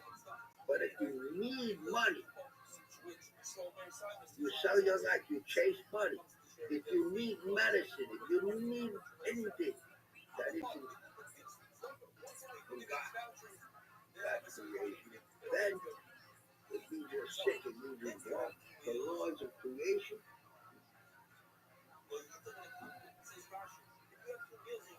And you're enslaved by your need for these things.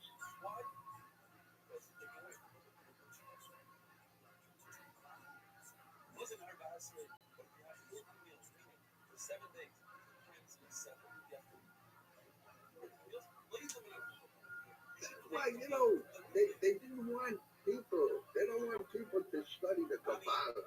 This is the mind, really, this is the mind, the eternal mind of creation of it, the phenomenal world, all phenomena. It's understand the God. It's so diametrically opposed to so-called civilization, that creation, the book of creation, that they should be used to that you should be married, you should know enough Torah to live the Torah, and you should go on. It's included in the Torah, it's embedded in the Torah. And you should be at least 40 years old. 40 years old, 50,000. And number that at 3 sets of 40, if, the rabbis, one of them lost his mind in the garden, and another one died there, and another one's tooth was cut off, and Rabbi Akiva, he survived intact. Maybe all of these things happen. But you should have a right to do it, so that you don't die there. Lose your mind altogether. If you lose your mind, if you love God, you can never lose it. Because God will give you a better one. He'll give you His mind. To understand the eternal mind, to understand eternity. Ain't soft words for born of infinite life. Creation, God, and existence.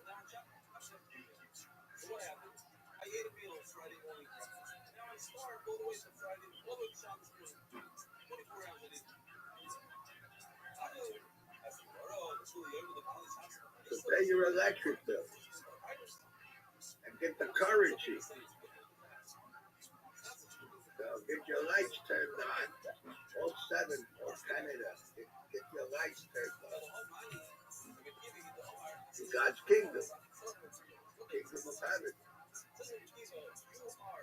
Get your mind. A great Mashiach back.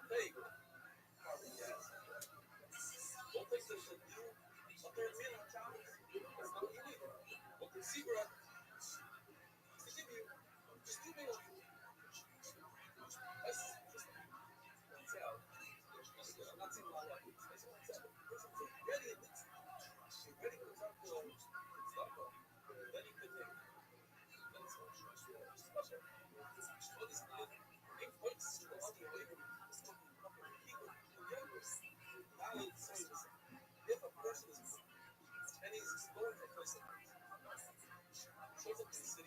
What does the city have to give him? They give him enough bread to eat sheep.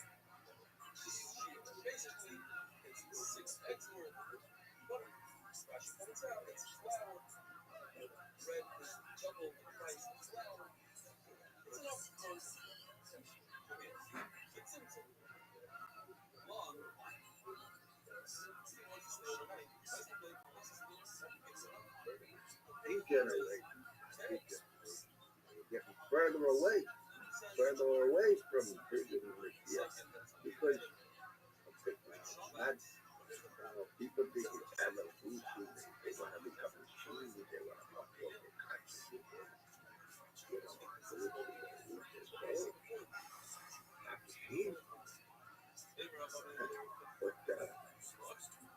you know, it's getting worse, not better. It's all right. That's part of it. But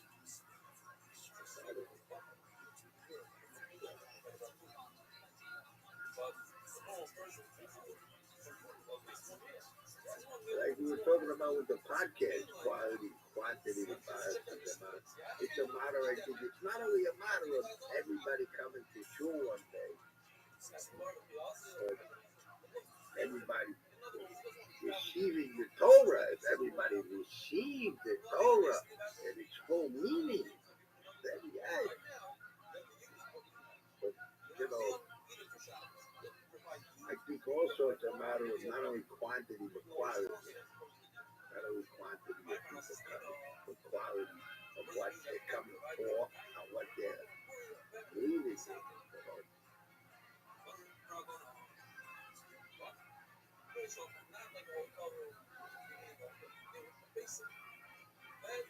If they're partaking, all right, 7 times between milk for babies and meat, solid food for the mature and the faith. So,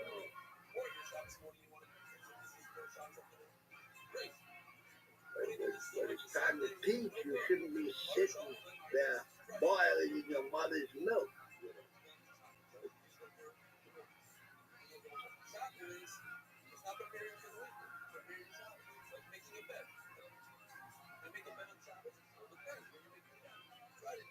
Seven times between the day of rest, the remainder, the other side, the world to come, and you know, the man-made civilization diametrically opposed to it.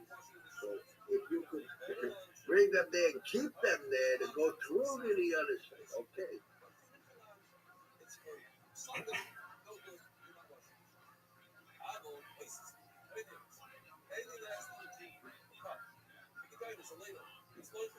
The life of the soul is in the blood. All flesh is grass.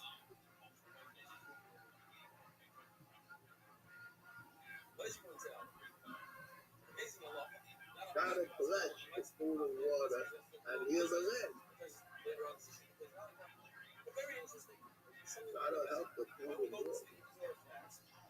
God should live through you, if you live through God, you help the food and water and heal the land.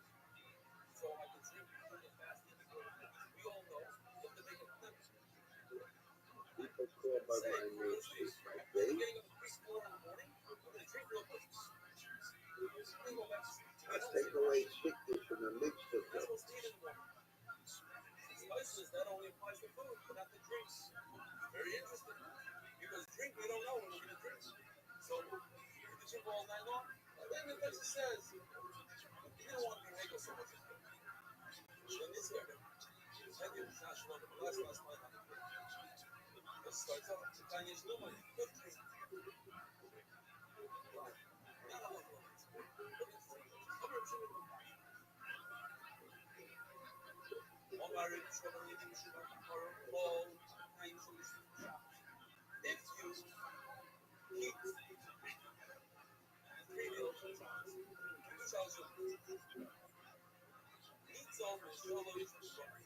Can genetically engineered food be kosher? Two certifies will certify. I'm not sure two more certified. How can you certify genetically engineered food? Not every time it's damaging your health, it's damaging your environment. Lotion. Since we have all these items in it here, so we have 3 yards that we can Contaminates your blood. The life of the soul is in the blood.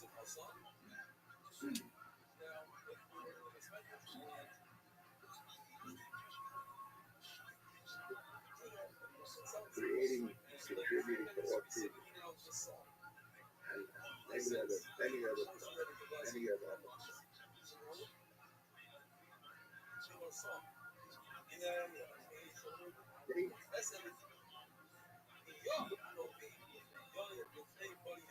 It's an abomination. It's either abomination because it's like saying, I can do better than God. I know more than God. Instead of looking at what they're doing wrong against creation, they want to do what they want to do and they want to insult God. They say, I can do better than God. And the people who value it, the industry was driven by the love of the beast, the love of money, and principles of market share. But the people, their value system is upside down.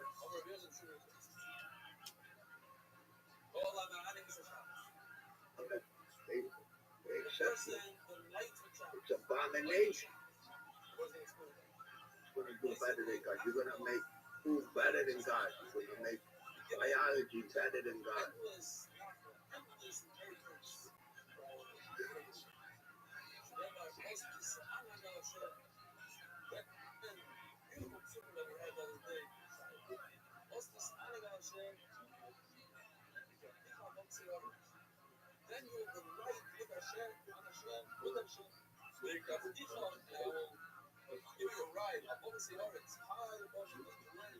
Oh, so the blue sky.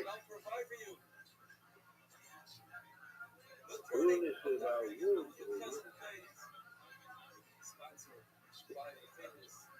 I just pull us to us, pleasant places. We have a good heritage, that tough one.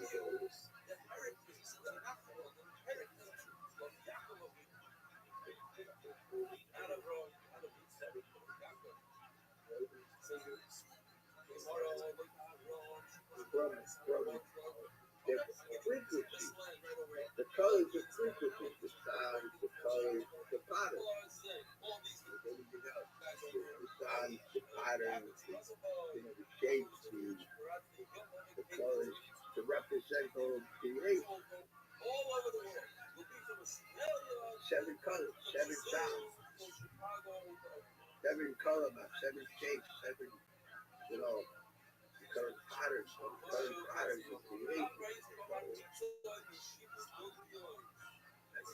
7 depths of perception, 7 sephiroth.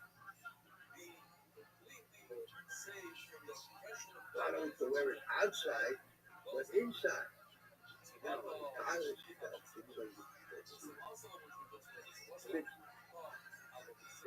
The blue price tag. We have to rest.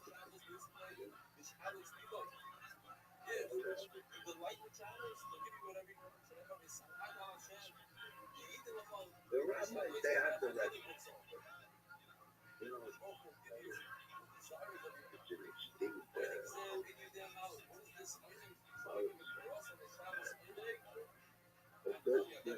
everything is the opposite of how it is.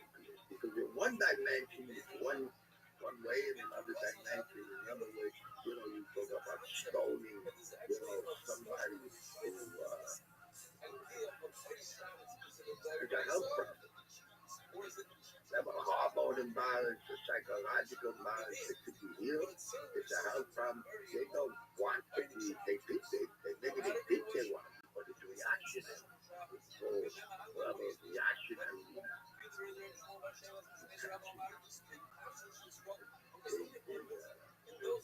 A healthy appetite for the opposite sex.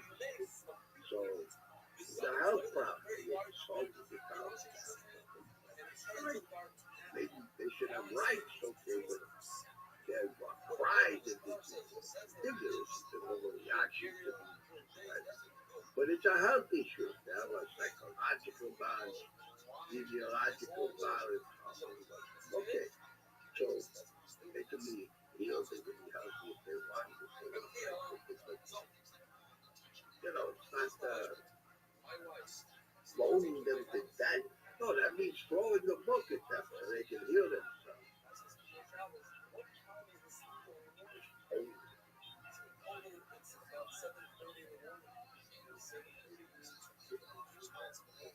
An eye for an eye, they don't take an eye.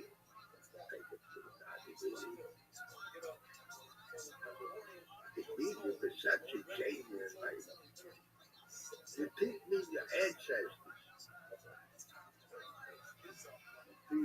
It means that if you put your mouth, changes your perception. If you put your body, changes your blood, changes your perception. But it also means to compensate. They used to compensate. Monetary compensation.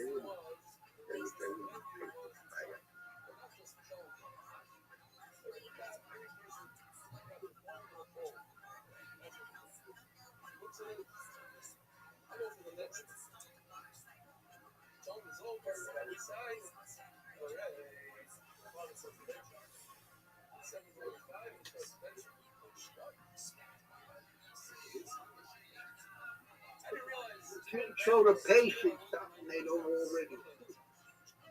Freud said you can't show the patient something they don't already see. But that's the Bible mirrors your perception. Words strictly spoken are like results proof of gold framed in silver. They're like God will show you a picture, and when you're ready to know what it means, it's called like the summary, the meaning of an image. It depends on your perception and your level of maturity, the level of the maturity of your faith.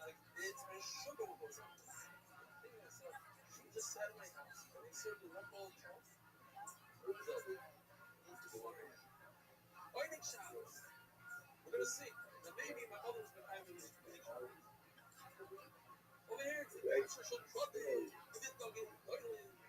How does a problem of face answers to face?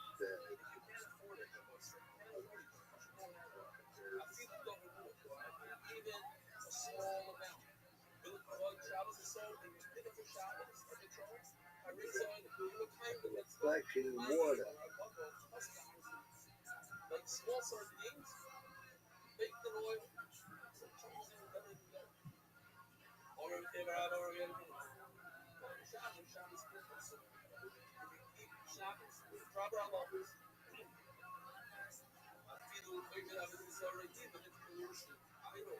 Is in water face answer is to fate, so the heart of man command. Proverbs 27:19. As in water face answers to face, so the heart of man command. That's what it means, an eye for an eye. I think Freud read the Bible because he said you can't show somebody something they don't already see.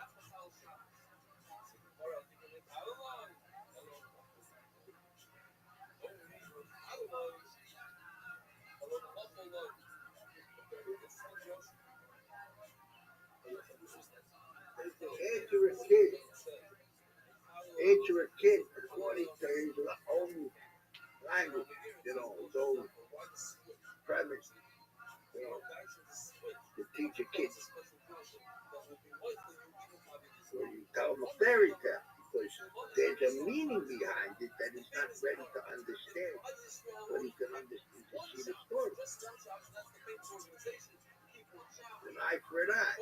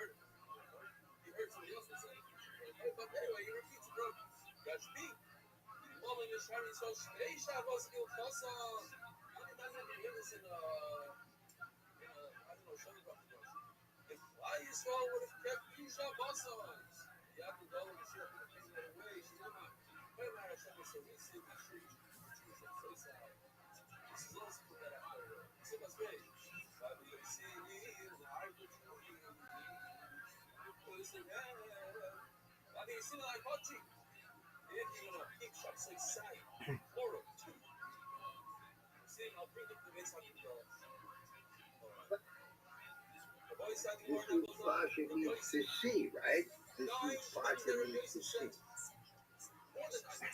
Moses, he died at 120. The perfect reason is to see.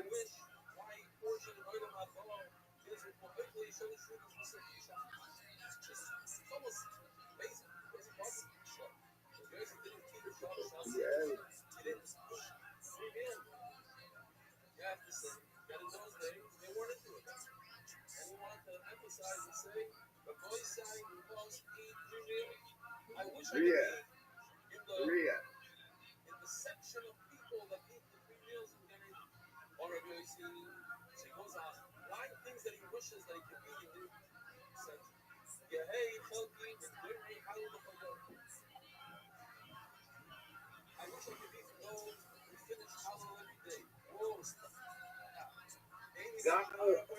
Ainei. Gal and Ainei. Uncover my eyes. Gal Ainei.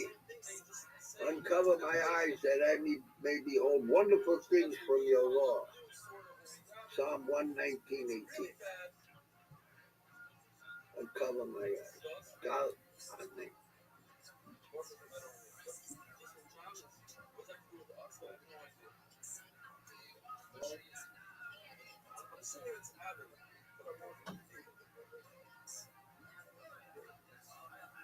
Gerizim and Mount Eva.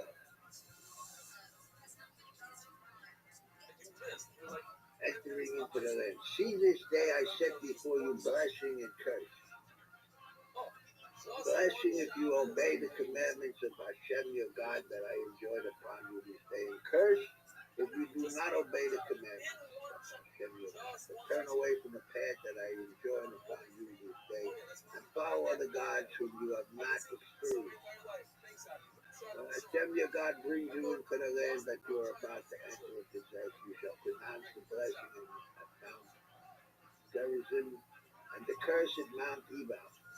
Both are on the other side of the Jordan beyond the west road that is in the land of the Canaanites who dwell in the Arabah and Gilgal by the terebinths of Moran. The ceremony itself will receive more attention in the upcoming parsha of Ki Tamod. Deuteronomy chapter 27. Mount Gerizim is south of the city of Shechem, and Mount Ebal is north of the city. The blessings that could be recited on Mount Gerizim and the curses on Mount Ebal.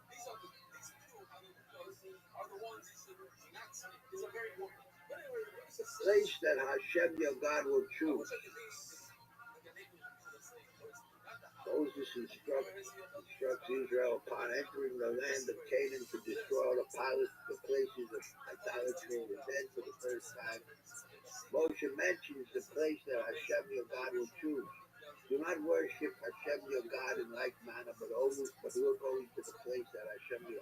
choose an invoker tribe, and you have to have the patience to establish a divine unity. My father was waking up at 4:30 in the morning. It was normal. I thought it was normal. I didn't realize I could fight and say, I'm in the sleep. I woke you up once already. What's wrong with you? Why are you not out? And then we go out in the 10-degree weather, walk the shoulder, and then be scared you're going to get shot by Zoom. If your brother a Hebrew man, Jesus famous Title 7. If your brother a Hebrew man is indentured to you or a Hebrew woman, he must serve you 6 years, and you must send him forth free from you in the 7th year. When you send him forth free from you, you must not send him forth empty-handed. You must provide him with a gift from your flock, from your threshing floor, or from your vat, with which Hashem your God has blessed you. You must recall that you were a slave in Egypt, and that Hashem your God redeemed you. Therefore I am commanding you today to speak. Deuteronomy 15:12-15. A Jew who perhaps entered into debt or committed a crime for which he needed to pay should enter himself into indentured servitude. The period of servitude will last no longer than 6 years upon which he or she is released. Upon release the fallen master is commanded to send them off with the sufficient possessions to enable them to find a move of heaven life, sufficient to fix a family entering and sending the blessing of good God toward the building. The meaning, the language of meaning. It's the concept of forgiveness of Chachamim. It's such a painful death that you're forgiven and you die like a powerful son. Unbelievable. Most of the time you die from he wishes he could die as he's performing a mitzvah. Like, I remember this picture from, there's a shooting in the right in the July year. It was like the Hesder Yeshiva. And anyways,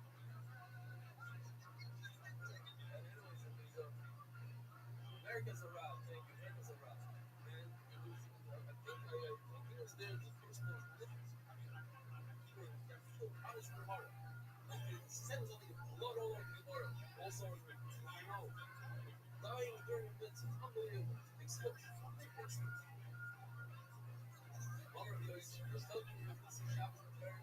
I wish I could accept Shabbos early, do early Shabbos. When we see Shabbos with Sikoy, and then put up in the top, you know, have Shabbos late, go Shabbos, keep Shabbos as long as possible. One Rabbi Yossi, this right here. I wish I could be from those who bring people in, who text the people, who WhatsApp the people, who come to the shir, maybe my shir is, I show people where to sit down. The life of the reader is mentioned, not those big of the beam on lunchtime, time to get up. Oh, Rabbi Yossi, I'm talking about himself. These two things. He's a guy who's talking about his personal goals. He's not the mitzvah. He's a strawberry side. Goes over to somebody and says, listen, I need him to give money to the people. So he's getting the money.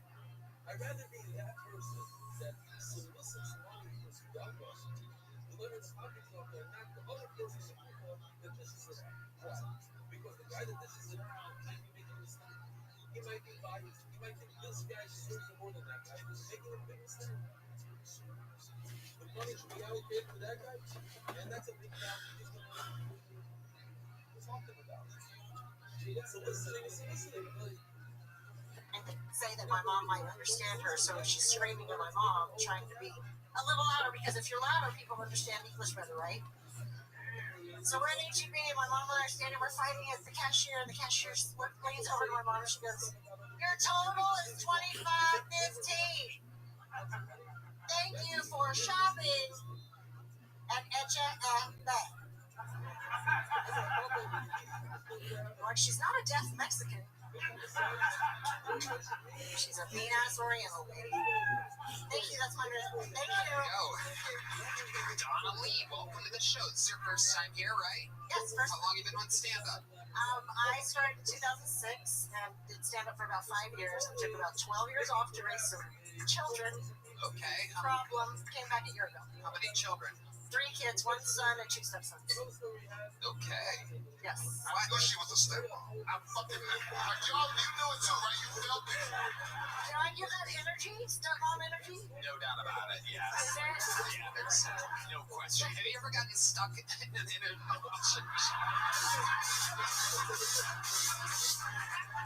ever gotten stuck? Probably. Have any of your stepsons ever taken advantage of the situation? You got nice tits for a stepmom. I'm just saying what I see. Oh, yeah. I paid a lot of money for them. They should do Yeah. it. She looked like she mostly titties. Yeah, she mostly titties, actually, yeah. Yep. Half Irish, half Thai, 80% tits. That's right. The math. You know, The math is you gotta do what correct. you gotta do to stand out. I love it. You're killing. How old are the tits? They are about 20 years old. Wow, 20 years old. Look at that. They're ready to move out on their I'm a own. leader. I I love actually know Carlos. Oh, Carlos. Wow. Look at that. Oh, look who's playing the little horny motherfucker over there, huh? Look at that. Sometimes. I didn't even know we had that spotlight. Shit, we've been waiting 2 years to get Carlos in trouble, I guess. Holy shit, look at the fucking reflection on the top of that head. Oh my god. I'm sorry, Carlos. How do you know Carlos? Do you want to tell them?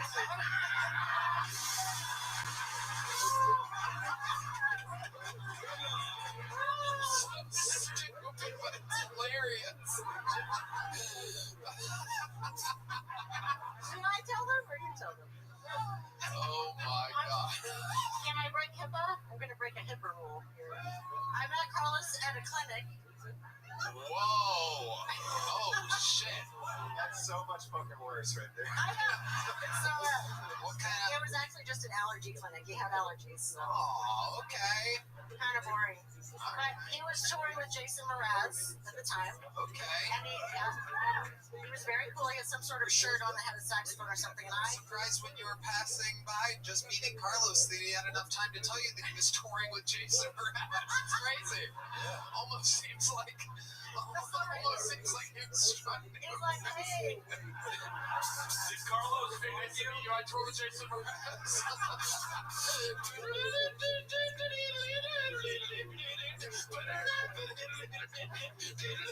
I sing too.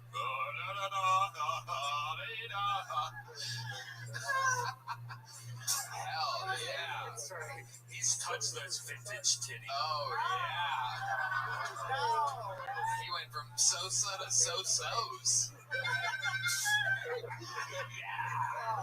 No? He was very professional. We had a very nice talk about him playing saxophone because I play saxophone in college. Oh shit. So you have you're able to... I can blow. You can blow. Alright. There it is. So Donna, what are we talking about? You with the man, you have a steady relationship? Of course, I have a husband. He's lovely, and he's gonna watch this and be mortified. Absolutely. He is Giannis. And he's rich. Look at that fucking ring she got on. Oh yeah. That's my small ring. You should see the big ones. Wow, you have a bigger ring that you wear when you're not going into 6th Street? That is true. Smart. I am smart. You're a smart lady. So, are the kids all grown up now? They're all grown, 22, 23, 24. This is my comeback story, y'all. I'm going to start crying. I'm very happy to be here. I will cry. Tell us more about that when you say comeback. Well, I started doing comedy in 2006. I was on Search for the Funniest Mom in America. I was a finalist. And Leanne Morgan was on season 1. I was on season 2. Wow. And so I did comedy for about 5 years. And then I quit to raise those ratty-ass children. Not kidding. I love them. I found a new husband. I had to teach him how to cook and things like that. So I quit for about 12 years. On hiatus for 12 years. I came back last May at about this time, and I just headlined Dallas Comedy Club, and I couldn't be more proud as a human being doing my dream. Look at you! Absolutely incredible! Yeah, Brian Simpson. I just want to point out, I know Leanne Morgan, and she is a comedy star that started off Arenas. Arenas. Yeah. She did it. She raised the family at the same time. I couldn't do that. You just quit for no reason. She was doing comedy raising children. I was doing comedy and have a very stressful job. Yeah, you had the weight of the world on your chest. Yeah, I had to. Do you remember one of your old jokes, like your old best joke that got you, like, you know? I do. Yeah, I remember the one that got me on the show. Oh, let's do it. Wow, you guys want to hear her best joke? It was clean comedy because it was Nick at Night, but my parents have a little ranch in Lockhart. Anybody familiar with Lockhart, Texas? So my mom, with her very heavy accent, she was collecting little farm animals in Lockhart, and she called me one day at work, and she said, Donna, today we have a new donkey. He's named Abel. He's so very, very cute. He's 4 feet tall. He's so cute, but he's so loud. He all day. I said, Mom, I'm at work. I can't talk to you right now. And she said, Donna, you listen to me. We have a new donkey today. His name Abel. He's 4 feet tall. He's so very, very cute, but he's so loud. He all day. I said, Mom, I have to go. She kept saying, he's so cute, he's so cute. I said, Mom, I have to go to work. And she got very upset with me, but I hung up the phone. Before I hung up, I said, Mom, let the ass do his job. She had never heard that word in that context, and she said, Donna, he not call you name, you don't have to call him name. And I said, no, Mom, it means ass. It's donkey means mule. It's in the Bible, it's not a bad word. So a few days goes by, and I called her at work, and she sounds a little sad. And I said, Mom, what's wrong? And she said, Donna, everybody laughed at me today. I not know why. And I said, trust me, old woman, it was something you said. I said, what did you say today at work? And she said, Donna, I talk about how cute my ass is. But it makes so much noise. Wow, Donna.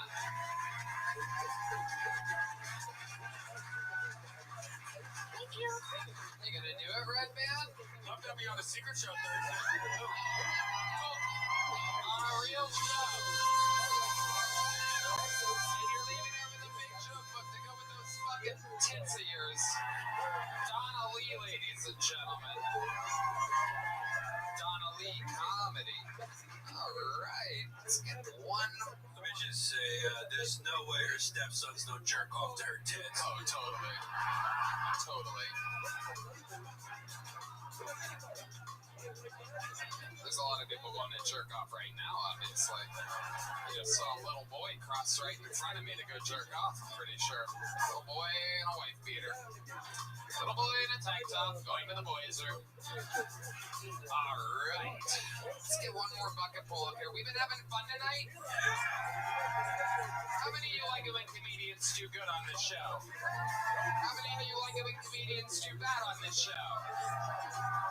Alright, about 50-50. Ladies and gentlemen, make some noise for your final bucket full of the night. It's Kelly Lusk. Kelly Lusk.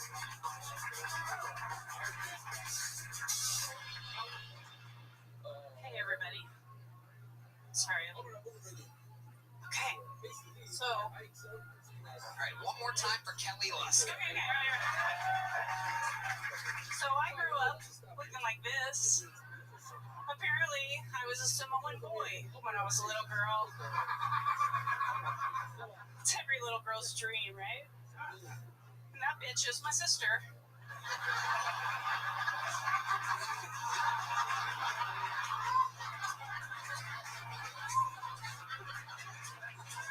She used to tell me they found me in a trash can in Mexico. Fuck her, right?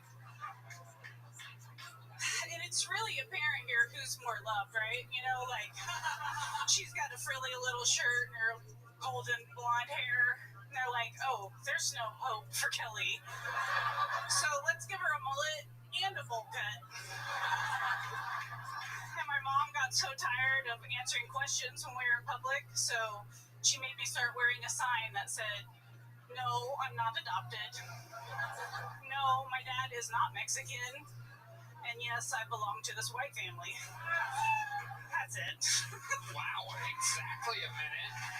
Very rarely is a physical presentation funny, but that was hilarious. You're welcome. Brian Simpson Listen. Yo, is that the first time in Kill Tony history somebody did like a one-woman show for their minute? Yeah, I think so. I'm really blown away by that. That's impressive to the motherfucker.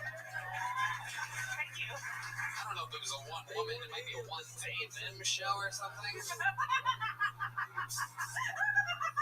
funny. Kelly. So It's how long definitely you been? she, her, but you know. I love it. Okay, all right. I liked you a second ago. Don't ruin it. Well, the guy with the American flag shirt's leaving. All it takes is one Vim reference. Oh no. I'm out of here. Fuck this shit. I love this shit. I thought this was a fucking First Amendment show. Fucking. They're giving Bulldogs opportunities here. Wow. So, okay. So you gotta have a different dad, right? Same mom, same dad. Shut the fuck up. What the fuck? What did they do? Eat chalupas and tequila before they made you? Like, wow, what exactly? Have the doctors talked about this? This is a fucking anomaly. That is incredible. You are the best big brother any little sister's ever had. This is amazing. I'm pretty sure that boy was on the show earlier talking about Froggy Style, wasn't he? Is that Michael Ridley? Oh my God, it's very rare we have the same comedian on twice in one episode, but that man was here. I recognize that man. If that was a police sketch, I would go, oh, he was on my show. I know exactly who's going around raping people Froggy Style.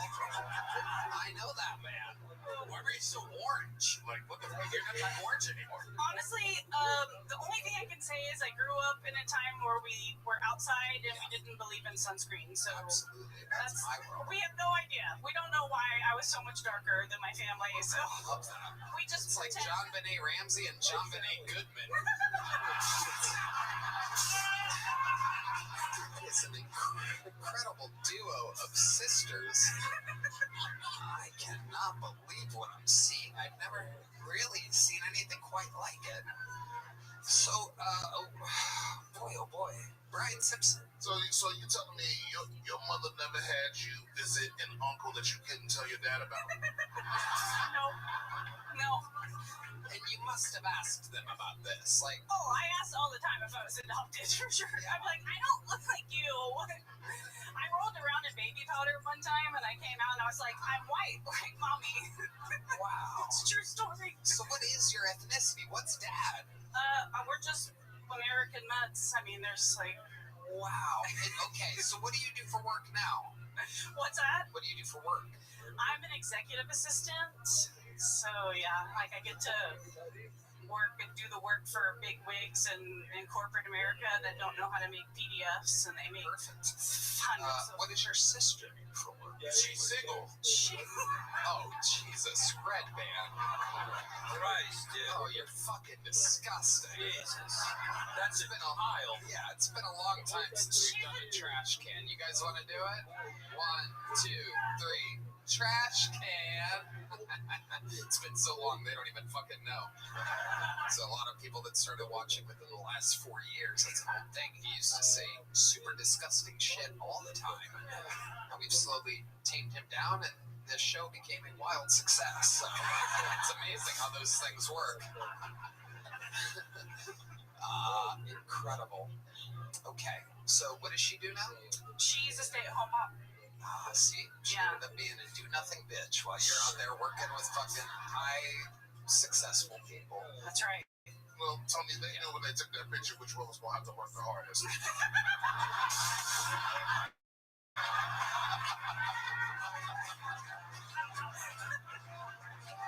Wait, I have an uncle, and I brought this picture out, and I was like, hey, Uncle Johnny, you remember when I used to look like this? And he was like, we were worried about you, Kelly. But... News for you, Uncle Johnny's your father. Yeah, I'm about to say, there's no way your mom didn't fuck another guy at some point. That's not, you guys don't have the same dad. Your mom fucked a very fat, Mohican guy. Yeah, we're on Somali Ali. Hey, you guys have done a DNA test of some kind? Have you tested this? No, but you can tell now as we're older that we look alike. That was my next This was question. definitely not the case growing up. That is incredible. Have you done this before with that picture on stage? I've done it once before. And it worked. Yes, obviously. It fucking works. I guarantee if you took a 23andMe, they're gonna catch a murderer in them. It is incredible. It looks like you were photoshopped into a better looking family picture. It looks like you're covering up a happy mom and dad somewhere. Proud mother and father. It is amazing. Okay. So, you live here in Austin? Yeah, born and raised. Oh. Lived here my whole life. I'm a true unicorn. Okay, absolutely. What do you do for fun? Tell us what some of your favorite Austin pastimes are. Honestly, there's too many people. I don't do any of the Austin stuff anymore. I already did all that stuff, and it's just too crowded now. What do you do? Oh, well, I like to paint. You stay at home and paint? I stay at home and paint. Okay, this is getting very sad, man. No, it's good. There's too many people that I do nothing now. Okay. What else other than painting? What do you paint? It's like a textured art thing. It's complicated. Okay. Yeah, I like to write jokes. Okay. Yeah. You perform a lot. This is my 4th time ever doing a stand-up. Wow. Well, you know what's funny? That's fun. What's your love life like, Kelly? I have a boyfriend. Okay, what does he do? He's an engineer. All right. Okay. Big people are very improbable. Engineer. The fat girl got an engineer. Just kidding. I wonder how 2 kids, were you like addicted to a specific kind of candy or something? So there had to be something that you and your sister were doing differently back then. There had to be something, like you knew where they hid the snacks or something like that. You love carrots? Why? Because I'm orange? I think it's just a picture. You're also just a little bit bigger than her. Yes, I don't exactly think it was carrots that did it. Definitely not carrots. I would say a lot of sugar. That was a Garfield joke. Put the mic down, Red Band. Very good. Very good. Let's stick with the sound effects there. All right. Anything else crazy we should know about you before we let you go? Crazy? No. No. I think you're very pretty. Oh, thank you. Wow. You look like Rosie O'Donnell before she became a dude. You know? That's true. That is true. And I agree. Yeah. There's no crying. I do have a joke, and it's for this. It's I look like the love child of The Rock and Rosie O'Donnell. Yeah. I see that. So do all your jokes require you to be holding that picture? No, Okay. but it's just a good solid one. So Brian Sims is gonna go home and jerk off to all the contestants on this show.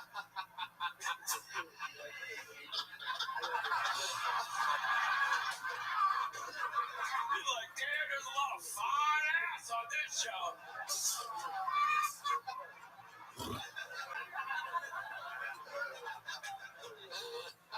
I likes what I like. Yeah, just give me a white girl that hates herself. Kelly Lust, that was fantastic. Your interview was great. Great presentation. I like it. There's a big joke about Kelly to catch. Truly a Texan with that right hand swipe picture in the left. How about one more time for Austin's own Kelly Lust, ladies and gentlemen. What a goddamn show. Did you guys have fun tonight? There's only one way to end a show like this, ladies and gentlemen. And it is with, undoubtedly, the Hall of Famer with the record for most all-time appearances and interviews. The man who God himself says favorite comedian. A man who, when he goes to the dog park, King Charles lays down and begs for his mercy. Some people call him the Memphis Strangler, the Vanilla Gorilla, the Big Red Machine. This is William Montgomery.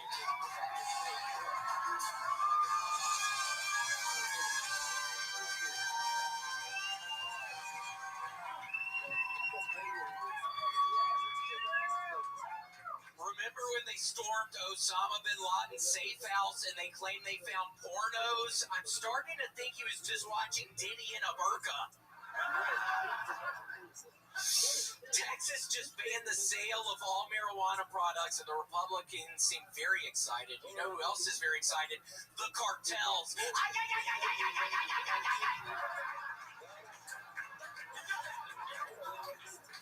Daft Punk is releasing a new anime movie. It's called Nerd Alert. But seriously, you can tell Daft Punk are French robots because they smoke cigarettes and cheat on their wives. The price of eggs is so high, I started selling my girlfriends. Okay, Tony, that's my time. Wow, a force of nature has done it again. These people, sometimes they've been doing it for years, sometimes they've been doing it for months, sometimes they take a break to raise kids, and meanwhile, every time, somehow, no one shakes the room quite like you do. Isn't it something? Again and again, a man so beloved, so likable, that he just comes in and absolutely dominates. Let's talk about it, William. Tony, it was so scary coming in here today. It was storming outside, and I get right to the back door, and I see a thing of lightning, and hear a loud clap of thunder right when I got to the back door. It was really scary, Tony. And then what happened? And then I banged on the door and somebody let me in. I was like, oh my God, it's raining out there. No. It's like storming out there, man. Get me out of there. Do you like the rain? Yeah, yes, I love the rain. It's really good for the plants. It's good for all the plants, and I love the rain. You have a lot of plants? Yeah, I got some in my bedroom. What are some of your favorite plants that you have? Oh, shit. I mean, I got a pretty good pothos right now. Aloe plant. Something called a prayer plant. Hey, you think it's dead, but then it goes back to life. What else? I got some sort of peace lily. That's about it. You got a peace lily? I don't know why it was hard to say that. Yeah, I got a peace lily. How long have you had this peace lily? Shit, Tony, maybe 12 months? Oh, yeah. You mean 1 year? A year? But the peace lily, sorry, I feed it in monthly installments, so it's ages and months in my head. Okay. I love it. Amazing. Wow, are you looking forward to getting any more plants? Ooh, yeah, Tony. I mean, I've been thinking about maybe a cactus? Maybe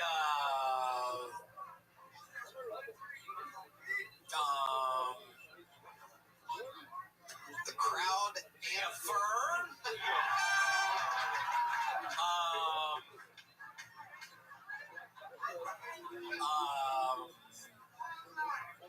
Just a bonsai?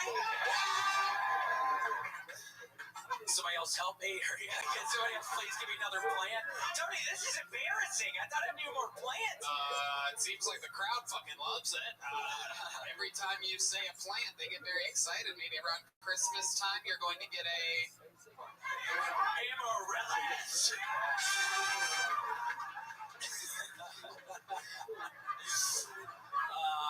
And if Texas ever improves it, maybe a marijuana.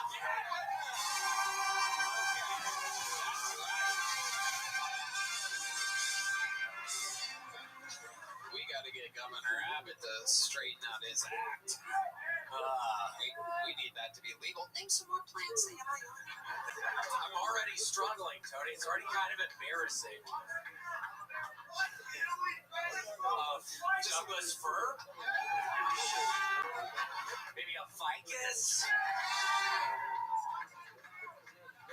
Wandering Jew? Wait, no!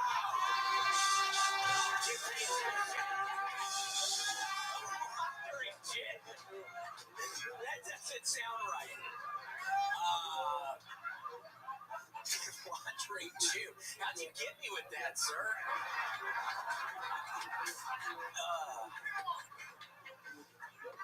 Banana plant? No, man, no.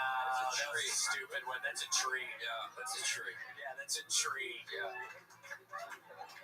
Name some more plants that you might be interested in. Around Christmas time, maybe a red-leafed plant known as a monstera.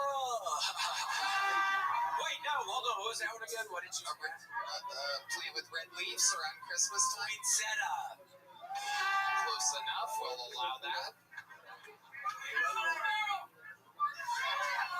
Mistletoe. I hate this, Tony. Oh, it's so good. The horns joining the fray and playing sadly if you're not committed or don't say it correctly, and playing loudly and excitedly if you nailed the name of the plant. Why don't you just think of some types of things that you see outside? Or those are basically plants, right? Like maybe a William? Oh, tree! Wait, Tony, how about a magnolia tree? What about a palm tree, Tony? And then maybe a bush of some sort. Yeah, a bush. Are you ever gonna stop loving plants? I don't think I'm ever gonna stop loving plants. William Montgomery has done it again. The King Charles of Kiltony, William Montgomery. This has been another episode brought to you by ExpressVPN, Maya and Incognito. Giannis Pappas has his new YouTube special at the History Hyenas YouTube location. It is called Property Owner. It was filmed here at the Mothership. You know what else was filmed here at the Mothership? Live from the Mothership, Brian Simpson. A super regular, one of the great comedians that had the balls to move here from Los Angeles to Austin, and since then performs in theaters and arenas all around the world. Get tickets at BrianSimpsonComedy.com. We have, ladies and gentlemen, tonight, before you leave, we have both of the artists here tonight. Ryan J. Ebelt has been drawing every episode since the earliest episodes, and that's Giannis and Brian Simpson, everybody. It kind of looks like that girl and her sister.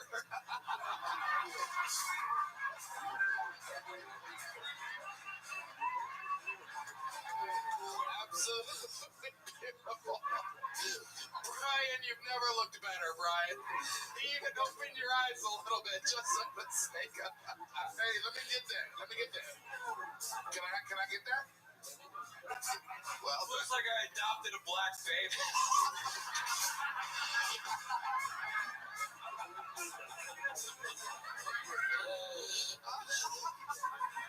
I'm a hero! Chris Rogers, what'd you draw tonight, buddy? The local legend, Casey Rocket playing basketball. RyanJEbelt.com for every print. You'll see these guys in the lobby on your way out. Redman. Check out Secret Show every Thursday, Sunset Strip, ATX.com. I love you guys. We will see you at Madison Square Garden, and that episode will be on a large streaming platform. Have fun, everybody. God bless you, and God bless the United States of America. Thank you. Good night, everyone. Espresso, martini, espresso, martini, espresso, martini, right.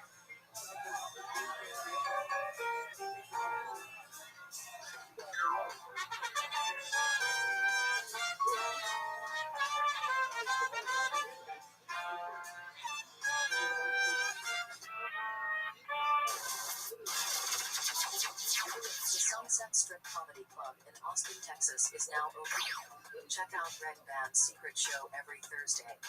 Go to sunsetstripatx.com for tickets.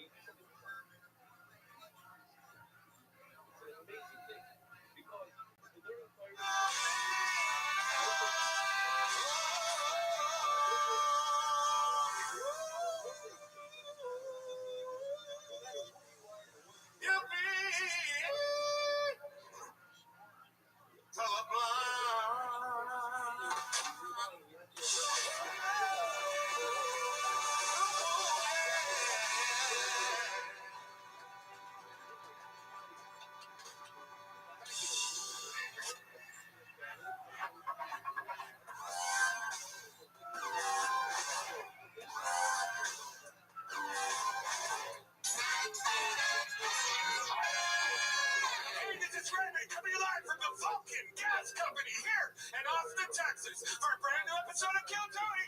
Get up for Tony and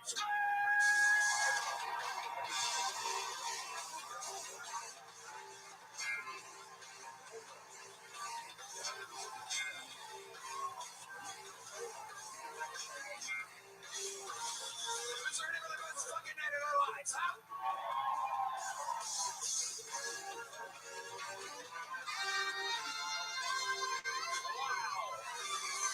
What an amazing response. A lot of crossed arms in that house tonight. Very exciting. Sorry for Red Band, everybody.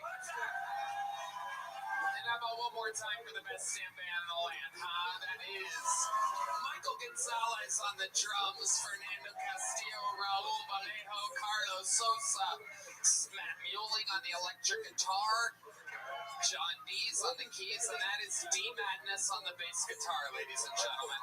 Very exciting. Very sober crowd here tonight. Very exciting. It seems very tight in here. Should be fun. How do you guys feel? Is everybody okay?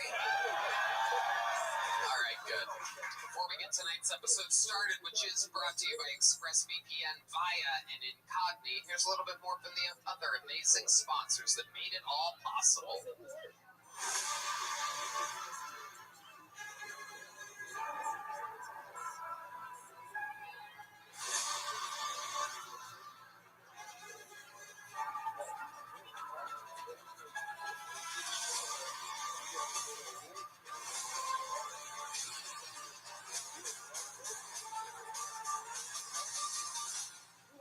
Are you guys ready to start tonight's episode? All right. Every single week, I have two of the funniest comedians in the world on this show. This week is no different. It's a very, very exciting, special episode in which one of the panelists is one of the most famous comedians in the history of the show, Kill Tony Hall of Famer, and the other one, it is her very first time on panel. She is in the front-running position of having the joke of the year. So this is a big deal, watching someone be elevated from the bucket to the panel. Make some noise for tonight's panel, ladies and gentlemen. It is the roast god David Lucas and Christina Mariani, everybody. Her first time on panel. One of the best joke writers and performers in Austin, Texas. And there he is, my best friend and arch nemesis, David Lucas.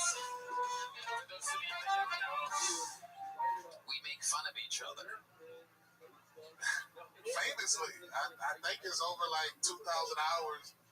I've called you gay so much people believe it. It's true. I've called you fat so much people believe it, including your doctor. That's very easy. Only nigga that don't think I'm fat is D Madness because he can't see. I think he can hear it just right. D, does David sound fat to you? Strong head nod. The glass is lit up for that one. David Lucas has a podcast, Fishing with David. He's on tour, davidlucascomedy.com, and Make Some Noise. Her first time on panel, one of the most famously nervous comedians in the world. Here, joining us for the entire episode, Christina Mariani. Say hi to everybody, Christina. Hi. We juice up that mic a little bit. What is that, mic 3? Say hi again. Hi. Yeah, there she is. Look at that. Adorable. Christina is here. She's on tour as well. ChristinaMariani.com. One of the biggest jokes ever in the show's history, famously. She, right? Black guy crossing the street. Yeah. And then you think she crosses the street because she thinks that the black guy's... Wait, no, I fucked it up. Yeah, you know it. We'll put it in right here. It's right here. I learned that racism is passed down generationally, so it's internalized, which makes sense. I was walking home, it was late at night, and this black guy walks towards me, and instinctively, I grabbed my purse, even though logically, I know he's not for sale.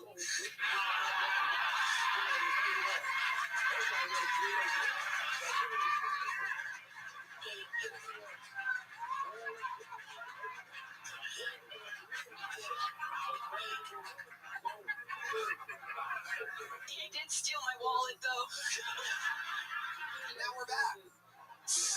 All right, Christina, welcome to the show. You've seen it. You've been on it multiple times. Over 185 people tonight. A little bit less sign-ups here at Vulcan Gas Company than at the mothership. Only about 20 or 30 less, but it's one down. It's happening right now, live. They signed up. If I pull their name out, they get 60 seconds uninterrupted. You know the time is up and you hear the sound of a kitten. That means they have to wrap it up then, or else they bring out the angry West Hollywood Bear, which interrupts them. And then I conduct an interview with them, and we figure out more about them. Absolutely anything can happen. The entire thing's improvised, and it should be a lot of fun. You guys ready to start tonight's show? This place doesn't have the rock and roll energy that it used to have. Are you guys ready to start tonight's fucking show? Very good. Let's get some... Why don't you guys order some fucking shots of tequila or something? Loosen up a little bit. Some fucking... I can tell there's a lot of Westlake people that fucking... A lot of rich kids made the drive to be here tonight, trying to fucking go to a fancy dinner after this or something. I don't know what's happening. But let's have some fun. We're going to start the show with a bang. One of our longest ever 10-year golden ticket winners. Ladies and gentlemen, here with a brand new minute, this is Enrique Chacon, everybody. Enrique Chacon, everyone. Wow. Excited. Make some noise for Enrique, everybody. Okay, what the fuck's up? My girlfriend, she froze her eggs recently for family planning, right? Turns out that shit costs $14,000, man. I guess these egg prices really are high nowadays. You know what I'm saying? I can tell who's been shopping, dude.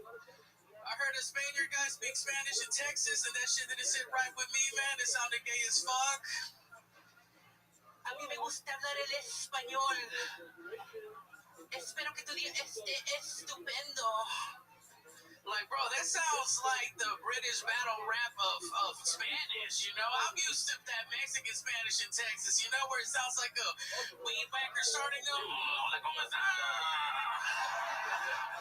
¿Cómo está el Ale? ¿Cómo está tu hija? Aquí no la discoteca. You know, if the Spanish doesn't sound like a car business catalytic converter, man, I don't want to hear it, dude. Anyways, that's been my time, bro. Thank you so much. Exactly 1 minute. Nailing it on the time tonight. Welcome back, Enrique. Thank you, Tony. Did your girl really freeze her eggs? She did, and I know the doctor was all up in her vagina, bro, and it made me uncomfortable, dude. Really? Is the doctor a guy? It was a guy, a white guy. Boy. Somehow that made it worse. If you could have any type of guy inspecting your girlfriend's vagina, what kind of guy would it be if you could pick your own gynecologist? Probably one of like those trannies from Thailand, bro. What do they call them? Those boy toys? Not a boy toy. God damn it, Red Band. Help me out. Yeah. Lady boy, I'll have a lady boy do that procedure, bro. You know. So you would like a feminine man to do it? That or me, which I think I qualify as a feminine man. That's true. Fat tits. There they are. That'll be $1 bill. Fuck. Hell yeah. Absolutely sweating profusely as always. Yeah.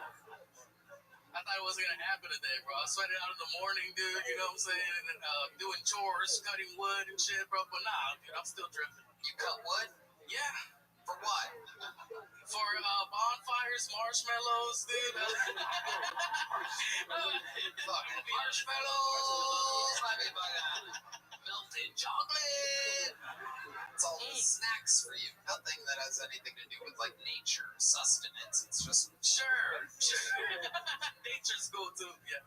Hell yeah. So you cut wood and then you make s'mores? Make s'mores, dude, or put some chicken on a stick, bro. Throw it in the coals, you know. Chicken on a stick. Yeah. You've done that.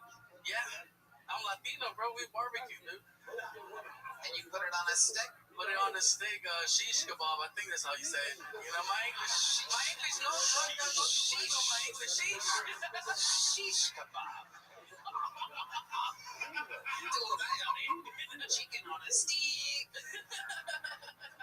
Wow. Do you dip the chicken in something? You go just straight sweet braised barbecue sauce. You know what I'm saying, David? Sweet. I don't. I'm shocked. All right. I'm just happy that there's another fat guy told you or something. Hey, you know what? You made me feel a little self-conscious too. I thought you were gonna say you dipped the chicken in your sweat. That's disgusting. All right, come on. This ain't India. Anyway, I should have said that. I should have said that. Fuck y'all. Them Instagram reels are ridiculous. All right. Wow. So you cut wood. What are some more chores that you do? I can't picture you doing any of this shit. This is why I stopped drinking, dude. You know what? I have 17 animals at my property right now that I have to fucking feed, man. Can I get some of the fucking food stamps, bro? Because it's tough, dude. I have 6 goats right now, dude. I have 4 chickens, 2 ducks, 4 cats, 4 dogs, and 2 squirrels, apparently, that I'm feeding. Well, I mean, we all have squirrels, but yeah. Why do you have 2 dogs? I don't know, man. They were just so fucking cute at the Tractor Supply, bro. You know what I mean? I just have to get them bitches, dude. And now I'm waiting. They just kind of run around and hang out with each other? No, I live in the backwoods of Austin, right, in the country. So, like, man, I have coyotes and hawks and shit, so they have to be, like, securely locked down, you know? It's very, like, post-apocalyptic survival, you know, kind of thing. And it's me taking care of all of them, bro. I'm a good Latino father, dog. You guys do always have big families. Let's talk about the squirrels for just a second here, because that one stood out to me. They just kind of stumbled in the neighborhood, or do you have like tags on them? You keeping track of them?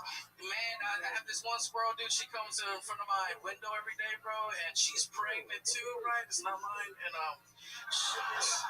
she got like the biggest fucking areolas on her, bro. And, oh shit! I've been staring at this squirrel for like 30 minutes a day, 40 minutes a day, you know, before I actually have to go and do the shit that I have to do, you know, to make some money.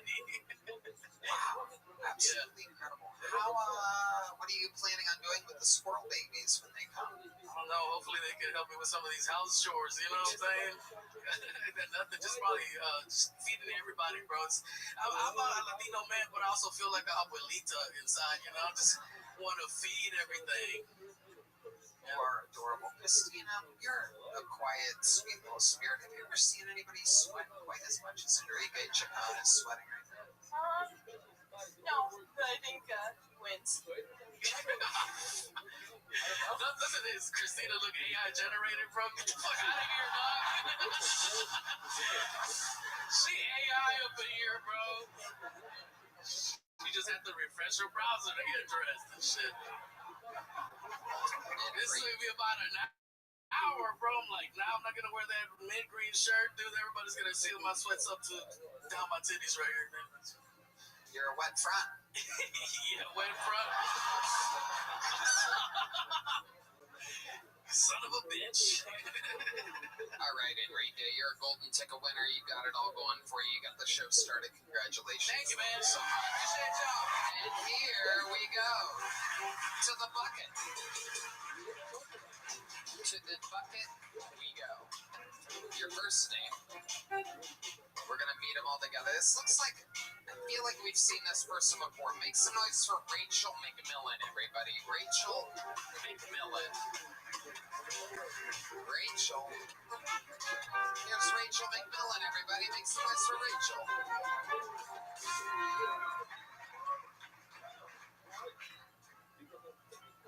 I'm adopted. I was raised by white people, but I'm Mexican. I'm not sure if I came with any papers, so my favorite sport is cross country. Because I'm Mexican, my mom taught me how to mow a lawn before she taught me about safe sex. That's why I have 2 kids and a bald pussy. Growing up, my dad would punish me by spanking me with his fraternity paddle. Now I can't come without being hazed, but I can read classical Greek. My family, they love Disney World. They've been to Disney World like 8 times. They've even been to the Disney World in Japan, but they're getting a little out of control. They have a transgender whale now. They named him Maybe Dick. All right, thank you so much, guys. All right, Rachel McMillan. All right, Rachel, hi. Hey. How long have you been on stand-up comedy? 4 years. 3 years. Yeah. Where at? Out of Houston, Texas. All of it in Houston? Yes. That's where you're from? Yes, sir. And that's where you live now? It is, yeah. Do you have a family? I do. Okay. Tell us about that. What's that like? I have 2 teenage boys. We talked about it last time that I was on the show. You made endless fun of me for maybe me not knowing if I was the mother of them because Why would I? I'm a recovering addict, and yeah. Oh, wow. I said one of the weirdest things about getting sober is you find out you have kids. Right. Yeah. Okay. Yes, it's all coming back to me now. Sure. What were you addicted to? What do you got? Okay, I was like addicted to pain medication, mixed with a little bit of heroin. Yeah, we can all relate to that. What was your bottom? When did you know that you needed help? Really? Are you still on heroin? No. 9 years sober. No, I guess 1 year sober? 9, yeah. 9? Yes, sir. Yeah, thank you. I was gonna say 1 year sober, the shit could be over tonight. Here on 6th Street. Fingers crossed. I guess, you just know when you've had enough. Like, I was done. I was just done. I'd been to rehab maybe 1 too many times. I don't know. But yeah, What do you do now to fill the time in the space of the greatest feeling in the world, being on heroin? Have you tried it? No, I just know. Okay. I know that because that's why I haven't tried it, because I know that if I tried it, I would just do it all the time. Yeah. Obviously, you didn't know that before you tried it. That's what you. I've heard rumors that it's the greatest thing in the world from everybody that's tried it. It is. I actually recently started drifting cars. No way. Yeah. Wow.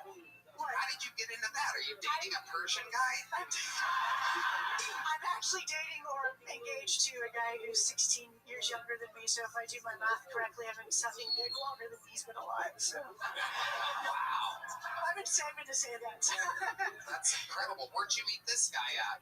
I met him through friends. Actually, we went to a haunted house. That was your first date? A haunted house was your It first wasn't date? our first date, but it's how we met. Did you make a move in the haunted house? Yeah, I put on a mask. mask, and I was like, I'm your new mom. No, I did not make a move on him. Have you always been into younger guys, or is this a new thing? I mean, I guess this is a new thing, yeah. 16 years is quite the age gap. So. What do you notice that's different between dating a guy 16 years younger than you and a normal guy? A normal guy? Yeah, like a guy your like a guy, that's for sure. I don't know, I think that there's a lot of, he's a lot of great qualities. Good moral compass, same path. What does he do for work? He's actually a roofer. He works for a roofing company, has his own company. Wow. Yeah. Incredible. My goodness. I could see why that would work out. And it's working out pretty well. We're doing all right. He works on roofs. You've hit bottom before. That's right. Okay. Rachel, how do you make money? I work as a paralegal. Yeah. In the legal field. Okay. What are these kids up to? How old are they again? 18 and 19. Okay. Yeah. So what are they doing? Are they in school? One is actually trying to go to aviation school. So. Okay. And the other one. You guys love getting high in your family. That's about as high as you can get. Yeah, it's flying. What's the other one up to? The disappointing one? He's not disappointing. I know of aviation schools first. The other one's trying mom's old fucking Vicodin.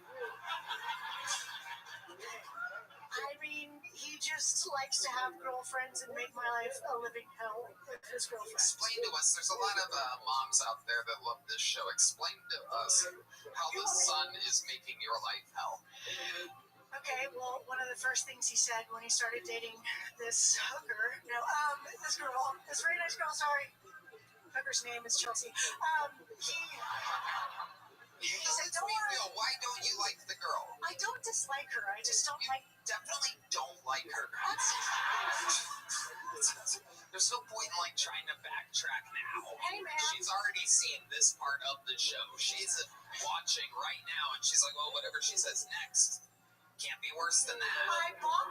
You already called her a hooker. Literally in front of millions of people. You see that little red light out there? I see the red light. Yeah, she's watching you through that. Okay, what?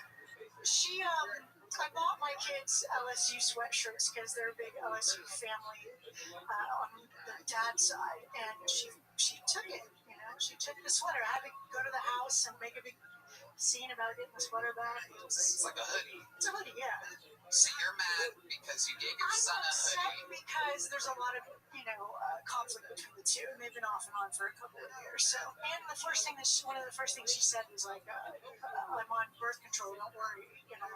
You can't even drive a car yet. Fuck you. Wait, she can't drive a car? Well, I'm just saying she's so young, and she's telling me she's on birth control. I'm getting a little. This is very good. I'm glad that we're talking about this. I love this. I think I'm crushing this interview, by the way. So she told you that she's on birth control. She's like, "Hey, everything's good. Don't worry. I'm on birth control." And you were like, you didn't like that? Don't you think that she was comfortable enough to share with you that, and then she's just telling you? Well, he chimed in later on. "Don't worry, Mom." And I'm like, this is a conversation that you and I can have apart from, you just telling me that's the first great thing about this girl. No. Well, I mean, it is pretty fucking awesome. There's a fucking guideline in there, alright? Everybody loves nutting inside of things. And your son does too. How does that make you feel knowing that your son is blasting loads into a woman that you call a hooker? Sometimes I bet he blasts inside of her and the only thing she's wearing is that LSU hoodie. It's a good college, yeah. Every once in a while, he just luckily he's not getting it on the hoodie that you're so worried about, because it's all going inside of her bucket. That's good. Cold vagina. All right, Rachel. Man, I blacked out. Well, fun times, Rachel. You got through it. You gotta fucking. I want to hear more about this. I want to hear more about the drugs and stuff. That baby dick joke I've heard a couple times before, but it's okay. Yeah. You know what I mean? So try to take chances, right? Don't try to please the people. Talk about your stuff, your life. Rachel McMillan, everybody. There she goes. We're going to keep it moving along here. This is definitely a new name. I love new names. But then again, everybody's new when you can't remember if they've been on the show before. You know what I mean? This podcast is sponsored by ExpressVPN. Watching TV without ExpressVPN is like trying to travel to the world without a passport. You're not going to get very far. That's because streaming services like Netflix only show you a fraction of their huge global library of content. Netflix hides content from you based on your location, and ExpressVPN lets you change your online location so you can control where you want Netflix to think you're located. It's so easy to use. Just fire up the app and click one button to change locations. Plus, it works on all your devices like phones, laptops, tablets, smart TVs, and more. Not to mention, it's rated #1 by top reviewers like CNN and The Verge. Hey, Tony, I love ExpressVPN. It lets me watch all my favorite British shows I can't watch here in the States. It was so easy. All I had to do is open up ExpressVPN, select UK, tap one button, refresh Netflix, and there it was. So be smart. Stop paying full price for streaming services and only getting access to a fraction of their content. Get your money's worth at expressvpn.com/GoTony. Don't forget to use our link at expressvpn.com/GoTony to get an extra 4 months of ExpressVPN for free. Remember when you could function on 4 hours of sleep? Huh? Do you remember? Well, those days are gone. But don't worry, Via's got something to help you sleep like a log, or at least stop waking up feeling like one. 500,000 happy customers can't be wrong. Via is changing the game in natural wellness, combining high-quality hemp-derived ingredients with powerful cannabinoids to create real, effect-driven results. And here's the best part. Via lets you customize your experience, whether you're looking for daily wellness, laser focus, or deeper relaxation. Via has it. If you're 21 and older, treat yourself to 15% off and get a free gift with your first order using our exclusive code TONY at viahemp.com.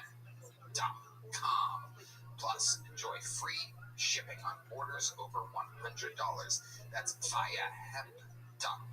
VIIAHEMP.com. Tony, and of course, I love the food options that Via have. I take their gummies before bed. I personally love their Via products range from 0 to 100 milligrams of THC. It's nice to know whether I'm looking for a microdose or a Mo or gluten. In fact, Via has me covered. A Mo. You are Mo potent. If you're 21 or over, check out the link to Via in our description and use code TONY to receive 15% off free shipping on orders over $100. And if you're new to Via, get a free gift of your choice. After you purchase, when they ask where you heard about them, please support our show and tell them we sent you and enhance your everyday with Via. All right, ladies and gentlemen, make some noise for your next bucket pool. Nolan Gustine Priest. Or Treese or Priest? Nolan Gustine Priest. Make some noise for Nolan, everybody.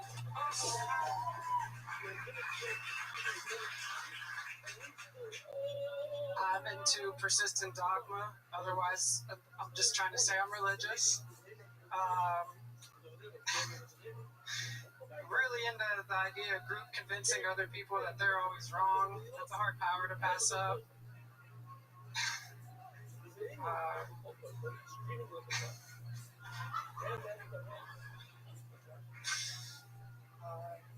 I've also been dabbling in addiction as of lately. When it comes to suspicion coming around, and it always does, because you move funny and you act funny when you're high. I've come up with a master plan. I'm just gonna blame my siblings.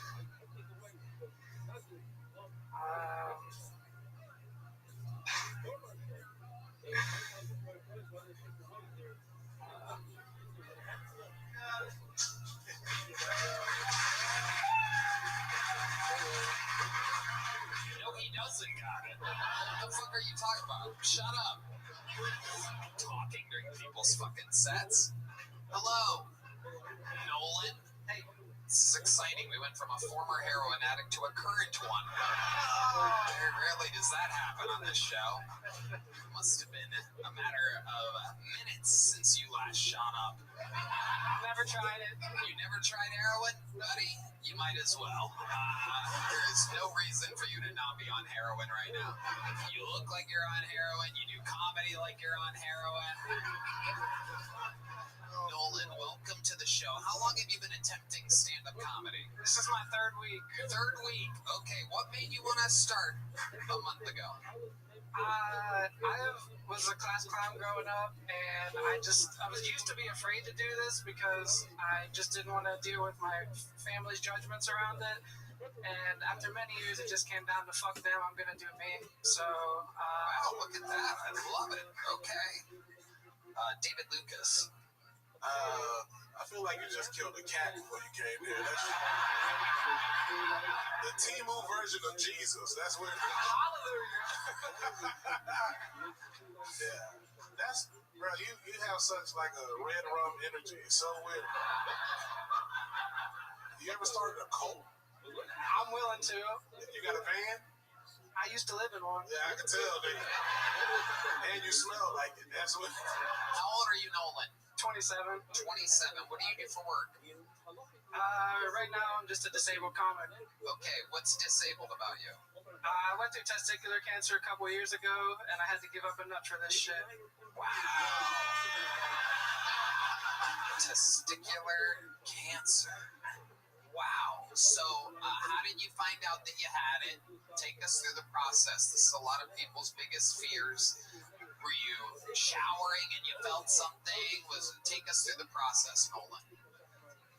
Alright, so this is kind of fucked up, but I shit you not, for the longest time, it was like the size of my right nut, which had the most cancer, it was the size of like an avocado. It didn't hurt for a while though, so I just didn't want to tell people about it, sensitive subject, even though like I like being funny and morbid, and I just couldn't bring myself to talk about it. So eventually I started telling people, and most people were saying the same thing, get it checked out. I'm like, nah, I'll fast it away, smoke a reefer, I'm good, I don't need it. That was bullshit. So eventually went to the hospital because I woke up in just 10 out of 10 pain, screaming. The people I was living with heard me. Called my parents, who I hadn't spoke to in a while. They even said, what the hell are you doing? Get to the hospital. And that day I find it out. And even after the original diagnosis, I was still like, all right, let me ask a bunch of people, get different opinions. Shit. And yeah, they gave me 6 months to live. So I was like, I'm going to go ahead and go with the traditional bullshit that ended up saving my life. Of course, yes, no doubt about it. I have 14 follow-up questions. If you had to guess how long it was from when you noticed originally your one testicle getting bigger than the other, all the way down to that day going to the hospital, if you had to guess ballpark how long that was, literally ballpark. That was an accident, by the way. If you had to ballpark the ball. I didn't have the balls. Year, 2 years? Yeah, I didn't have the balls to talk about it for the first year and a half. So between that and 2. Wow, incredible. And had the cancer spread to the other ball by that point? Luckily not, just to the, the lymph nodes that are all around my body, which was pretty scary, but they said I'm in remission, so. Amazing. How long ago was this? About 2.5 years ago. 2.5 years ago. You haven't had it since? Not that I know of. Incredible. And the one ball acts as 2 right now, right? Yeah, I actually met one of the nurses along the journey, and she said her brother had it, and he ended up having 3 healthy kids, so I'm hoping I can do the same. Wow, incredible. So you're looking forward to having children at some point? Yeah, we're going to get tested first, or I'll just adopt, because I don't want to mess nobody's future up just because I want kids, but I'd like to. You could probably find a good girl out there on birth control wearing an LSU hoodie. Ryan Redman, what did your voice sound like before you lost the ball? Yeah. Good question. Similar. Good question. It was definitely similar. I do feel a little bit less aggressive though, but I don't recommend it. Right. What do you do for work? Before this, Disabled. I was doing solar panels. Okay. Solar panels. So you were out there getting a lot of sunlight. Pretty much, yeah. And the panels were underneath you reflecting upward. Do you think this had anything to do with the cancer? I always wore a kilt. You wore a kilt? No, I'm just playing. But yeah, that could have definitely... I wanted to, though, when I had it. I swear to God, you do that again, I'm going to kick you in the ball. That What would do be you the do first. What do you do for fun, Nolan? Pretty much how I look. I love to go swimming, love to just hang out. Conversations are my favorite. I'm a wannabe philosopher, so I'm always just trying to see what's going on and get in the know. When you say you're a wannabe philosopher, what exactly do you mean? I'm still trying to figure that out myself. Okay. Nostradamus over here. David? I just want. Were you having sex while your nuts were that big? Because I feel like I want to fuck all the time. My balls were the size of avocados. Even worse, I was trying to do the whole nofap because it was after I broke up with somebody. I was doing the celibacy. What's nofap? Where you just hold in your cum and act like it gives you superpowers. Oh, That's why you got cancer. That's why you got cancer. That's an actual thing. You didn't have cancer. Your nuts were just really full. You should have just jacked off. It would have went away. Yep. They didn't tell you that? Look, I tried all the alternatives. Jerk off. Masturbate. Health advice here from your senior medical correspondent, Tony Hinchcliffe. Jerk off, boys. Yeah. You a vibe, though. I'd start a cult with you, bro. Let's go. Yeah. I would love to cosplay as Jesus and make a ruckus. Ain't cosplay? Don't cosplay mean like sex? What's that called? Does that work? Did Jesus have sex? I thought cosplay is when them white girls dress up with that leather and then be spanking niggas. I'll try that too. What's it called? Bondage. Oh, bondage. Oh, well, I'll cosplay. Yeah, even if it were just pranks and just messing with people, getting old people's money, whatever. Nolan, are you doing a lot of open mics? Are you trying hard at this? Yeah, I just came down here at the beginning of the month, and I've been going every week, trying the different ones. Yeah, when you're doing it, get the mic close to your mouth, project, fucking go for it. Look these people in their goddamn eyes. You're looking down a lot. You're fucking being a little shy guy, but you have to look at them. You have to look at look at them. I sure will. Look at them with those frightening eyes of yours. I can only look at with one eye, so it's absolutely incredible. I bet that's what your balls looked like at the end. Just fucking one's just fucking little wobbly balls over there. All right, well, you could put this in your little nutsack where your ball used to be. There's a little joke book. Nolan Gustine Priest. Oh la la! Look at this, everybody. If you need help jerking off and not getting testicular cancer, pause the video now, boys. Pause the video now. It's perfect. It's a bottle of water. Nothing spilled, no harm done. Heidi can do no wrong. Heidi's the best. She's smart, too. Earlier, she told me that 2 + 2 is 5, and I agreed with her. She's a very smart girl. I agree with everything she says. All right. Your next bucket pull is on the inside. Make some noise for Rudy Ventura, everybody. We're keeping it moving along. How many of you like it when comedians do good on this show? How many of you like it when comedians do bad on this show? Whoa. Ruthless. Rudy Ventura's coming to the stage any fucking second. Here he comes. Here he is, ladies and gentlemen, Rudy Ventura.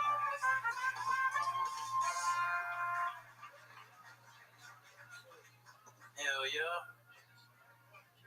Guys, I just have some great news. I just had my first baby recently. Well, I don't know what you guys are clapping for. I didn't say I was going to raise him, but I appreciate you guys for that.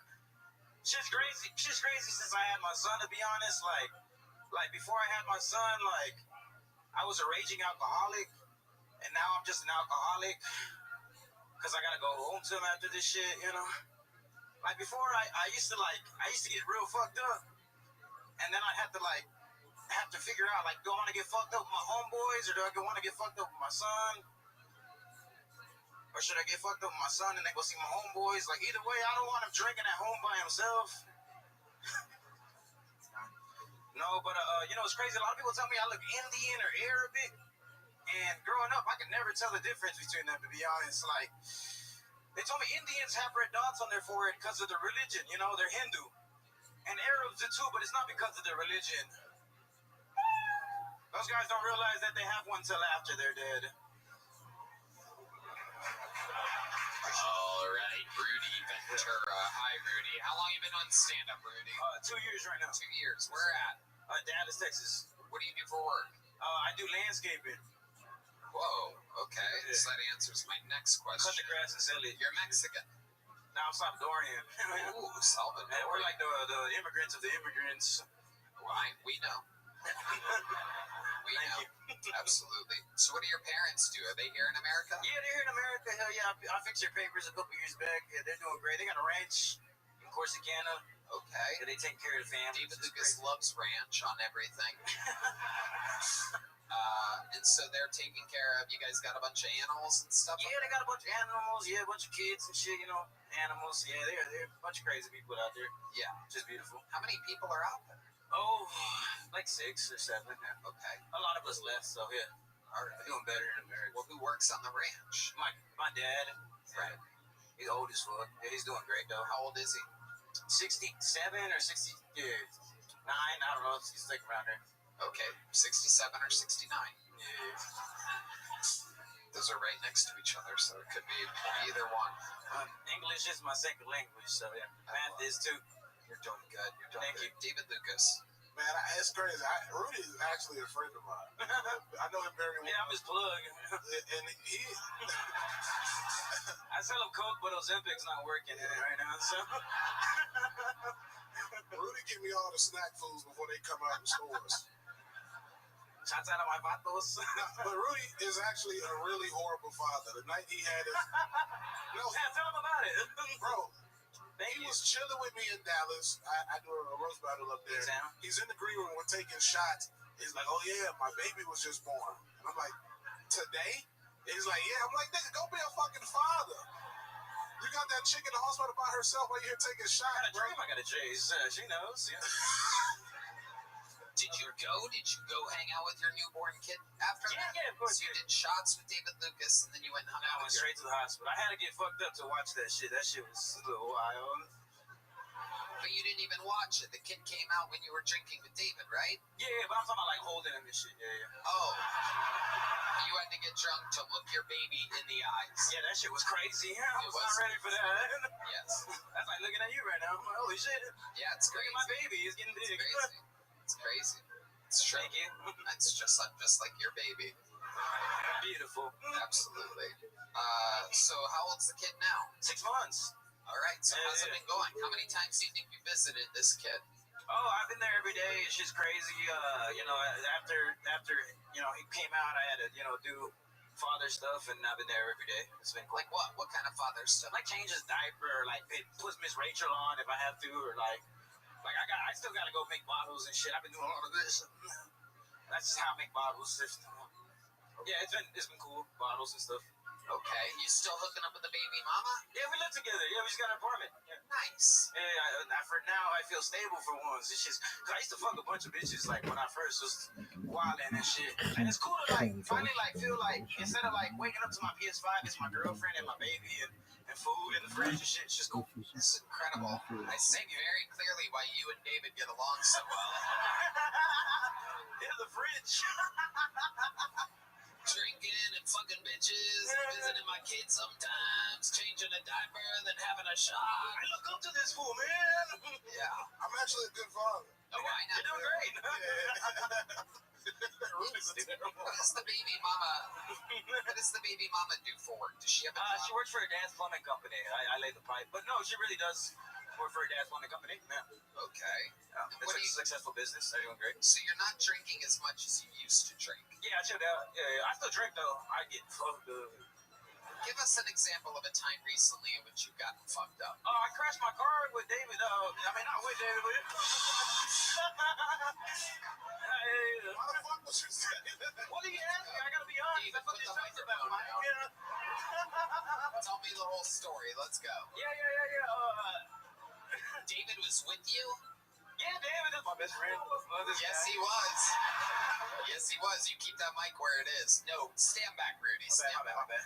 Sorry. Tell us about the evening. I got Tony. David hit me up out of nowhere. He was like, "What's up, my boy? What you doing?" I'm like, "Shit, I'm just at the crib. Don't got a kid yet." And we ended up hanging out at this like arcade, like little bar and shit. We got real fucked up. The Casamigos, he was supposed to buy them, and then they ended up on my tab. But that's cool. It's my boy, anyways. Yeah. Welcome to hanging out with David Lucas. It's all good. If you've ever wondered what it's like. What goes around comes around. So you're fat. All right, but we ended up hanging out. I got a little too much shots. Casamigos, that's the drink, right? So what you got? Go on. Anyways, Casamigos, my homies. We ended up getting fucked up. And then I don't remember leaving, and then I crashed my Mercedes. I had just bought the Mercedes. That shit was crazy. Drug money was doing great at the time. What happened that made you crash? Do you remember? No. She remembered, though. I didn't have insurance, but we worked things out. She didn't have insurance either. She was a nice, beautiful black lady. She did not have insurance? So, wow. So how did you work things out? I paid her. I just fixed the car. Wow, I got some cousins and shit, too. So your cousins fixed the car? And my Vatos. Yeah, the Vatos. MS-13. Your Casamigos helped you.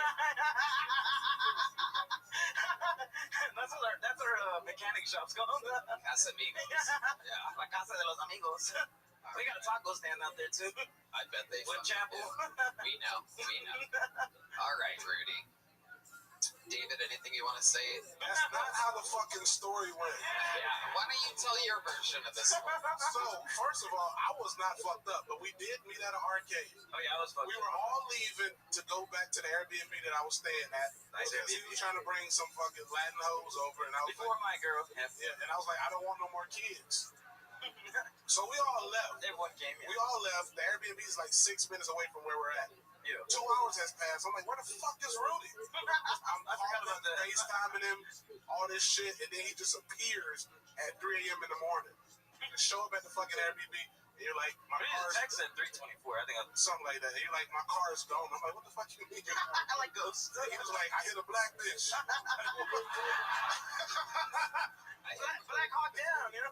So I was like... I hit a Mercedes with my Mercedes. No, her name was Destiny, but that was my destiny. I just told him to lay down and we'll figure it out in the morning. So I wake up like 9:30 so that we can go try to figure this shit out. And this motherfucker's gone. Yeah, you took too long. You sleep, bro. You hibernated. I gotta go. That motherfucker got an airplane at 12 and it's 11. I gotta get the fuck out of this bitch. But he ended up, he did pay the lady. The lady was hella, thank God she was black. She didn't call the cops or anything. Well, yeah, that's what happens when you don't have insurance or a registration and the car is most likely stolen. So, luckily you got very lucky there. Well, my car was stolen. I mean, yeah. All right, Rudy. No, I'm fucking around. Thank you. Fun times. Here's a slightly larger than small joke. Appreciate you. There goes Rudy Ventura, everybody. All right. I'm gonna keep it moving along here. Your next fucking poll is also on the inside. Ladies and gentlemen, his name is Aaron Spaller. Aaron Spaller. No real banging sets yet. Everybody's kind of cruising through tonight. Aaron Spaller, here comes Aaron Spaller. Wish you would step back from that ledge, my friend. One more time for Aaron Spaller, everybody.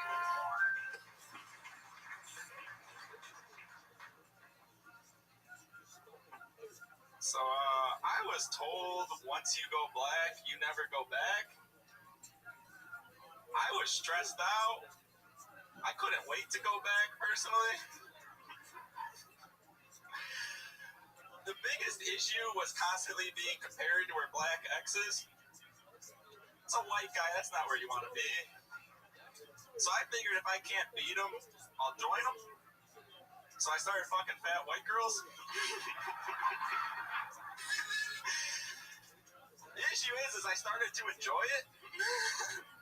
And I'm from the Midwest, the casserole capital of America. They're everywhere up there. I had a little too much fun. That's how I earned the nickname the Fupa Bazooka.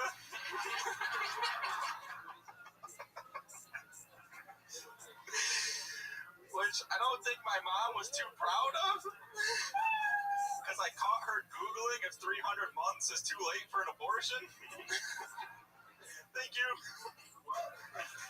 Okay, Aaron Smaller. Is this true? Did you really hook up with a black woman? A few of them. Really? Yeah. Oh, where would you meet them at? Tinder, mainly, yeah. Okay, so you're on the dating apps. And that was okay, well you're not anymore. No. Why not now? What happened? It's a sad place to be. Yeah. Why? Tell us about what you mean by that. I have bad self-control. So it's like, yeah, I'm looking for love, but when one of the thicker ones come across, just kind of get in there and seal the deal, and then I get too distracted, and then I got like 10 fat girls hitting me up every night, and then I don't get any work done, so then I just stop. Right. See, you kind of went deep down this, I wouldn't call it a pig hole. I play around in the barnyard, yeah. Wow. Incredible. So tell us all about it. What are some things that you've learned from hooking up with big chicks that's different than hooking up with regular sized girls or what many people would call beautiful women?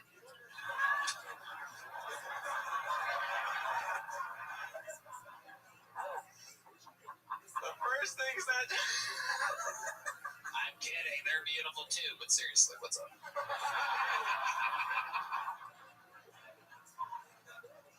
Which I hate the body positivity movement, but All right, keep going. Tell us, why do you like big chicks? What is it about big chicks? What is it? The jiggle, honestly. Okay. Yeah, I like the motion. When they're skinny and nothing moves, nothing registers. Right. I don't know. What's the biggest girl, if you had to guess, that you hooked up with? Let's guess some weights here. I will say I couldn't get my arms around her.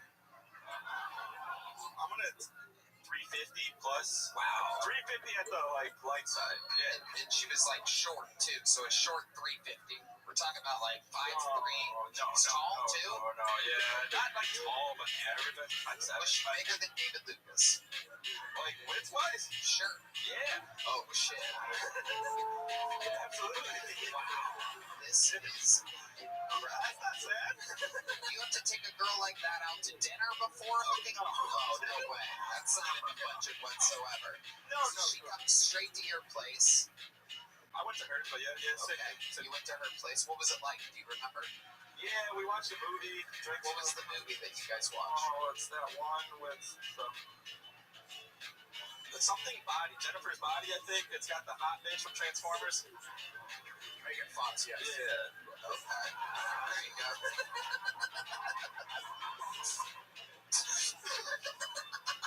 So you're watching that movie, then what happens? I tried to put my arm around her. That's what you went for first? You went for a true hug, a true first base maneuver? Yeah. Hug. And then that wasn't working. I mean, it was close. Yeah. But not close enough. You want to play through the whole thing? You couldn't connect your fingertips, am I correct? Oh, God, no. When it came time to kiss her and I put the other arm around, no, there was no clasp. Oh, my goodness. Yeah. So there you are. You're making out with her, and then what happens? Just started feeling all of it. Yeah, tell us about that. Describe to this audience. Look at them in their eyes and tell them what hooking up with this behemoth monster was like. It felt like I was conquering something. I was a man on a mission. Everything felt like a tit. Oh, there you go. There we are. Big pop from the crowd on Everything Felt Like a Tit. Have you ever said that before? No. There you go. That's part of your thing now. It is. You can talk about that while talking about what it's like hooking up with big chicks. That's funny.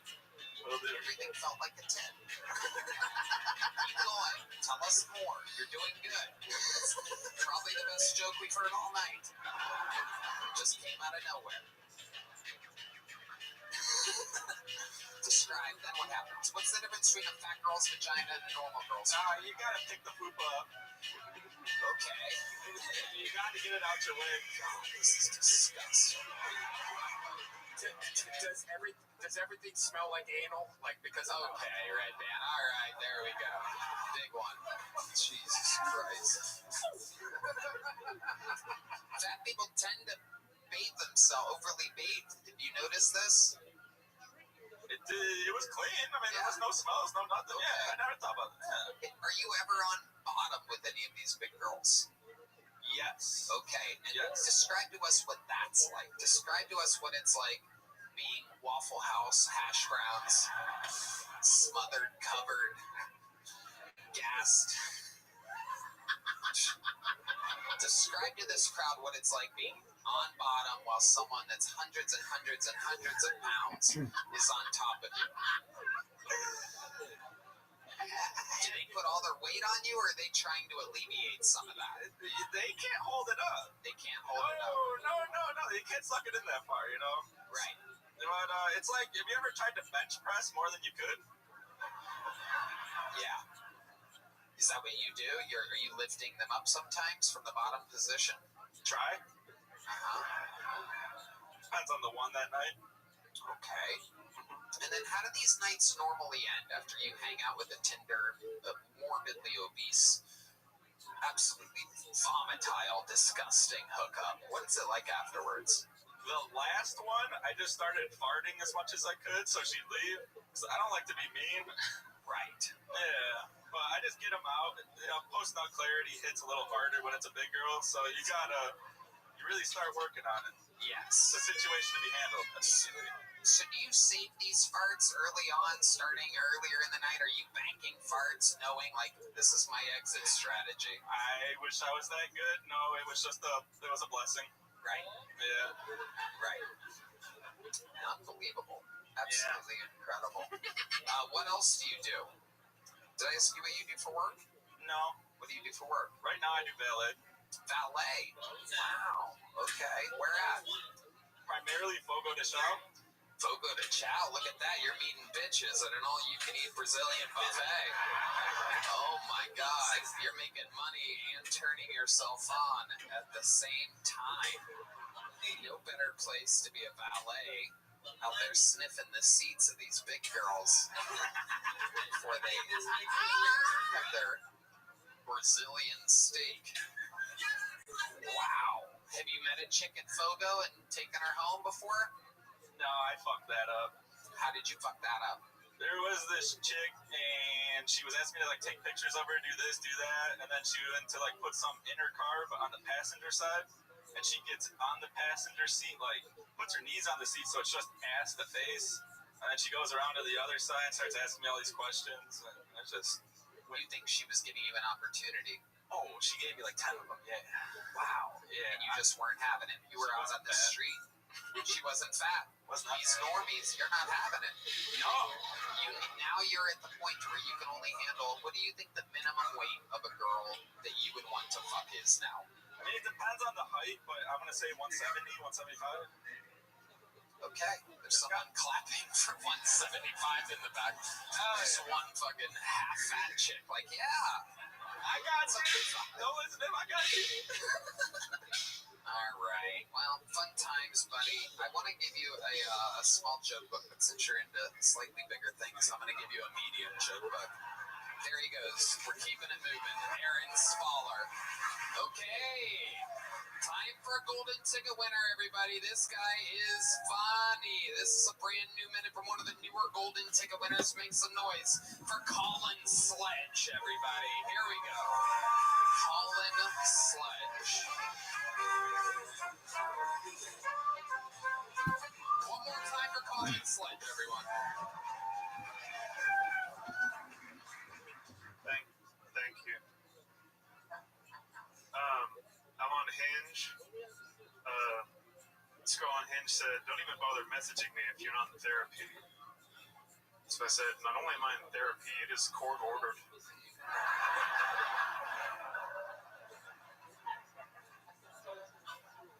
I'm not even allowed to own a gun in most states. But God bless Texas.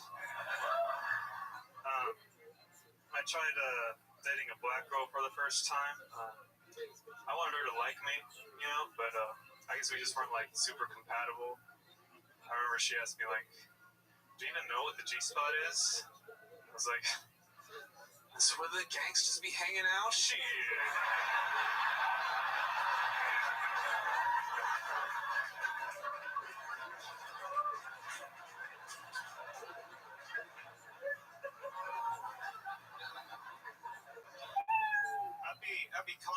G-spot? I mean, okay, thank you, bye-bye. Colin Sledge has done it again. Welcome back, Colin. Thank you. Is this true? You really hooked up with a black chick? No, it was a lie. Right, I had a feeling. I just can't picture it. I cannot picture it at all. Not you.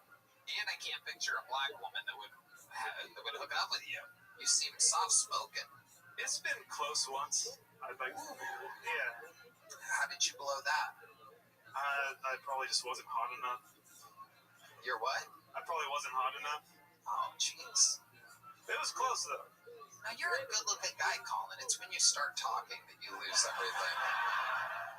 I don't think the heat has anything to do with it. Yeah, I've noticed, like, first dates much easier than second dates. Huh. What do you normally do on these first dates with girls? It varies. Now it's sometimes comedy shows, but not anymore. But I went to IKEA once. That was fun. Wow, you took a girl to IKEA? Yeah. Did you meet her there? No, it was a Hinge date. Okay, so what does that mean to you exactly as far as did you meet there? Did you pick her up? Oh, we met there. Right, so you did meet there. We did meet there, yeah. Okay, we went around in a circle there, much like at an IKEA store. We met on Hinge, and then we agreed to meet at IKEA. I didn't pick her up. So did you eat at the IKEA? Did you have the little meatballs? I offered to, but she's a vegan, apparently. Oh, wow. Yeah. Vegan at an IKEA. Yeah, there was no second date, like I said. Right. Yes. Didn't last long. Much like the furniture at IKEA. They're not a sponsor. It's okay. Colin, what else has been going on in life? I was supposed to go to a vasectomy consultation today, but I came here instead. Okay. Hell yeah. You still have literally the strongest nuts out of everyone that's been on the show tonight. Yeah, I've noticed. You are, so you're fully ready to go. Why are you looking for a vasectomy? It was my parents' idea. So when I got the golden ticket, my stepmom was like, "You should consider a vasectomy." They think I'm. They think you're swimming in puss now. Well, they think, yeah. They're worried, which is I don't really hook up with strangers, even if I'm shy. Wow, that's amazing. Yeah, you don't even need a vasectomy. Well, I get pussy sometimes. Okay. And you have a problem pulling out when that moment comes, when that final moment comes, or you? Well, I wear a condom, but you don't. It's not as good. Would you still wear a condom if you got a vasectomy? Depends on the person. Jeez, Colin. I mean, if you gotta live life, I have to call your mom to tell her you're doing just fine out here. You're condomed up. There's nothing. I've never even heard of someone that wears a condom getting a vasectomy. Well, that's like putting on your seatbelt if you're just sitting in the driveway. It's absolutely pointless. Well, like STDs, right? Sure, but come on. It doesn't happen that often. You just pop an antibiotic, you'll be right back in no time. I'll just be like, "Don't worry, baby. Tony said I don't need to wear one." Don't put it on me.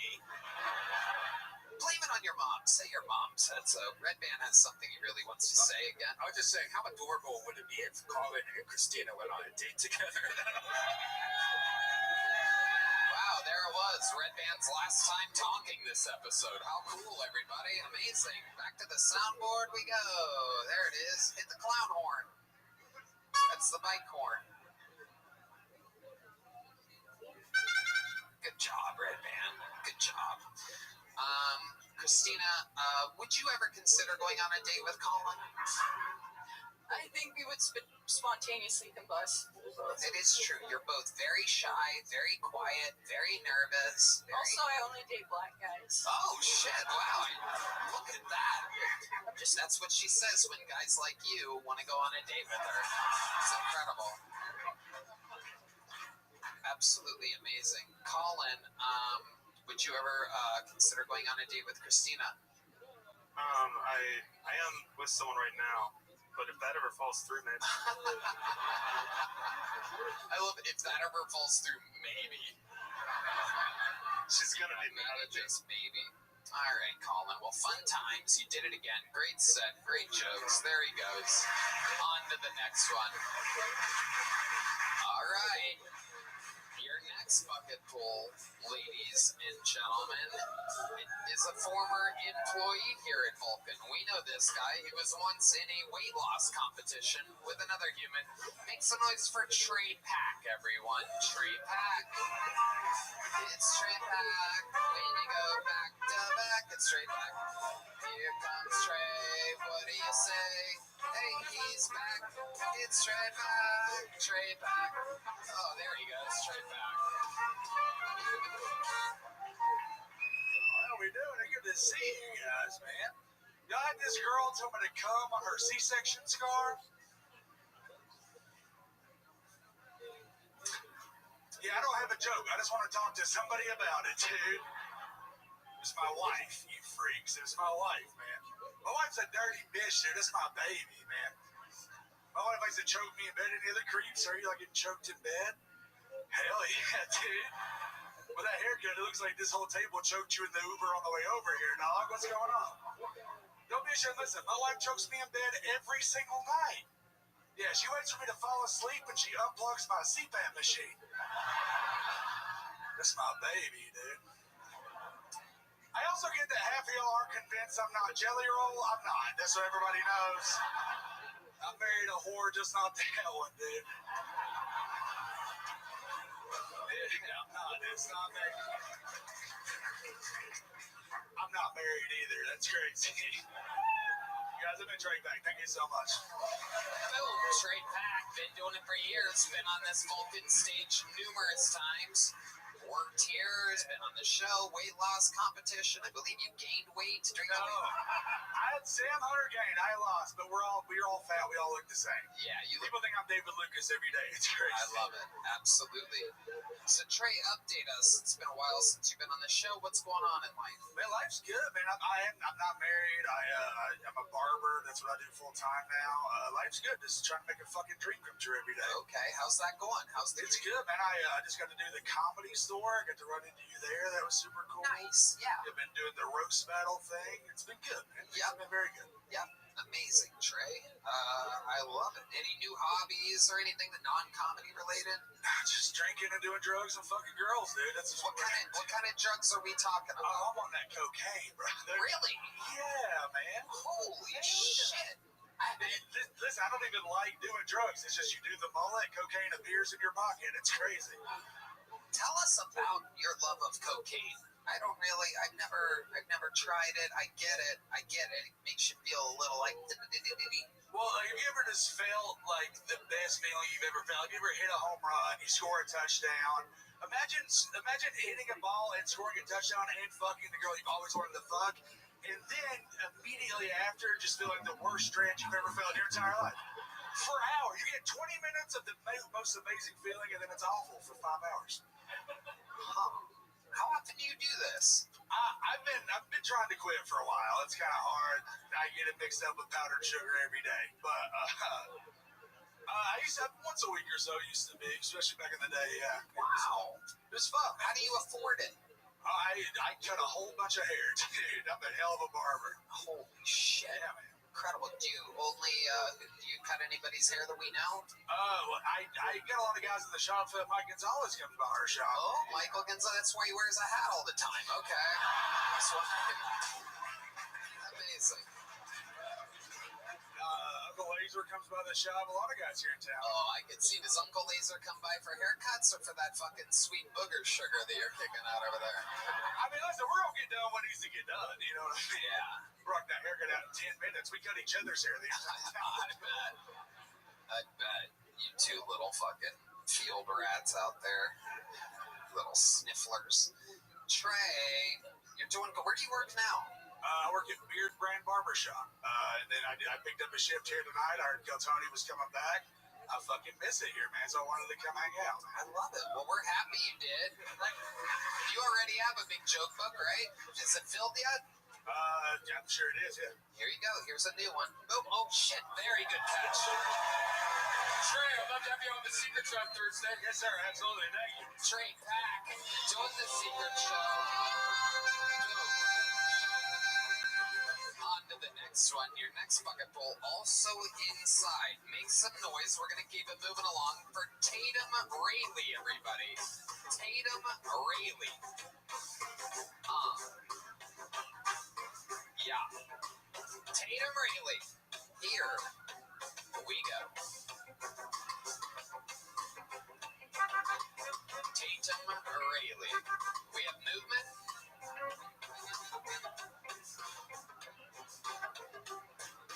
Tatum Rayleigh. Okay. Your next bucket pull is Alex James from the inside.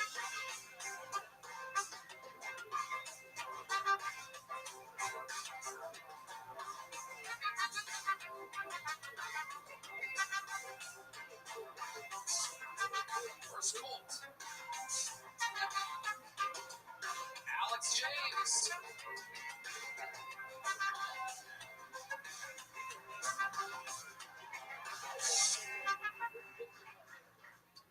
I have an English degree from a state school, so it's safe to say that I make more money from doing comedy. Fuck, I'm soaking wet now. I'm butchering everything. All right, my girlfriend's 20 years older than me, and she's my former math professor, which worked out great because my math is shit. And it's interesting dating an older woman because the first time that we slept together, I felt like I was taking her virginity. So I asked her about it. She said, all C-sections. And let me tell you, that pussy was roped off like a museum exhibit. No kids had passed through there messing things up. Nothing had been touched in years. And most importantly, students get in for free. And that tight pussy kind of made up for those 3 kids because they were loose as fuck. A homeless guy asked me for $1. I said, I have $50,000 in student loan debt and a useless degree. Do you have $1? I'm 30 and I still live at home with my mom. And it's weird living at home because I'm one argument away from being homeless. But on the other hand, I'm one stroke away from becoming a homeowner. All right, I'm Alex James. Thank you, guys. Okay, Alex James, moving fast. Just rattling them off there. How long you been on stand-up? On and off for 2 years, but taking it seriously within the last 6 months. 6 months? Yes. Super seriously? Yes, sir. You're trying your hardest? I am trying my hardest. What are you doing? What are you doing to do that? Primarily just like hitting as many mics as I can, and I'm from Boston, so every time we come out here, we can honestly get like 6 months worth of mics in like a week or two. So it really helps. Right. Yes, and you've been here? How long have you been here? We just came for a trip on Saturday. So this is very surreal because we were gonna leave today, but found out about the show, so we decided to stick around. You were here with another comedian? Yes. Okay. She's here as well. Okay, got it. So let's talk about it, Alex, because that was awful. So when you say you can do 6 months worth of Boston open mics in 1 week here, right. How many open mics are you doing per week in Boston? Well, my girlfriend will do like 3 to 4, but I admittedly will really only do 1. So you and your girlfriend are both comedians? Yes. She's here? Yes. What's her name? Jenny Fitz. What is it? Jenny Fitz. Jenny what? Fitzgerald. Jenny Fitz. Yeah. This is one of those situations where I'm 100% positive that the girl is more funny than the guy. Ladies and gentlemen, you stay up here, Alex. I want you to stand here while your girlfriend buries your legacy. Make some noise. This is 60 seconds from Jenny Fitz. Oh, this is so exciting. This is how breakups happen, everybody. It's a long trip back to Boston, and you're funnier than your boyfriend. Oh, yeah, she's got this. Don't put the mic back in the mic stand. Fuck it. She's got this. Hold her shit, you. Ladies and gentlemen, make some noise for Jenny Fitz. I feel like open mics are a lot like middle-aged sex. They last 3 to 6 minutes, and if you go all 6, you're probably trying out some new stuff. I got divorced a couple years ago, and I started dating a guy 20 years younger than I am.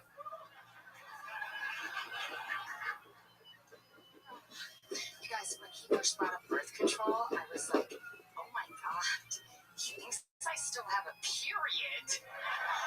That is so flattering. But I can't have any more kids. I have 3 kids. And being a parent as a Gen Xer is kind of tough because we weren't really parented. I realized I was ordering out too much when Uber Eats figured out my custody schedule. I'm totally spacing right now, which has never happened to me before, but I do have one last. Oh no, can I do my sure? Okay, cool. All right. We were caught in the rain. Okay, so the world is so politically correct now. I'm afraid that my kids are gonna say some racist shit like by accident. Because the other day, one of my kids said to me, "I used to be friends with this Indian girl on the bus, but I'm not friends with her anymore." Not just because she's Indian, just because she doesn't ride that bus anymore. I said, "Buddy, I don't think you meant that first just. Okay, we're not racist. If anybody's racist, it's the school. They're the ones who put her on a different bus." Okay, that was it. All right. We were in the rain. Did he write that last one for you?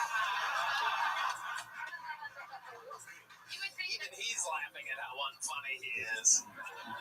Unbelievable. So, are you still so person? I love it. Welcome, Jenny. How are you?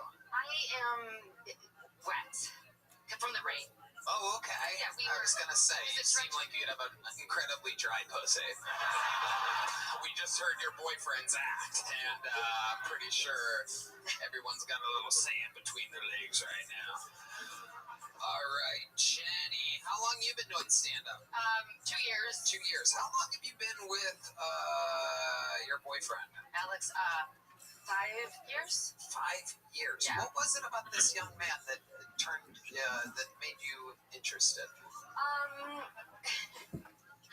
I had just gotten separated from my husband, and I was that kind of a marriage. I was in a sexless marriage for 20 years. Yeah. But I thought he was pretty hot. And he was my student, but he wasn't anymore. Wait, what kind of student was he? Here we go, and we've hit. Oh, ladies and gentlemen. Yeah, no, you did. My milkshake is on an oil milkshake. What? I was lonely. Okay, so You were teaching at college. Yeah, and he took one of my classes. Oh my God, what class was it? Quantitative reasoning. Oh my God, you know about that? I'm a math professor. Yeah, so wow. That's my day job. But yeah, so okay, I looked up his cell phone number in the system, and I texted him and I asked him if he thought he wanted any help with the math class that he was taking the next semester. And he said, "Well, I hired a tutor who costs $100 an hour, and I'm meeting with her on Friday." And I texted him, "Well, fire her because I can guarantee you I'll be better than any tutor you've ever had." Wow. This is amazing. I wish I looked better. I was caught in the rain. I usually look better than this because I'm 50. I normally go. You're good, lady. You're good. This guy still has his fucking notes over here. What is going on over here? Dude, shut the fuck up. We're talking to this cool ass fucking flirty college professor over here. Okay, so hold on a second. Yeah. First question. Yep. How recently were you separated from your husband when you launched this message? Just a ballpark. 6 months, year, 2 years? 3 weeks. 3 weeks. Okay. Second question.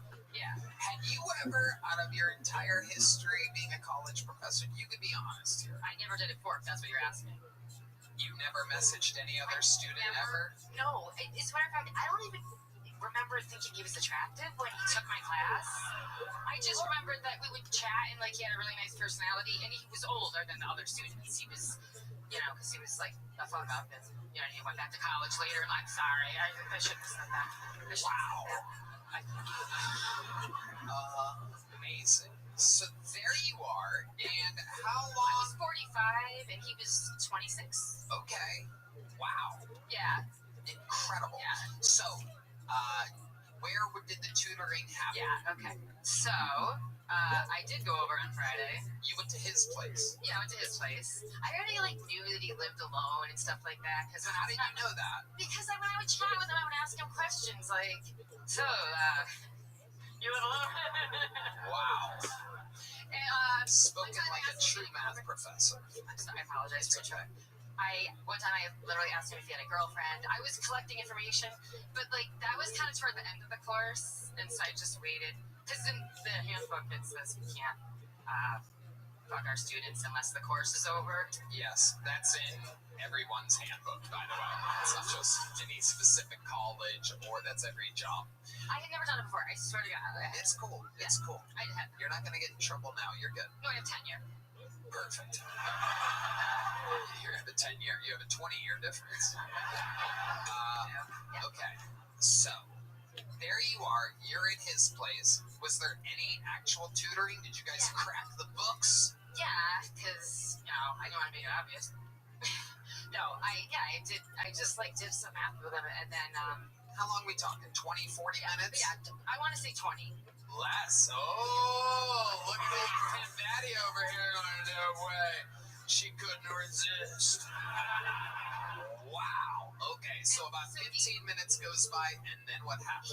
He was like, "I want to roll a joint," and I was like, "That sounds good," And I remember one time I joked around with him about swinging by after work. Okay, so the other thing is, he said, "Where do you live?" And you must drive right by my house on your way to work. So I knew where he lived and stuff. So I was like, "Oh, you got any beer in the fridge?" And he was like, "Yeah." So I was like, "Yeah, I'll grab a beer," and we sat on the couch.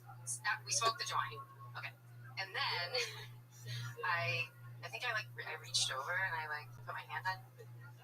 Yeah. Oh shit! That the old is this okay? Yeah, because you're supposed to. There it is. Okay, and then you said yes, that is okay. And then. I know. That was make or break moment because I was like, if he's a bad kisser, then I'm out of here and I'm never gonna talk to this guy again. Right. But he was a great kisser, so more stuff happened. Oh my goodness, you guys had sex that first? No. He sucked. No, I didn't. You didn't? I made him wait almost a month. Well, because I had only been with one other man in 25 years, so I just assumed that whoever I had sex with would give me herpes or AIDS. So I was like, I can't do that. And so after a month, we fooled around, but that was all. Wow. Incredible. I think this is every college kid's fantasy, right? Is that the nerdy math professor lady kind of fucking says, "I'll be the best tutor you've ever had." Yeah. And then the old touch of beer and a joint. That's wild. Oh, super hot. So now you guys have been together for 5 years. Yeah. And you still live in Boston. Yeah. And are you still a college professor? Yeah. Okay. Absolutely incredible. I love it. And what have you done? Did you get a degree? Okay. Well, so what do you do for work? Talking to the mic. I'm essentially like her au pair, so I take care of her kids.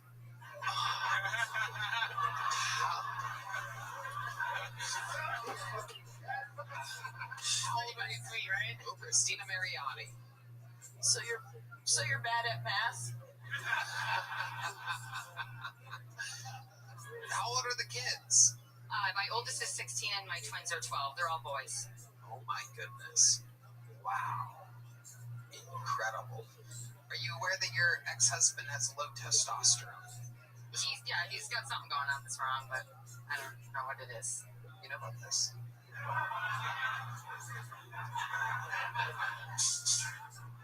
David Lucas, what are you going to say? I'm just curious, from the time you last fucked your ex-husband to the time you fucked him, how long was that? Like a year and a half, or maybe, I don't know. It was so long I couldn't remember. From my math, it was 7 weeks. No, oh no. 3 weeks after. I thought you meant 3 weeks after I moved out. Oh, okay. Yeah, but I don't know, maybe we hadn't had sex. And what did your ex-husband do for a living? He manages a town. A town? The mayor? Well... Is that the mayor, bitch? No. He manages a town? What type of shit is this? towns don't have mayors. They have town managers. Where the fuck do you live? Scotland? Where the fuck? I haven't been to a town ever. You've never been to a town? No, what? It's just not a city. It has fewer people generally. Y'all niggas don't even live in America, probably. No, it just local. This don't even seem real. I don't even know if this is real. No, yeah, he's hired, not elected, but yeah, he just runs the town. What's the town called? I would prefer not to. No, let's not call out a whole town on this show. Tony, there's only 1,200 people. What's the difference between a town and a city? Usually it's population, but the form of government's different. They don't elect the mayor; they elect the board who hires somebody to manage the town. So your ex was on that bullshit, so you needed that new. I don't think a math professor understands your lingo. I literally have no idea what he just. So your ex-husband. Yeah. Your ex-husband was a variable, and you needed a whole number. That's very true. Yeah. Yes. Is that what? I feel seen right now. Yes, you are. Yeah. Yeah, it was crazy though, and he's gonna be so pissed if he ever sees this. He will. I'm gonna send it to him, man. Yeah. How many towns are in Boston? In Massachusetts, can we not talk about him anymore?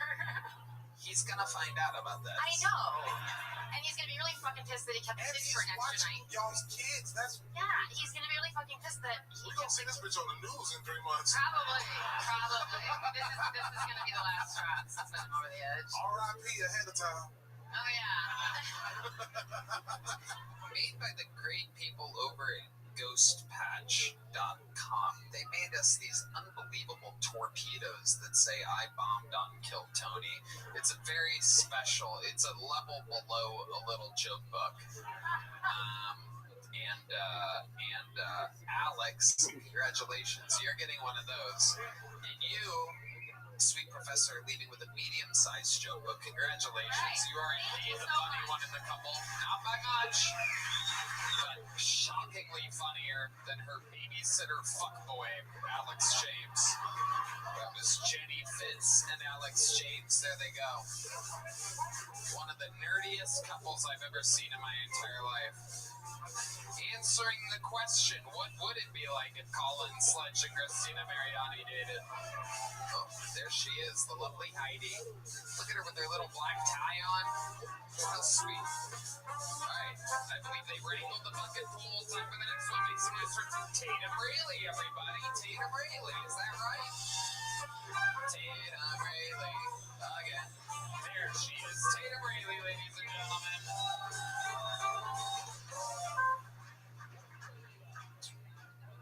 My marriage is on the rocks. The other day, I saw what no good wife should see. I walked in on my husband. I walked in on my husband wiping his ass, and that motherfucker was standing up. Why? I don't know. How long has he been doing that? Is that why there's fucking keister kibble all on the toilet seat? I've been trying to solve that riddle for 6 years. And you want to know the fucked up part? Is someone had to have taught him how to do that. You know, I saw that form. That form was passed down from generations. He must come from a long line of fucking fecal flickers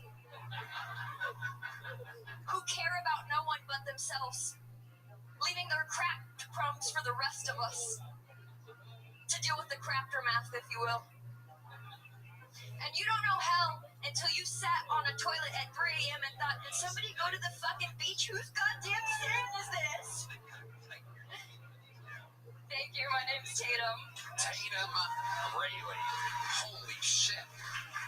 Red Man, I didn't realize you were writing for bucketfuls nowadays. That's all poop jokes. That's a minute of poop jokes. I will say, I've done many surveys about this exact same thing, and it's usually 50% do stand up while wiping their ass. And does it cause the fucking keister kibble? No, I've never heard of that. When you say that, what does that mean? Where's the poop going?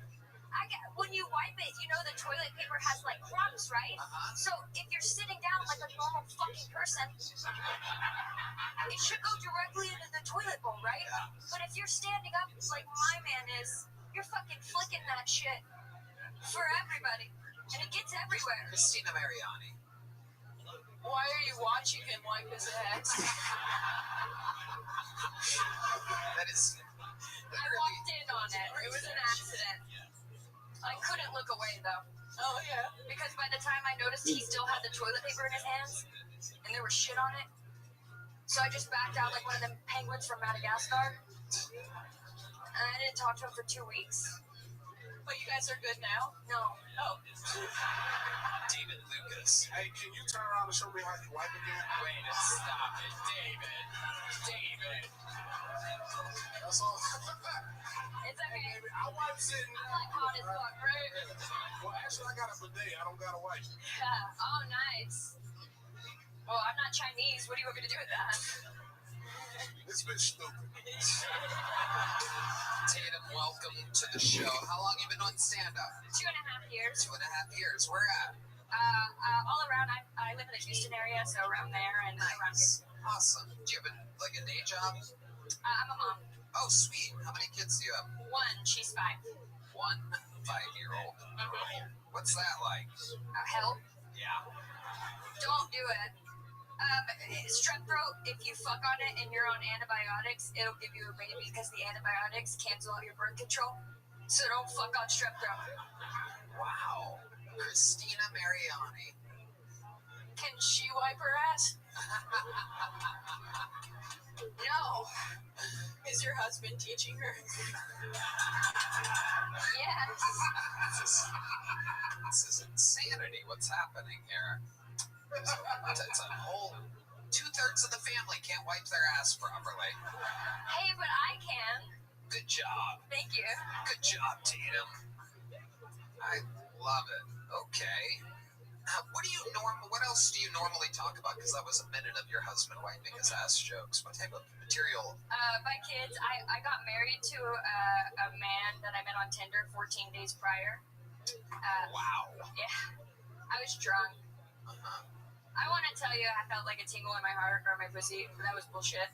Right. Have you ever heard of Twisted Tea? It was 13 of those. Oh my god. Yeah.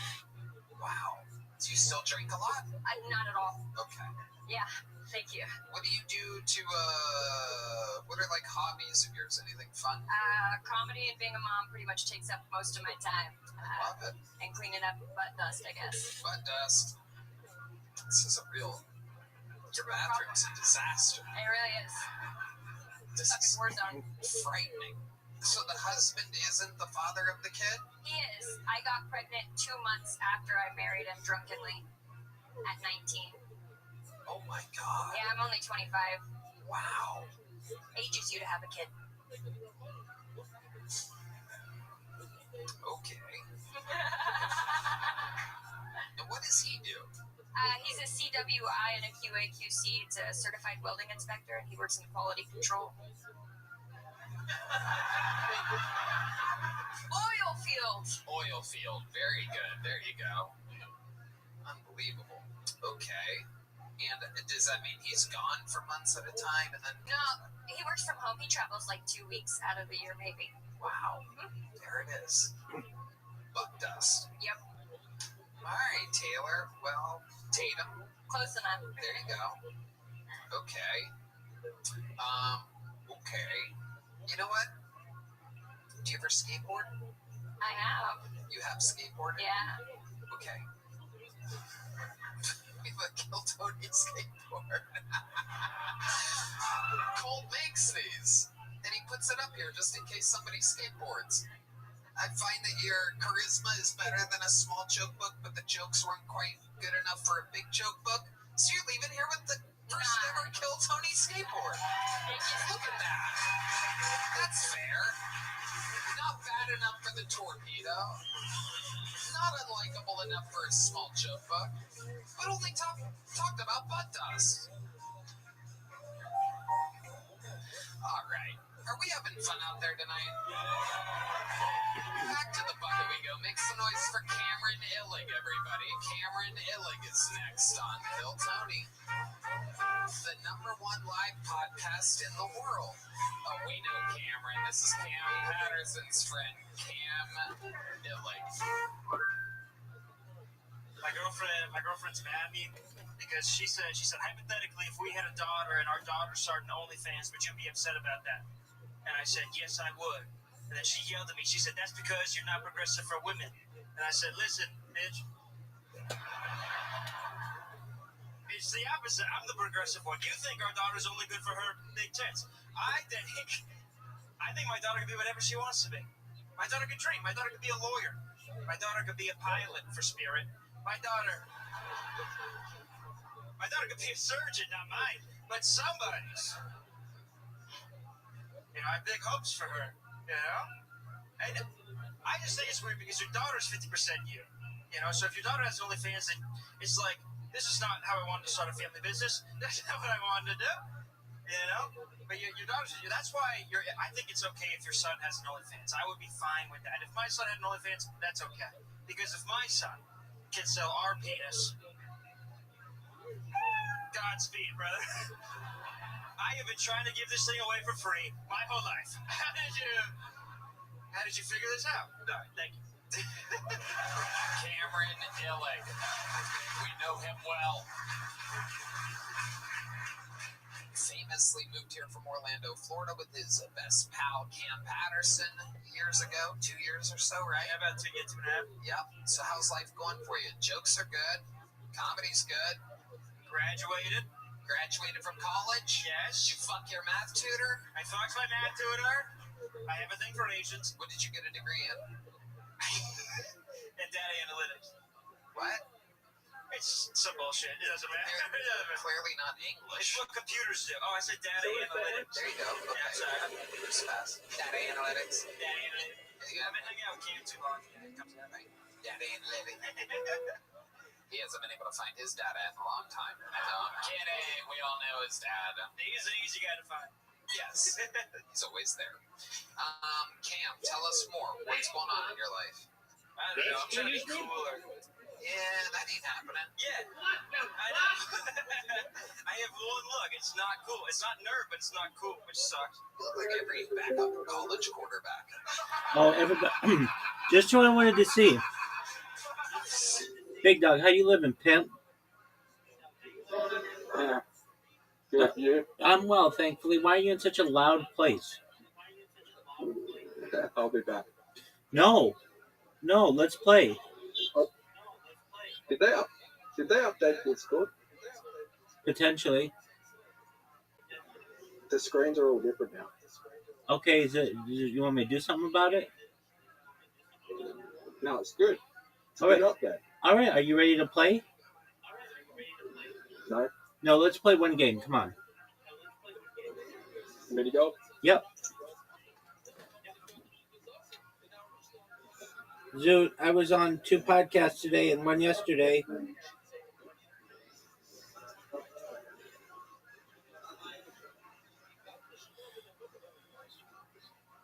Zoot, did How you? was it? They were good.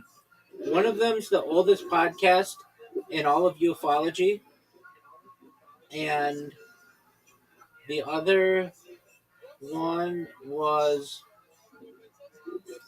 a history podcast. And so we're gonna have to play at least 2 games because this one I accidentally made it for 3 holes instead of 5. And then the one yesterday was on it was on my stream specifically, so it was good. And I don't have another one until Tuesday, so I've got to work on getting more. Zoot, you have an invitation and everybody's awaiting you. Did you know that? Let's see what you've got, son. Dude, that's a terrible shot. One of the worst shots I've ever seen.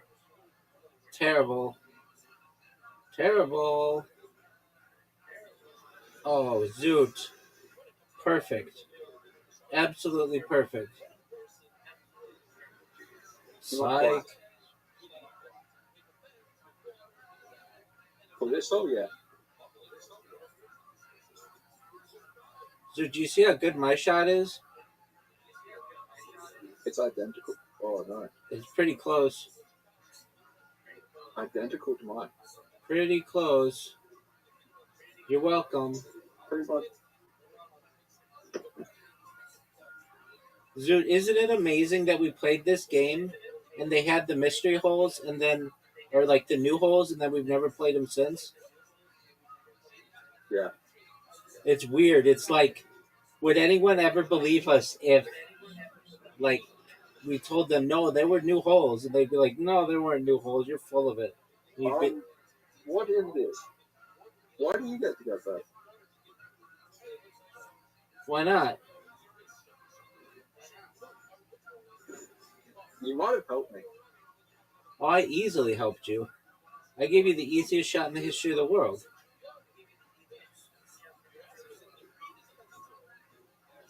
You messed it up. Oh, you messed it up. No way this goes in.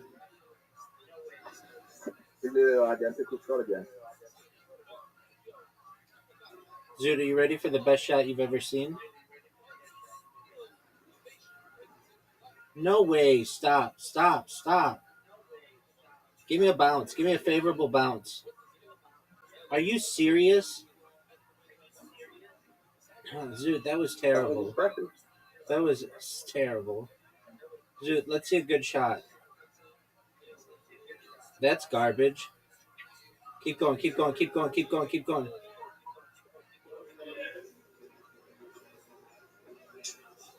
Oh, no. Stop right there. Stop right there. No. Zoot, if you make this, you're guaranteed to win. At least a tie for the winning. You fucked up. Dude, that was one of the biggest fuck-ups I've ever seen in the history of the game.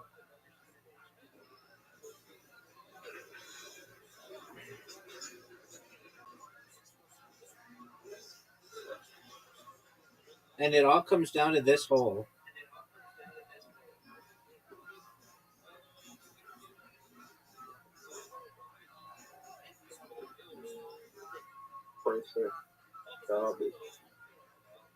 Zoot, are you seeing this? Your shot? Rank my shot. 7. Okay.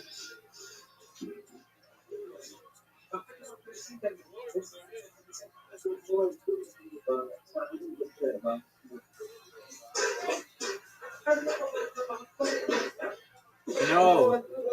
No. No.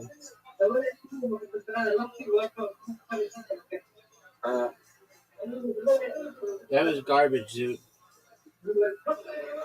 Yeah.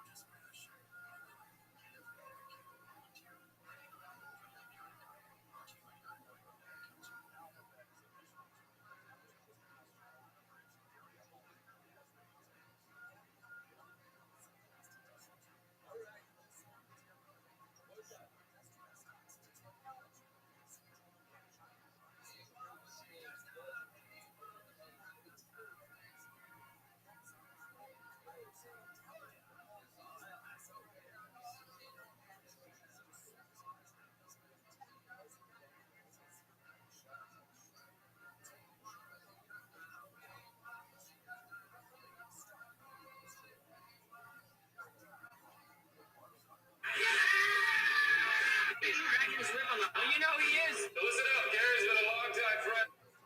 You drunk?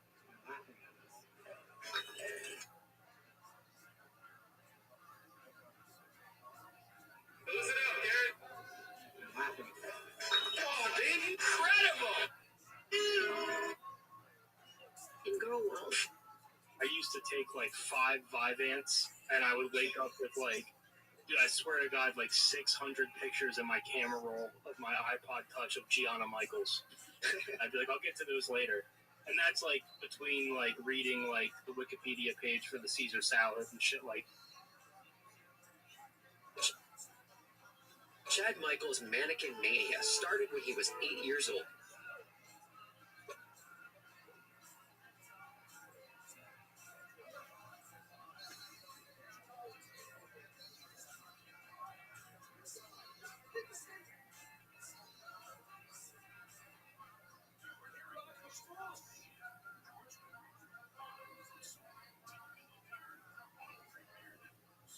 He's cracking his whip on the haunch. You know who he is. Listen up, Gary's been.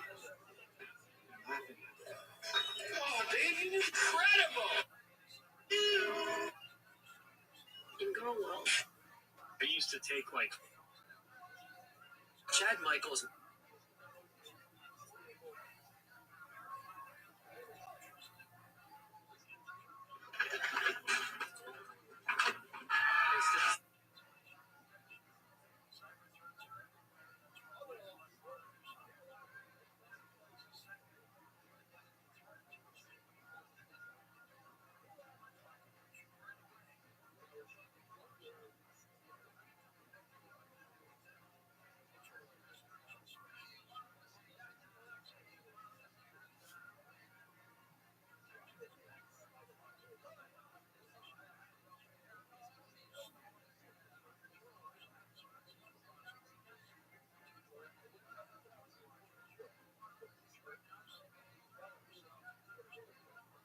We're gonna skate to one song only. Lady. You played Jackie Moon, Chaz Michaels, Ricky Bobby, now the Hawk, the Skrilla.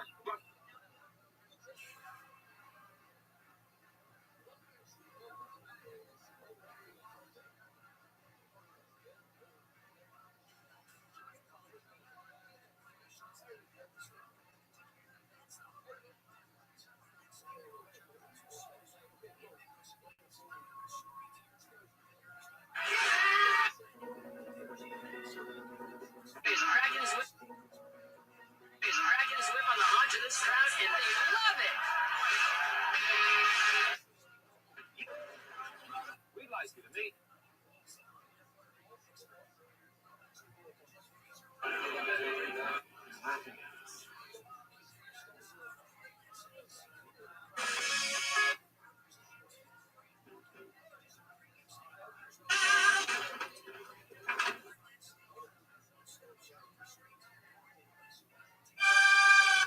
Don't take no shot. Got a thirst for killing. Come on.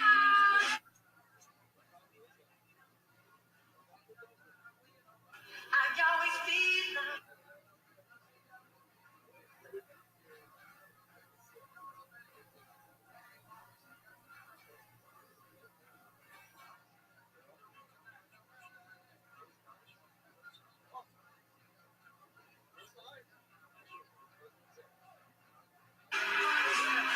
Looks like.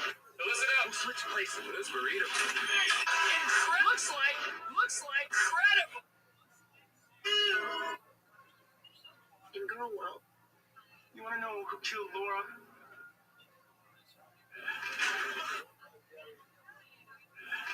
Chad Michaels' mannequin mania started when he was 8 years old. He saw the movie Mannequin and fell in love. Aside from religiously.